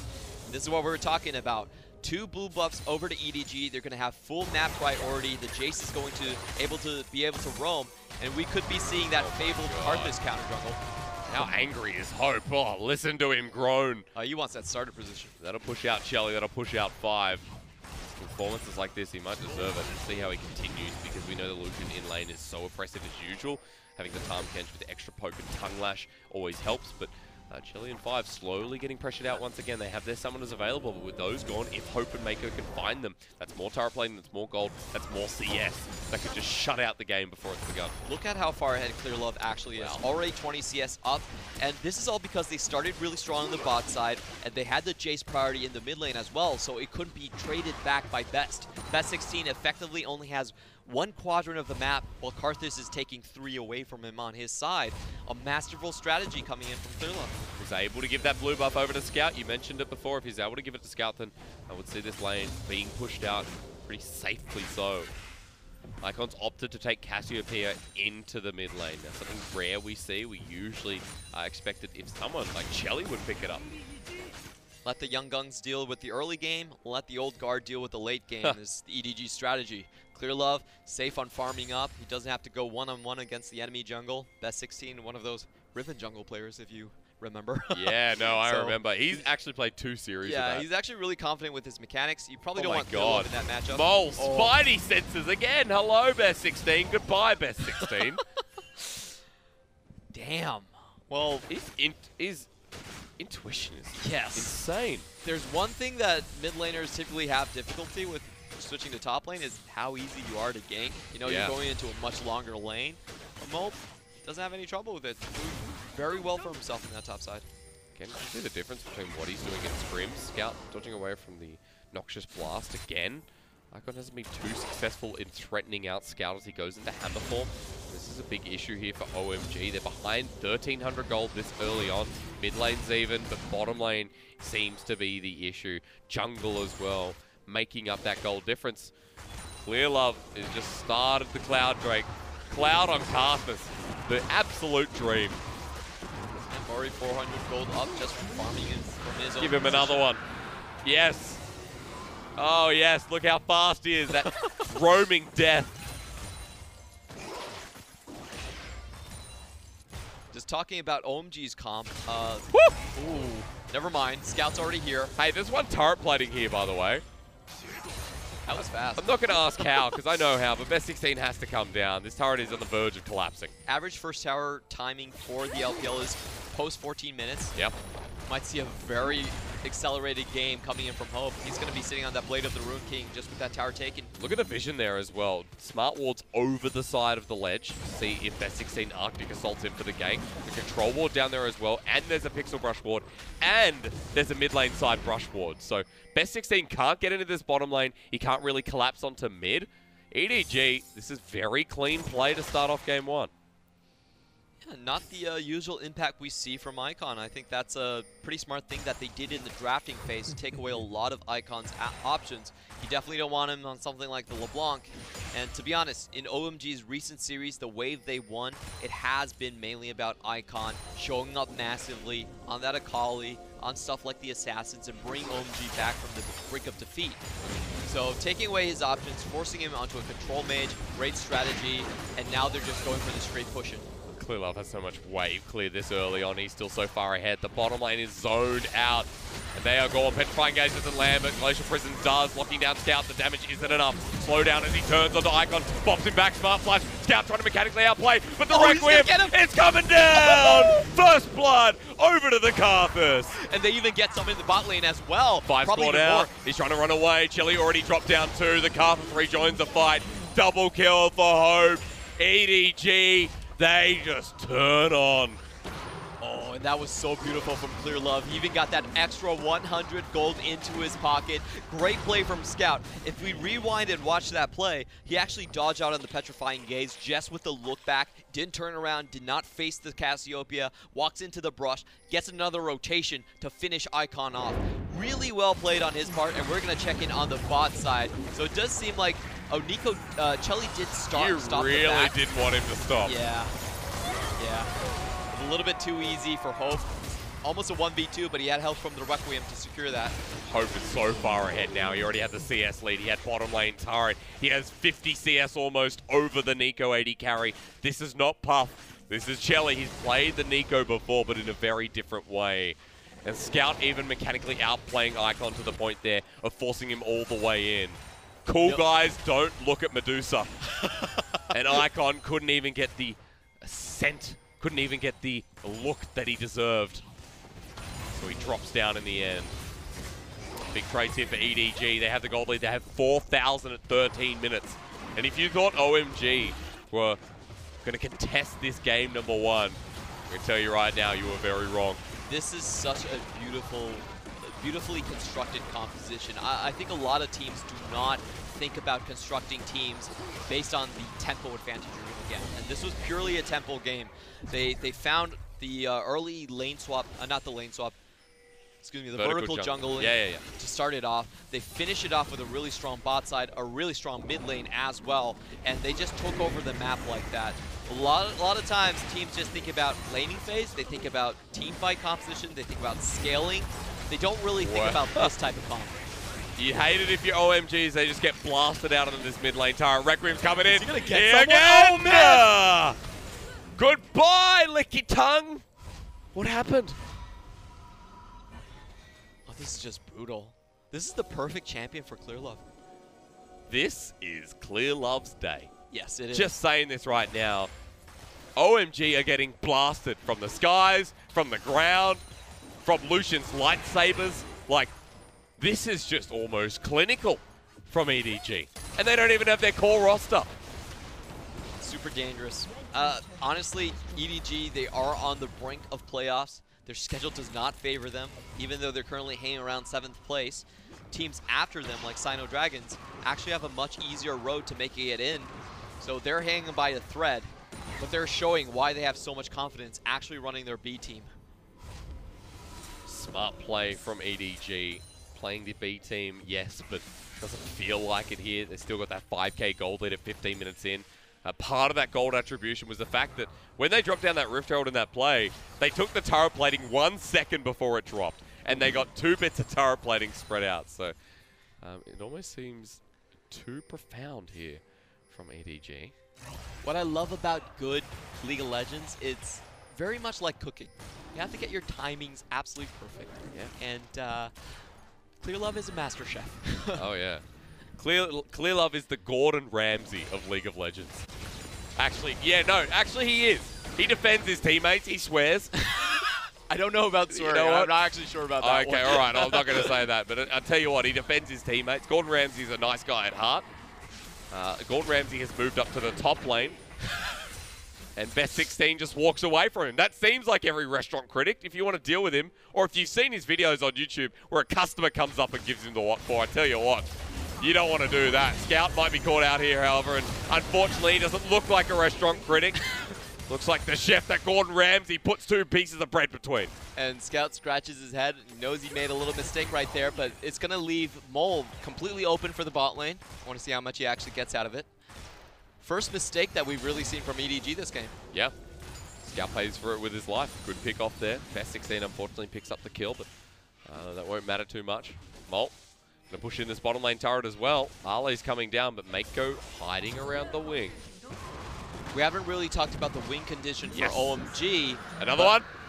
Yes! Oh, man. It's a move fast comp. Arle always gets caught out as well. Look how fast they are moving. Look at Clear Love. He's floating on life, it feels like. Requiem is up and available. Clement, almost level 11. I want to see how much AP that Karthus has by now. You ready for the skies to go boom? Yeah, I'm ready. Opens up. What do you find? You know, people looking for religion, for looking for the meaning of life. You know what? They look up. You know what? They see this green stream of light. They're like, ooh, wonder what that's going to be. Suddenly, no one knows what happens in that green stream of light. We actually don't know what it looks like to see the Requiem coming down from the skies. Yeah. I bet maybe like Clear Love's face shines in the skies and just shoots down Judgment green Day. rays. You've seen the Terminator. I will take Now all the experience Clear Love. non-piggies. You do not believe in me. I think I'd fear that a lot more than I'd fear the machines. For sure, for Rather sure. be taken over by robots and just fight my way out. Clear Love doesn't give you a choice. This game especially. He's hit that level 11 mark. Dark Harvest stacks piling up by the dozen. And EDG, although Scout got picked off just before, still very much in control here. This is an insane comp from EDG. This is EDG's, I would say, probably their best compositions because they have the global tools to play with. They have the early tempo. They also have the late game scaling. It's just everything tied up into a neat package of EDG goodness. We haven't seen this in a while. A lot of times you look at EDG comps and you're like, I'm not sure that really works, especially against their LGD comp, especially when they played LGD. Yep. A lot of early game focus, but not much afterwards. This time around, very good on the compositions. You have to hand it to Hart for really building this comp now. I always want to say Nofe, but he's of course with a FLICKR at this point. Ironic, we got Comet, and they got Nofe. A lot of transitions and coaches is split. EDG fighting again. Hope caught out. They're the ones that started this. Hope can he escape though. Ale coming in over the wall. Culling's out. Flash from Mako. OMG doing a good job to force out EDG from their own jungle. They do have a lot of engage options, and they're going to find Karthus. Karthus. What are you doing here? Maybe he just wants to die. Doing the old Karthus strat, because get ready. Is it going to come down? Is it Clear Love? No. Pop Blossom here from Chelly, the on hit. Nico now doing work onto Mole. What is happening here, Clement? EDG piling in by the dozen.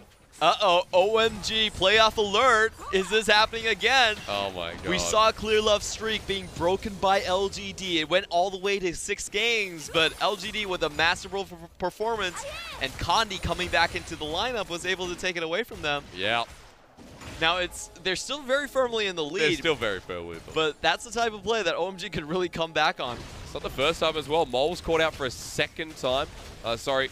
Scout was almost caught out for a second time, but it was mainly Mole. It was Clear Love. It started with Hope and Mako in the jungle, but we'll look at Clear Love. The second consecutive catch. They've already forced Summoners away from the bot lane. They get the first kill, and really smart move on backing off. Mole just finds himself at the wrong place at the wrong time, and a very easy pickoff. Karthus was there, he's waiting to use his late waste, but just wasn't in range. It was a really smart idea to pick the positions they wanted to fight in from OMG. You've given some kills over to Ale as well, 2-0 on the Camille. Now a very big condition when you look at what he's built into and optimized in the runes. He's gone for Conquerors, so he wants to team fight. This has enabled him with the Trinity Force and has the team out for the wave clear. So now in the side lane, Mole going to be having a bit of trouble. Now we really have to see if those late game options on Karthus and Ryze are enough to take over from the drop that's going to happen in the Lucian and the Jace. That's the big question we're all looking for.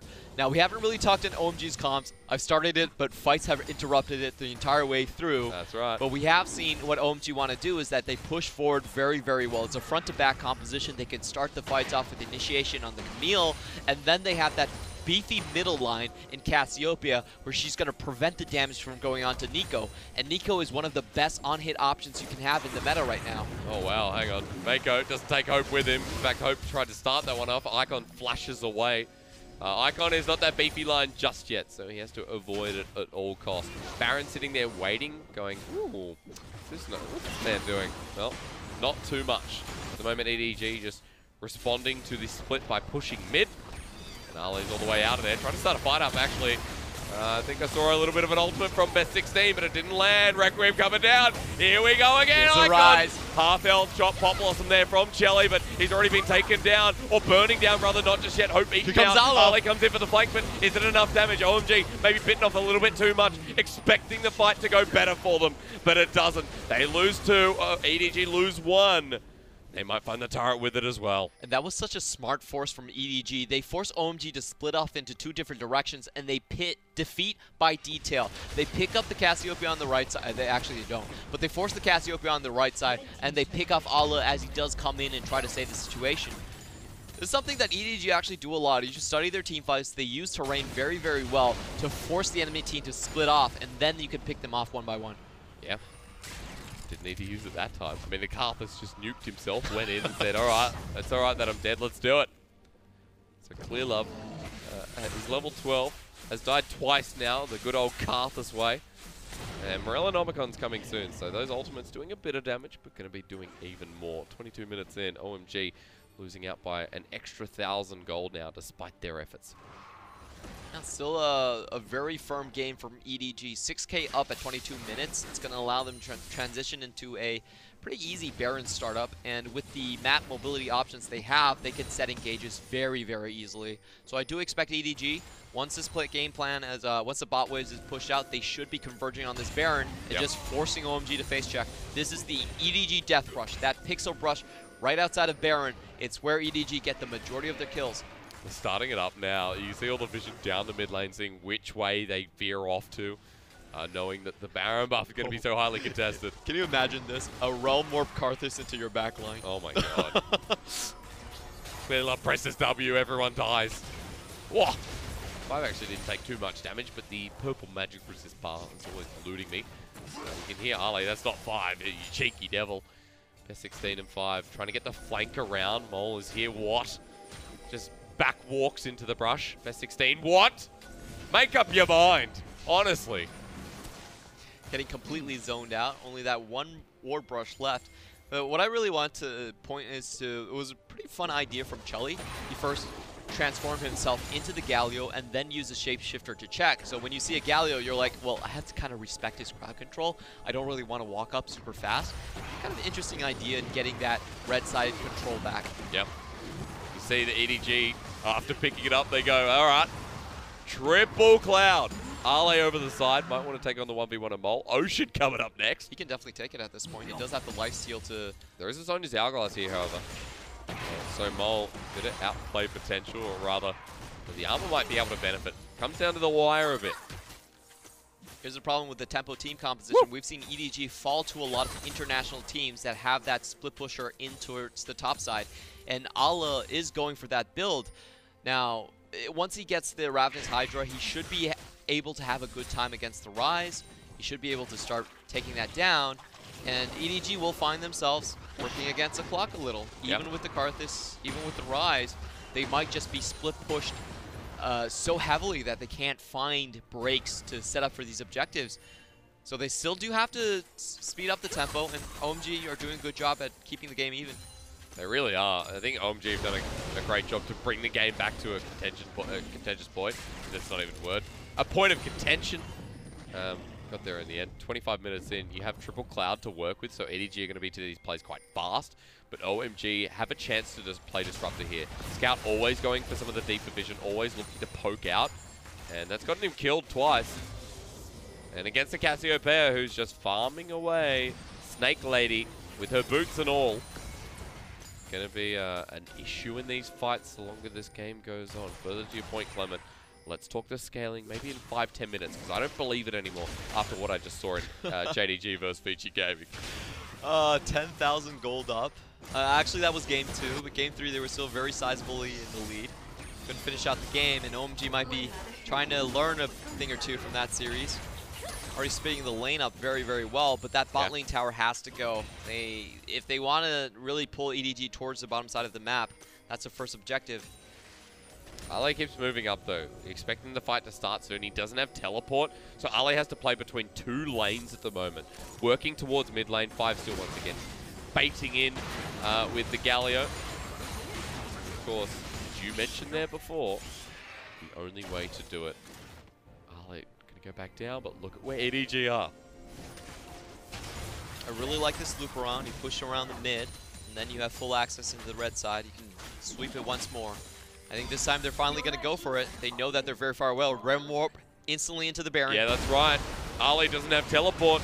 He's level 15. He's just going to have to pick up the turret. Can Best 16 get a steal? It's going to go down very quickly. Best 16 had no idea, but now they do. EDG just forced it. And Ale, top bottom lane turret's all he can trade off. And that's a beautiful, that's the beauty of Realm Warp.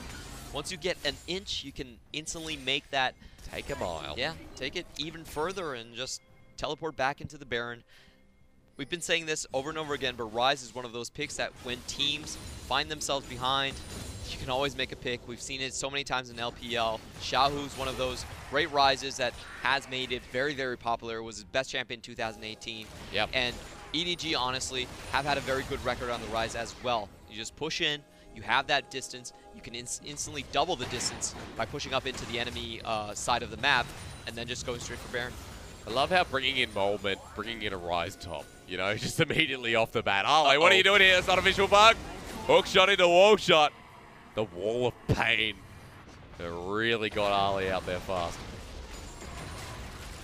So taking stock of the situation, this is still a team fight that OMG can potentially take, but I'm looking at Icon. Can he actually get that Petrifying Gaze off? Hope does not have any cleanses, so if you could catch him, could be a chance. I mean, Icon getting bursted down before the fight can even start. Going to heal up a little bit, of course, as Cassiopeia does, but OMG getting pushed on again. This fight now going to have to come out. At 28 minutes, the stock of the situation will continue to rise if OMG get a pick. It'll be successful for them in this next fight, but if they get that pick, already poked down by Scout, Mole's going to push mid as well. Now, I'm curious about the 1v1 here, because now with Seraph's Embrace, I think it's doable. Yeah, he needs to keep his distance. He needs to avoid the hook shot, but if that doesn't land, I think Mole will win the trade. Overall, with time, I would still give it to the Camille, but right now he should be feeling pretty confident and just stay in open terrain and warding off Right. All right, OMG, deal with hope. Culling's going to come through. That's a fake Shelly. They play the bait. They pull back. But this Baron buff minion is still hitting. Ale taking the 1v1. We finally get our answer. And Mako's coming in. You cheater. Ale runs away. And look how far he's gone. Mako going to zone him off. The Frog says, come back here. I am the master chef. He doesn't Let me show actually you. spot Ale. Here we go. Tongue lash. Look at him waddle. There's one. Ale still has to back away. He's teleporting to the bottom wave. Mako 1, 2, 3. He can't find the Devourer in time. Ooh, but that's still a massive teleport wasted from Ale there. And if the timers line up, which I don't think they actually do. Oh, no, the timers are actually going to line up. So he's not going to have the teleport for the next Baron, actually. Yeah. That's going to be pretty rough. So EDG can just, once again, go on to their old tricks. There's not going to be enough sideline pressure. Ale hasn't had teleport pretty much every single point of this game. Teleporting to lane, and then pretty much teleporting to lane, responding to a push, escaping. No team fight for Ale to really participate in. He's a level 16 Camille with Ravenous Hydra. His second item picked up. That's rough. You want the Camille in as fast as possible and able to split push to side lane. He'll go in now, but after being spotted, EDG will look to make a move as they normally do. And Karthus is big. Zanya's already online, has the double pen from Morello Nomicons. Yeah. If Clearlove decides to just flash into the enemy comp, OMG cannot go forward. And that's a massive advantage, especially if what you want to do is set up a Baron fight. So I do expect them to go with that play. At least for OMG, the pace has settled quite a lot, even though the gold lead goes towards EDG by a very favorable amount. And 4 elementals, you're thinking that, yeah, it's just Oceans, it's just Cloud Drakes, because earlier in the game, the Karthus and the Lucian, even Scout, let's just name everyone at this point, getting triple Cloud Drake was huge. But OMG have quelled it for enough. They're going to push down the mid lane turret, starting to evolve and adapt and maybe scale a little bit. Scout at half health, burst it down with the help of poison. Turret's going to go down too. OMG forcing objectives and coming out better for it. And the problem with EDG's comp is that they're not very good at sieging. We've seen them with the full duration of the Baron buff, not able to take down any of the inhibitor towers. It's very hard for them to walk up against a Cassiopeia. Yeah, that's a Cassiopeia, right? I wonder who that is. It's definitely Cassiopeia. I see no problem with it. Really, Renan's Cassiopeia. Yeah. And they also need to be very aware of the Tangle Barbs. Tangle Barbs is actually great at stopping sieges. People are hiding behind their minions. They're thinking, oh, we have no problem here. But if Hope gets caught by one, easy follow-up from Icon in Best 16. So it's been very tumultuous for EDG to actually push up even with the Baron. And it's allowed OMG to stay in the game. Yep. OMG going to have to deal with another one though soon, Clement. 1 minute. 32 minutes into the game, I want to see that double Baron again. I want to see a rinse and repeat. And we've kind of almost got it. Over in Chengdu and OMG's home arena. For this match, this means just so much. It definitely does. This match is to keep them in playoff contention, realistically. And although not confirmed just yet, we know how important it's going to be. Yes. Oh. What? They're not EDG fans. No. Those Krugs. What happened there, Clement? That's just rigged. 3 items on the Cassiopeia. Icon, you saw how quickly he did Krugs. Well, he's going to do even worse to EDG if someone gets caught. Can you imagine LPL without EDG in playoffs? I don't understand what that even means. I mean, that's what I said at the start of the year. They made You playoffs. said they weren't even going to make playoffs? I said they were probably not going to make Worlds. Clement. I put them in front of BLG, but underneath, like, FPX, Suning, TOP. I said they wouldn't make Worlds, but I also said they would not make playoffs. If there was one person that was the protagonist of the LPL, I actually think it would be Clearlove. Probably be Clearlove over Uzi, just for as a story mode. I mean, player number 1. Yeah. Clearlove has been through it. What'd you call him, old man hands? I called him an old timer once. Alright. I mean, he called a couple of people old timer. This is a quick start of Baron. There's a war there, though. OMG, what's happening here? Don't think you want to take that. They're going to keep going for it. EDG just walking in like, hello, howdy doodly. Let's see what happens here. OMG right in the middle of the pit. 4K, Realmwolf's coming in. Still hitting the Baron. Going to play the 50-50, but EDG, are they in the pit first? Clearlove flashes in. Doesn't get it in time, but the Castle's in the middle of everything. Pop Blossom comes down. Clearlove's still alive, waiting to die. They've already found a pick. OMG, the fight is working out for them. Scout is zoned away. Ale forces a flash, but they just turn on him. Requiem coming down. How many will Boom! It doesn't find anyone. The Dark Harvest stack is pretty much it. Mole goes invulnerable, but drops down. On hit, Nico picks up a triple kill, and Scout can't even get retribution. Oh my god, disaster strikes for EDG. They're paying the prices for running their hubris composition. Hubris roster, actually. Yeah. And honestly, EDG did not play the fight as well as I hoped they would, because they did have the Karthus to send directly into the pit. What they should have done, I felt, was you just use Mako, you send Karthus into the pit, and what does OMG do then? OMG are stuck in a very difficult position. Do they walk outside of the pit and give Karthus the smite and the Baron? But instead they choose the direct walk-up route. They're not in time to actually stop the Baron, and 5 comes in from the side for such a great 3-man taunt. It really splits the entire EDG composition. And watch this target focus. Nobody touched the Karthus. Everyone focused on the different targets. Before that, they get Hope really early on into the fight. And the rest of it, honestly, is cleanup. Karthus not having that late game impact that we wanted him to have. Mole was close to getting a response there. But yeah, I mean, Mole did the damage, but look at the on-hit Nico. When you have a Galio, when you have so much protection, it's great. That was so well done from Hope. Not Hope, I'm sorry. Actually, it was so well done from 5 to snatch Hope out of the fight early on. Only 1k damage done by the Lucian.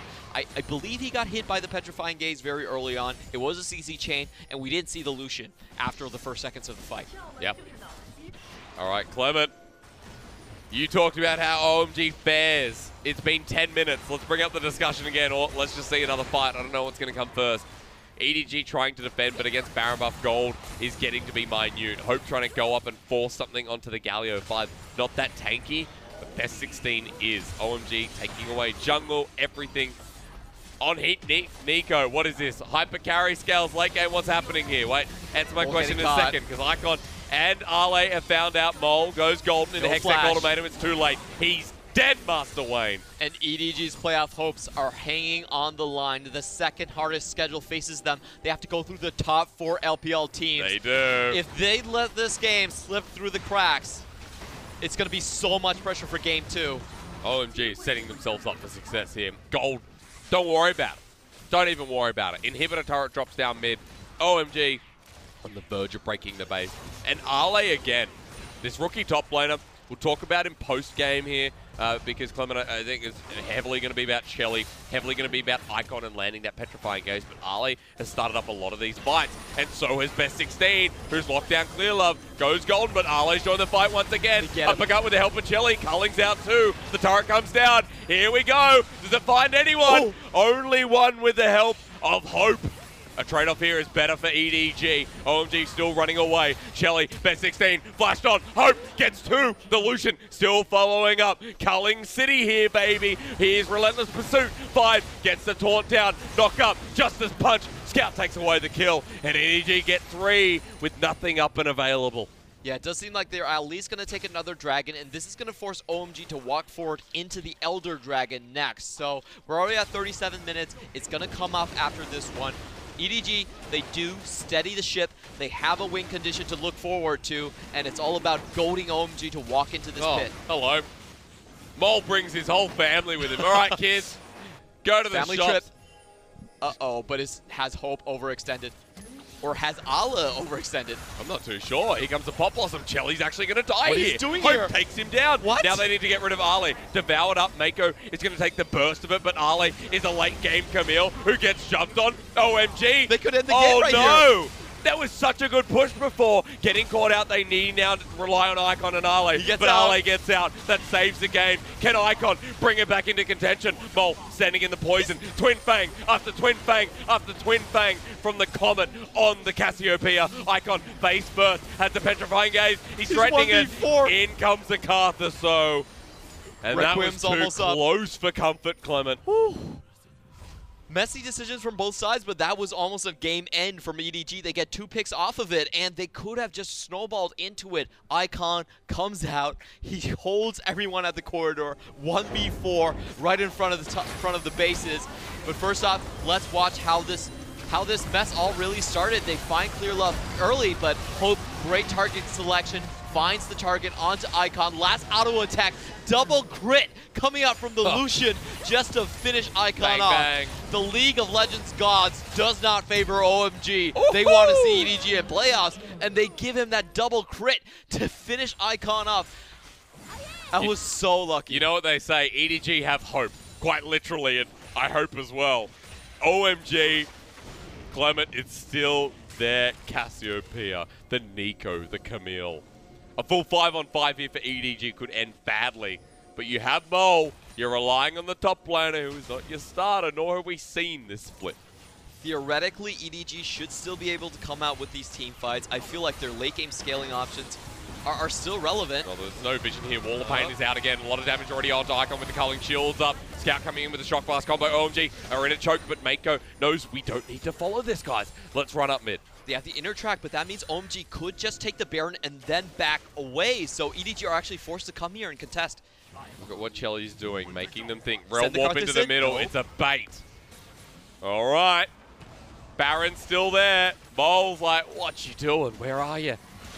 They are starting it. What OMG has done so well is avoid those close quarter situations. They have, where but Karthus Clement can is get going down so everyone out. fast. Hero's entrance coming in. It's the 2K. They're off the Baron. They turn for the fight. Requiem not used just yet, but OMG, they've lost their jungler. In for the flank. Scout has found exactly the right entrance. Pop Blossom down. Is it enough? Here comes a Requiem. This time, it's enough to make a big bang. Icon's out, but Scout is in. And Hope has bringing everything here. Mole looking for the chase up. With the miasma, it's hard to breathe. But Icon takes the last overload to the face. And EDG recover well as they run towards that Nexus. EDG fans, they breathe out a sigh of relief as the game is going to wind down from them. EDG, bring it to a close, Clement. This is the moment where you say that was too close for comfort. OMG trying to stay in the race, but EDG just looked too done. I'm going to say happy, lucky. I'm not sure what word I want to use there, Clement. That one was too close for comfort, for sure. The great hero play from Scout. I really think he's going to win the MVP off of that, but finding 5 in their own jungle, catching him red-handed as he tried to make the same exact play he did in the previous Baron fight, really won it for them. He takes down Galio. Galio puts down no crowd control earlier on, and this time they stay in formation. It's a situation where OMG have to run into them. Karthus gets the maximum amount of damage off, and they wipe the floor with OMG. Too close for comfort. Game after game tonight, we have gotten an absolute treat. This was no exception. The on-hit Nico factor, Icon kind of came into his form. Ale had a great game, I would say, up against Mole. But Hope, boy, oh boy, oh boy. There was just so much riding on the line for this game, especially on EDG's side. They would have been called out for sending this roster in a crucial matchup against OMG. But they do pull through in the end. I loved what they did in the early game. It was really cool, but there was only one mismanaged Baron. That was all they needed for the Tempo team to kind of collapse. I mean, I don't even know how you start with that game, because that was, you know, from the minute we jumped into kind of the minute it ended, we had expectations, a slow mid-game, and then we just got to the end. We're like, okay, EDG. Running Mole and Hope in the bottom lane. Let's start with that, because I think Hope looked great. Yes. I think Hope looked great, and it's a good refresher there, considering how iBoy at the start of the season wasn't in his form, wasn't consistent. Arguably, that was Mako as well.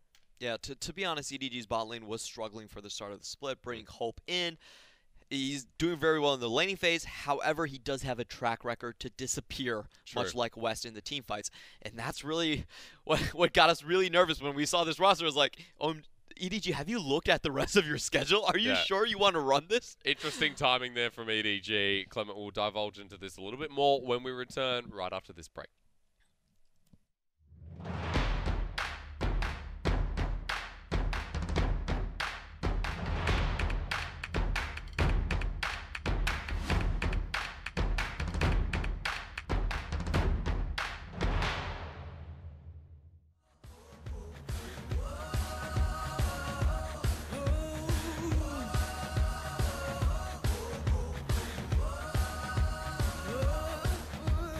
Coming up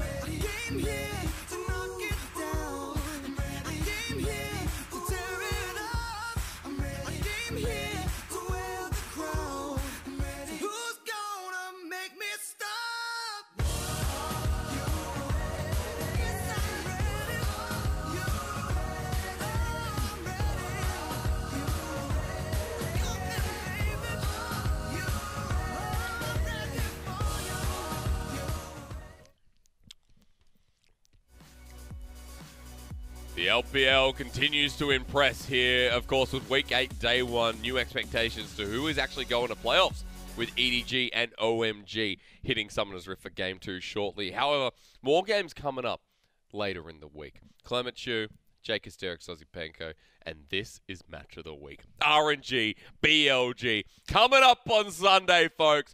This is the game that defines if BLG and Kuro are really on the track. Two teams really hitting their strides right now. If you look at the standings, RNG are not even in the top 4. It's BLG that holds on to that position right behind the vanguard of the 3 teams we just mentioned. And I do think it's all going to be about the matchup between the mid laners. Karsa's been popping off. Xiaohu has been our best performing mid laner statistically after the Chinese New Year. And he's going to face off against the likes of Kuro. Kuro, a great map tactician, moves around so well, teleports so well, clash of different styles. Who's going to come out ahead? Throw Meteor in there as well. The 2v2 gets spicy. That's coming up on Sunday as our second match. However, we are still in the middle of another series. We're still in the middle of OMG and EDG, which was a very close finish, if I may say so. It was really heart-pounding to watch that game go on. EDG's playoff hopes were on the line, and OMG, they just had a miraculous comeback against Sunny. 10,000 gold down, they still win the matchup against the supposed super team of Sunny. So I was thinking, is it going to happen again? But finally, with the correct play in towards the mid lane, I felt like Scout really did his job right there. Found the Galio out, prevented that team fight from going sideways, and they closed it down. That he did, but the consistency goes to the bottom lane of Hope. The MVP goes to the bottom lane of Hope. The sub for Jackie Love. And let me just say, Hope had a stellar performance. Yeah, don't mind about iBoy. I'm stepping up this game, 8-1-5 KDA. Most importantly, putting on a more dominant performance than Mako and iBoy did throughout the majority of the split. This was an actually very good laning phase from him. I want to see if he can continue on the Lucian. Now, it will be Hope playing in Game 2, but for EDG transitioning back to Ray. Not sure what the Game 1 expectation was from Mole, but Mole played pretty decently himself. Ray coming back in, and we had a lot to talk about with Ray. I'm glad to see the second pick ban. Clement, second pick ban. We have Ray. My hands are hurting because you're squeezing the blood out of them, but that's a Riven. Riven online, baby. We've seen this counter matchup happen before. Very much in favor of the Riven. You can stop the hook shot mid-air.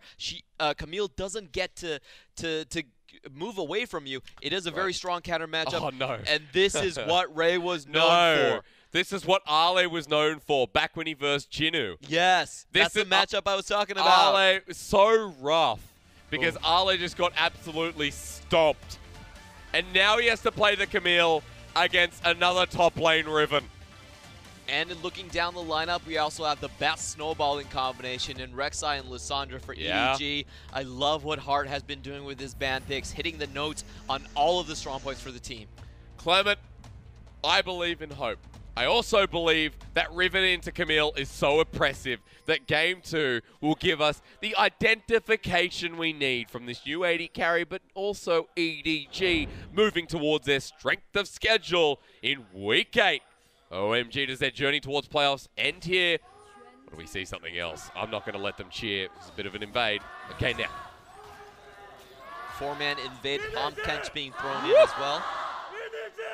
That man's right next to the mic. You ready? Okay. So, what I've discovered from my time being here in China, which is 2 months, about a week, 2 months, 1 week, I've discovered that the community has learnt that they can chant things like SKT, TSM, G2, you know. I was thinking about shouting out Direwolves in the crowd yesterday with TOB and FBX, but I'm like, that's disrespectful. Doombee's wife's there. She's so passionate about FBX. But you know what? One day. So I like the enthusiasm there. We're just having a look at runes, though, while I was bantering off. We don't see anything too different here. Back to the Conquerors on Camille, but Conquerors on Riven. Yeah, we do have to talk about Conquerors because it does now proc off on skill cast as well. So you can imagine Riven hits that threshold very, very quickly. Like a truck. Yeah. And the additional adaptive damage also helps out a lot with the bonus AD ratio she has. Much more of an assassin type of a scaling on her abilities for Riven, so the adaptive force helps that out a lot as well. Best 16 just showing himself in the mid lane while we do talk about Riven. Goodbye, Best 16. We know you're towards the bottom side now. After clearing up most of his top side, heading down there. Scuttlecrab is available, going for that straight away. Inspiration second, however, on Ray. Cosmic Insight getting early trades off. Even earlier, one would say. You've even got cooldown reduction instead of the extra adaptive damage or attack speed. I like this from Ray. He's going to be flopping a lot quicker. Yeah, it's a pretty standard build from Riven overall. He's thinking that he has a very strong side of the matchup. Doesn't even need to go to the resolve tree for extra defenses. And I think he's right. This is a very one-sided matchup. We've seen this. Jinnu versus Allah is actually the matchup that you just mentioned. Haunt him. Yes, it was not fun to watch. Let's just put it that way. Clement is the only Camille top I know. You know, I said one of the few before, but I don't actually recall anyone who consistently picks Camille up into the top lane anymore. Yeah, it's or at all. Been heavily nerfed over and over again. Hookshot took a big dive. The tactical swipe as well. So really, the only ones are your hardcore Camille aficionados. Yeah. Still, we saw the scaling in effect last game and how Ale got ahead. So it doesn't mean that it's necessarily going to be a bad pick. It means that Ray is still going to have priority. He used that priority, got some deep vision off. Look at where EDG are putting their wards this early on with Best 16. While the river is very heavily warded by OMG, making sure that there's no advantage given over with the help of Clearlove to Ray in the top lane. But this time around, they're doing a much better job at controlling their own jungle. And I think the Olaf pick was actually quite smart against Clearlove that likes to out-control your map and out-farm you, take away your camps. It's pretty worthwhile to get an Olaf that just clears his own camps really fast and cannot be invaded on. You don't want to invade an Olaf no matter who you are. Ooh. I like this back, or attempt to back from Icon, but it was disrupted by Clearlove. Means he has to stay in the wave while Best 16 starts bullying him. That's the cheeky Clearlove play. I swear there was a phase where Clearlove only played Rek'Sai, and the only trick he had was stopping backs. This seems to be very Clearlove-esque. Chelly and Hope, quick trades in this bottom lane, but Five and Chelly are winning this out. The Vayne into Kai'Sa we're seeing a lot more. Clearlove having to give up his top camp too. Good rotations here. OMG. Strength of bottom lane. Top lane, they force out the jungler. Vayne is considered somewhat of a counter pick against the Kai'Sa. You do have the range advantage and also the dueling advantage as well. Yep. So just putting a lot of hurt down, as long as you can dodge those tongue lashes, it's quite favorable for the bottom side of OMG. Perfect sense. Here we go again. Arla's like, I'm not using hookshot at all at the moment. We're going to see the one-on-one in the top lane, maybe the 2v2 in the mid lane. Scout jumps onto the jungler. Rek'Sai getting advantage. Best 16 revenge is taken, but Clearlove might actually heal this up with the help of Fury. He's going to spin once, not even twice. Icon taken low, jumps on by Scout. Double kill for Lissandra. Ray's coming to get ya, but he doesn't need to do anything else because EDG win that trade wholeheartedly. Fighting where you have priority. The words to live by EDG. They have a strong top side. They're going to move into that scuttle very, very hard. And unfortunate for OMG, the Sleepy Trouble Bubble did not land on the initial target. That's really what cost them the trade there. Yep. They had the drop, but not the focus fire to really take down the members of EDG. We can watch that again. It's actually Best 16 running into the fray to get that, but the Sleepy Trouble Bubble actually intercepted by the Rek'Sai and not the initial undertow landing onto Scout. They do manage to pick up that one kill, but the Frozen Thrall and just the additional damage from Scout, priority from Ray, cutting that short. Arla could have gone in there as well if that paddle star landed. So Scout flashing over it means that there is no intercept. There's no extra follow-up there from the top laner of OMG. I like that there from EDG. 1k gold lead, 6 minutes in. Again, a lane that you can play through. And this time it is the mid lane rather than bot. OMG, unfortunately, with their really strong mid-jungle duo, not able to get off to a good start. We've seen a lot of good plays from Icon on this Zoe. He's definitely one of those top-tier assassin players. Yeah. But you have to get the Zoe going. That's always the big question. And it's going to be a difficult task. Now Lissandra can't burst him down. Cheeky Q.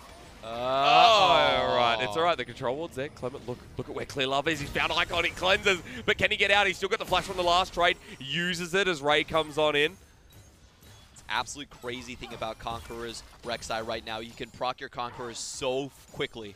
Just the Q, the Unburrow knock up, and then the auto attack Q again. You've got your Conqueror's proc online just with that. That's why he's so she is so powerful in the meta right now. And you can see short trades almost takes her almost takes a mid laner down to half health. Yeah. You didn't even get the E for that, and that was enough. Ali coming down. Look at Scout trying to move to other lanes. Well, just flew a mile. Ali just trying to get out of this lane, see what he can find as well. 10 CS behind of the Riven, so doing okay for starters. It's gone a lot worse, a lot quicker than the past. And Ray just zoning him out. This is where it begins. Level 6 on Riven is going to be so much more impactful than level 6 on Arlet.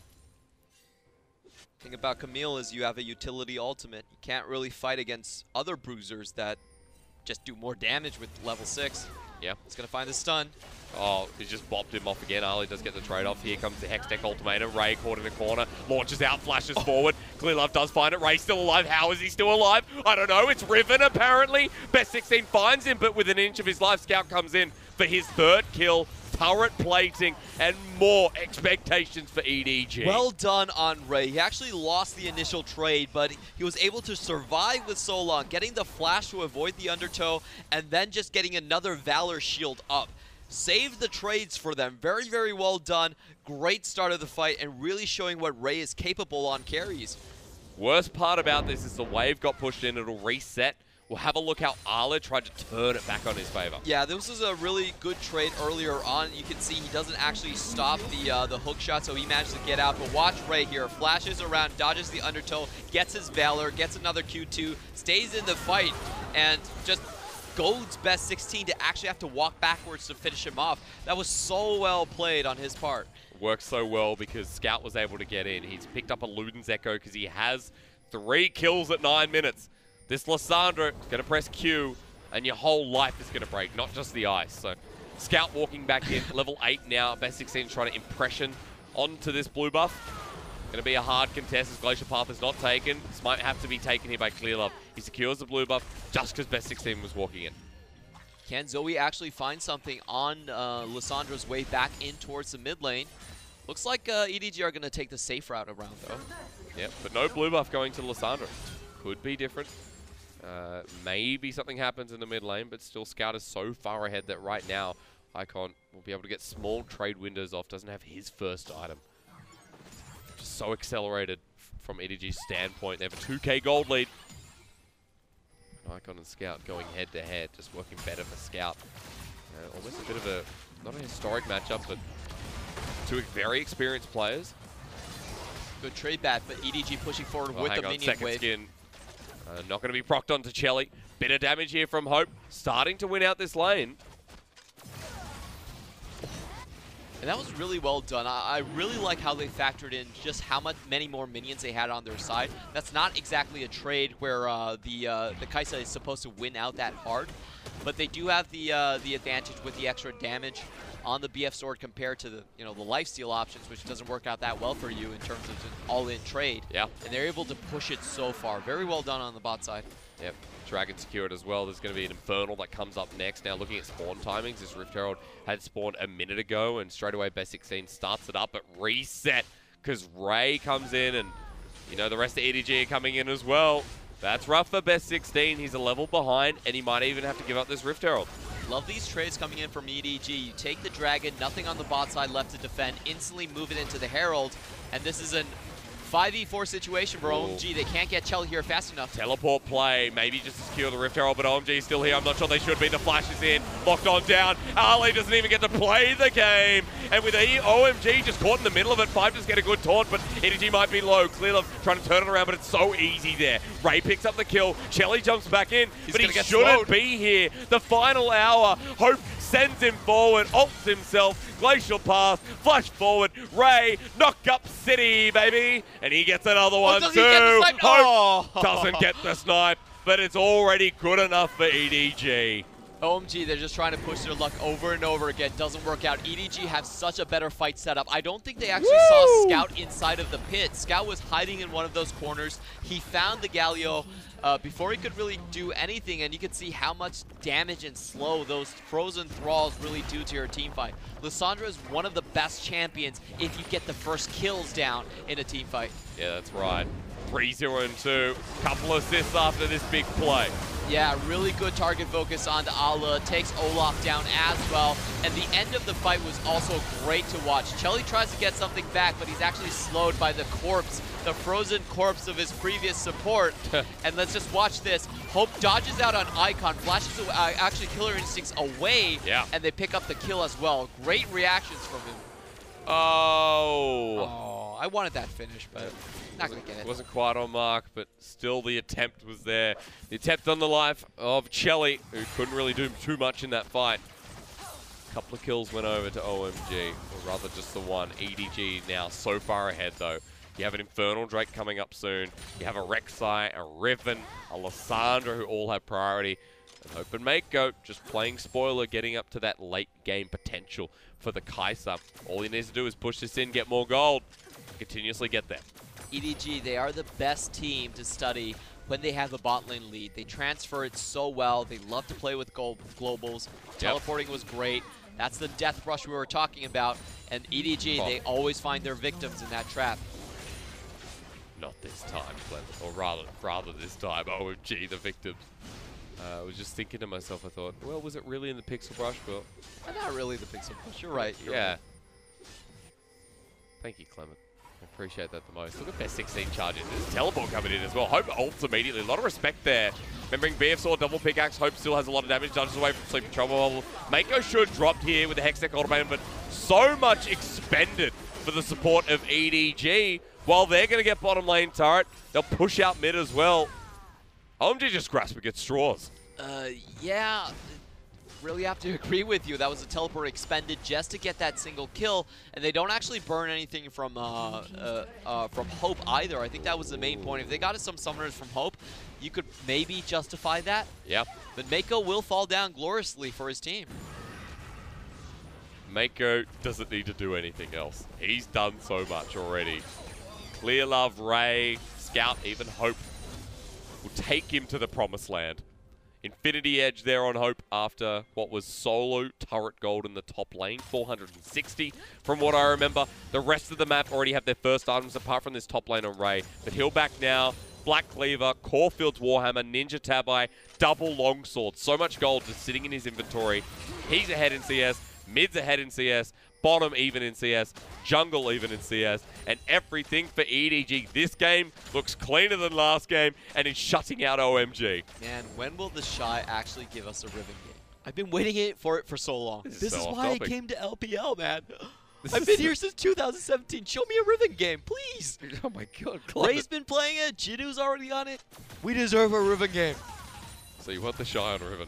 All the Riven mains have already brought it out. Riven it's is Conquerors. It's not niche anymore. It's in the meta. It's in season.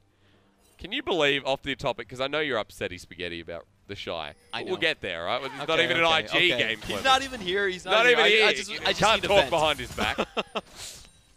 On the note as well, did you ever think we'd see a meta with both Riven, Vayne, what else? I mean, we're back to Rek'Sai. That's not super exciting.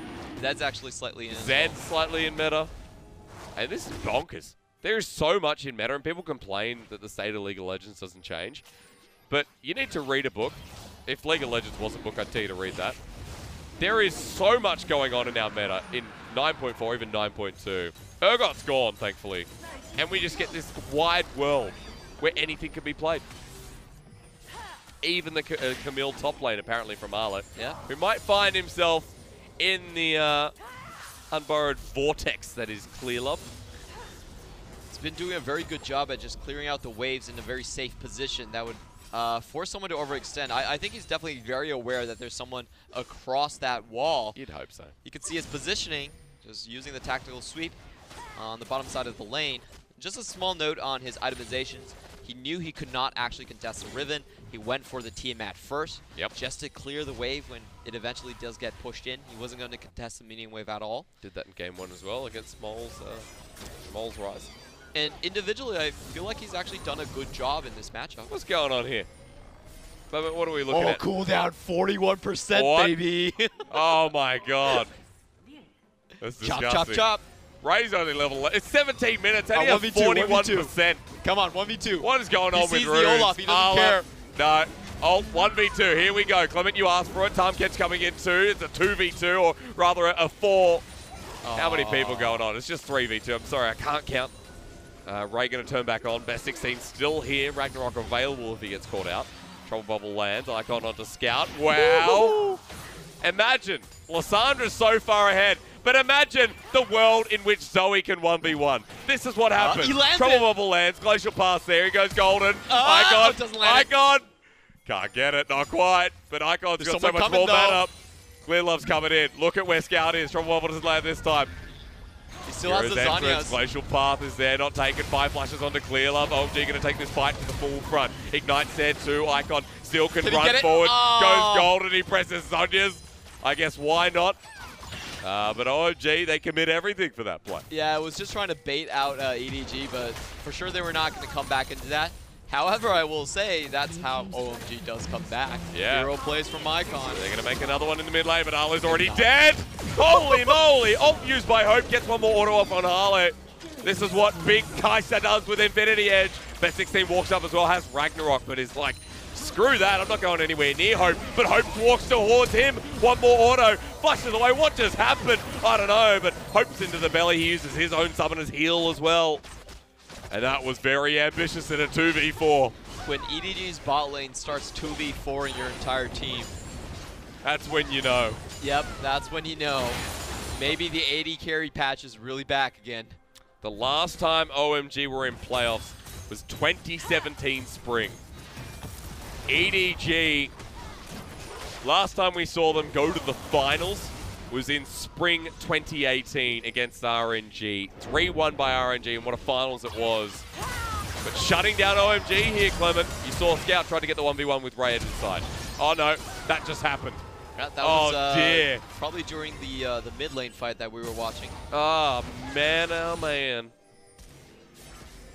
Icon not having the impact he wanted, and Ray. Oh no, he started again. He can't get the stun. Ali actually gets it off first, but that doesn't mean he's not going to die here, Clement. The ultimate is there. These broken wings. Hextech ultimatum. Nothing happens. Ray just gets him and kills him immediately. Best 16 won't be altered down with the frozen tomb. Ray looks so good on Riven. Let me just say, Riven looks so good. She does. She definitely does. And like Ray, you know, he's coming in. He's saying, "Why are you guys playing Mole? Why am I being excluded in game 1? Why do I have to sit the bench? I can do carries. Sure. Just put me on one of them. Ray, I'll show you." Ray doesn't play tanks anymore. Ray just plays carries, Clement. Yep. EDG know exactly what they want to do here. They want to put Ray on carries. They want to get this bottom lane turret. They want a 10k gold lead, which they've achieved. Mountain Dragon coming up soon. And Shelly's like, boys, get me to 3 items. I'll win this for us. It's a long way off. That's a long way off. A long way from home. He's not even closing on 2 yet. He's an item behind of Hope. Honestly, none of the lanes are doing well for OMG. It's going to be very hard for them to actually find a way to come back into this. Icon's still the one I'm looking at. That 1v1 duel against Lysandra was amazing. He is a Zoe. It doesn't matter how many items you are behind. You are a Zoe. You know, that's what they say. Classic quote from the 1900s. Back then, Zoe was, you know, it was a cool kind of thing. Kind of went like jazz.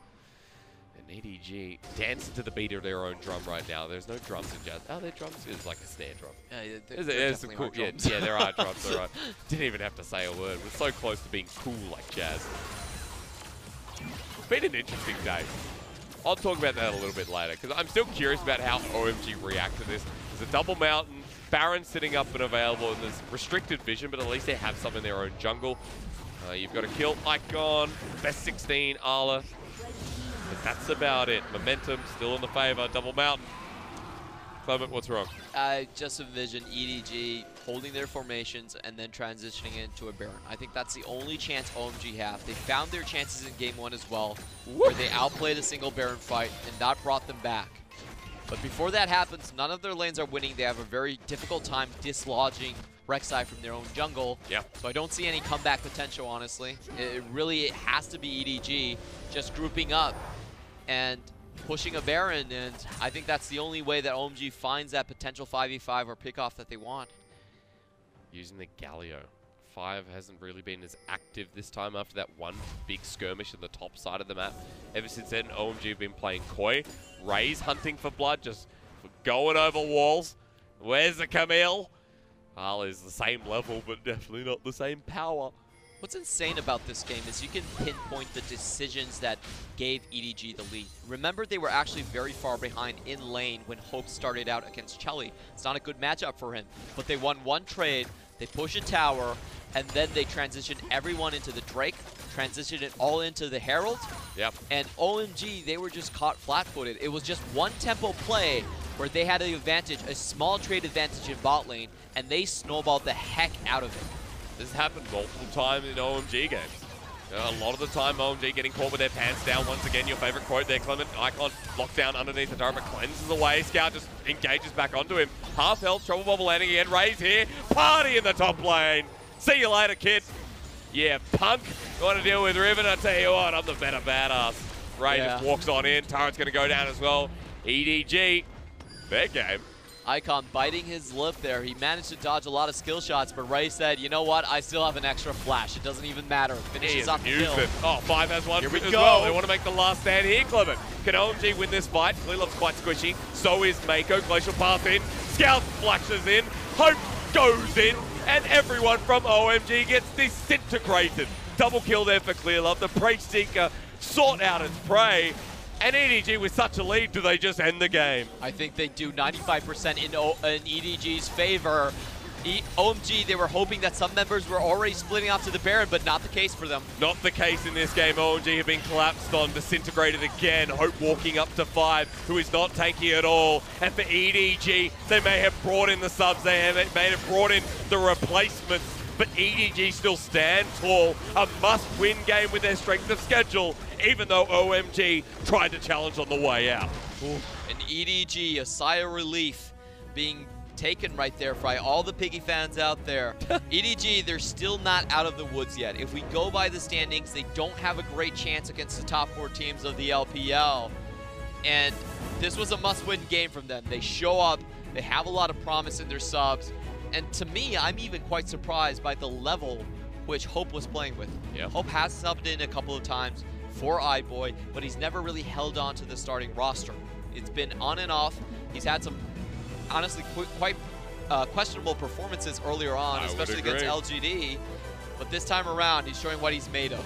Really good from start to finish, great laning. He shows that he can play within the EDG system, and he has individual flair as well. When EDG start playing on their larger roster, it's good that the question marks kind of disintegrate. In Game 1, Mole was quite stable.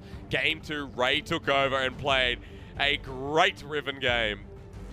We just see so many of these dynamic picks in the LPL, and I love it each and every time. The LPL is the best region that uses counter picks. That's what I feel like. Say that sentence again from the start. The LPL is the best region to use counter picks. Stop right there. You said it perfectly.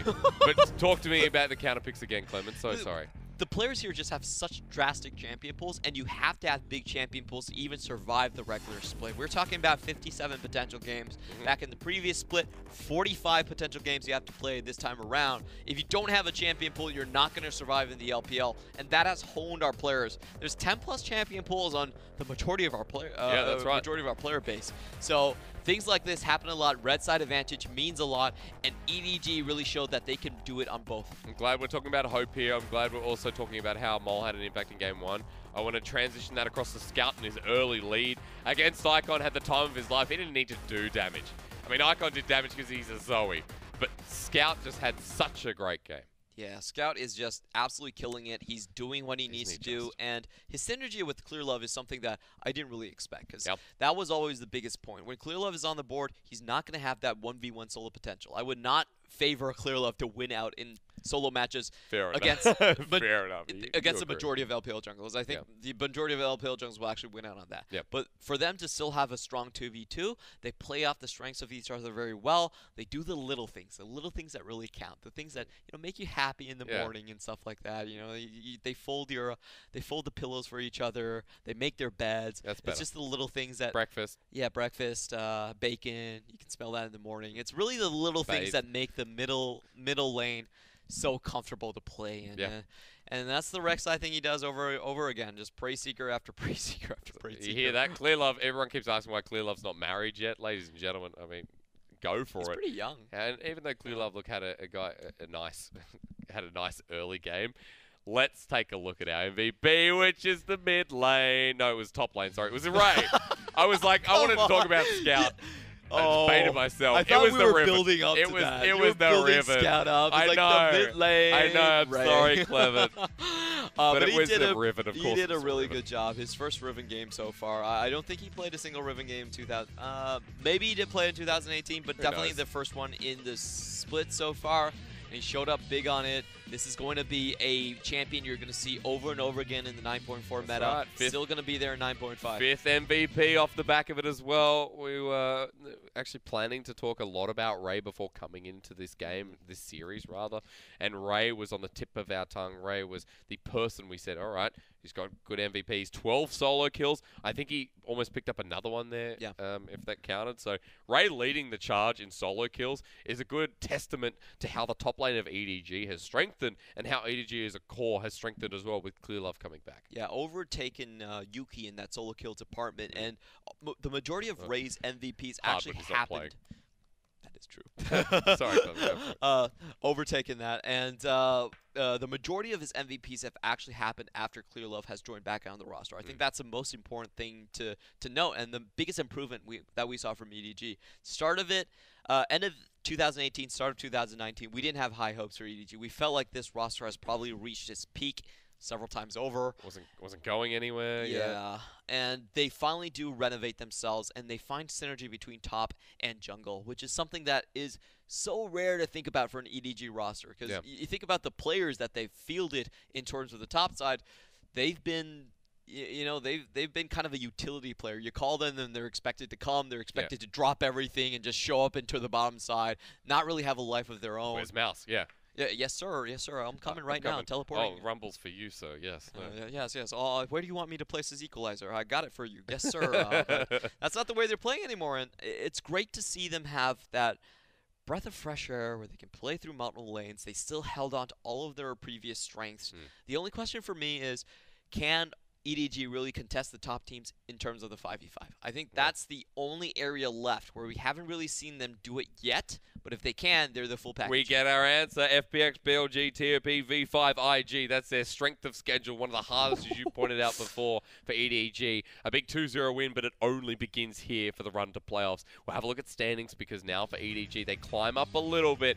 But like I said before, it's a hard journey with Suning still trying to fight up and get in that top 8. So we're going to talk about the teams that actually have easier schedules going forward. Victory 5 and Sino Dragons actually have one of the easier schedules going forward. So we could realistically see them actually moving up and contest that playoff spot. On the other hand, EDG and Suning, the road actually gets tougher. The road's not very easy to face. They're probably going to have to really show us something miraculous, break a lot of expectations if they want to hang on to their spots. And the number one toughest schedule we have left is actually up for Billy Gaming. Yeah. Their schedule, I watch it, the records for the teams that they have to face is, I believe, 40-26. So very, very one-sided. We do expect them to drop down, but they're still so far ahead in the lead. They're very comfortable. I still expect them to make playoffs, just not at their current position. That's a very good point because RNG will be playing them this Sunday on. So that's the start of their schedule. If BLG can overcome RNG for our match of the week, then I'm going to be pretty excited because BLG are a team that you really want to get behind right now, playing probably the most closest to Korean-style League of Legends, calculated, paced. And not that our plays aren't calculated, but, you know, when you watch BLG, you understand. Let's take a look at Tuesday, though, because we're off tomorrow, Clem. We're going to have a break. Of course, we need to have a breather. And BLG, this is not one of their hardest schedules because WE, question mark right now. And we have to mention that WE are actually only one game away from 500. So they're actually in the playoff contention as well. They face a lot of tough opponents. This is a squad that I actually do expect to move up in their rankings. Okay. They had a very good series early on this week as well. However, as we go into the second set, this is one where... You were right. Suning do have a rough schedule. It starts tomorrow. I do want to cheer for my previous LMS boys, but they have not shown me much to cheer for. After TOP beat FPX, I tell you what, a lot of people, the hype died down for TOP, and you understand. I'm looking at you. I know you stopped hyping up TOP, and I'm disappointed because TOP look like a TOP3 team. Honestly, they should be #1 in the schedule, in the standings, but because the way the rulings work, we only calculate wins, and then we go to game differential. IG are hanging on to that top spot for now, but in most other systems, TOP would actually be #1. And this is going to be a test if they actually hold on to it. Both of these teams were formed this split for the specific purpose of reaching Rift Rivals, going far in the playoffs, and they are monster squadrons, strong from top to bottom. All three of these lanes can carry from either side. Ready to kick butt and chew bubblegum, and they've run out of bubblegum. Wednesday coming up for you as well. That's when the English broadcast returns. And we've got some schedule for you. Look, Snake first V5. Okay, that's cool. RNG, Rogue Rose. Okay, that's also cool. Because both V5 and RNG, they're on the cusp too. Yeah, V5 is a team I said they actually have a decent schedule ahead of them. They can really realistically make it to playoffs. Even with their tumultuous showings against teams like Invictus Gaming and whatnot, they still have that chance in their pocket. They've won enough of those matchups on the lower side of the bracket to really stand tall here. And RNG versus Rogue Warriors not really in contention, but RNG, they need to crack the top 4. They're still sitting outside of that guaranteed quarterfinal spot. So this is what they're going to be chasing after. RNG beat Snake the other night and looked great doing it. Snake and Rogue Warriors, both teams that I feel you can join in if you want, that will not be making that playoff position just based on their performance rather than, you know, the stats, and whether they lie or not is a different question as well. Playoffs are coming closer. We've started week 8, Clement. 3 weeks to go, including this one here. Our top 8 looking heated. I think this is the first time in a while, especially since, I mean, we've got 16 teams. The top 12 are very, very close together with maybe a couple of outliers, both top and bottom. Yeah, definitely. It's the case of 2019 where all the teams in LPL can defeat each other. If you draw a circle, it's definitely a cycle with LGD here. LGD are right there, They beat every strong team, EDG, and you know, LGD is actually one of the kryptonites for EDG. Yeah. They actually don't have a good record against 3-1 was LGD's score versus EDG last year as well, and they actually extend that this year. They can trade every single player on the team and still beat EDG. I don't know what's wrong with that organization. It's so annoying. But LGD beats the top 2 teams. Top 2 teams beats everyone, and then it goes back to beating LGD. So we have the cycle of LGD life. are the best team in the LPL, confirmed. But of course, the English broadcast will return on Wednesday. Thank you so much for joining us. Thank you so much to Clement Chu and our whole production team. LPL action tomorrow you can view on Huya and Doyu. But until then, it's bye for now, but not forever.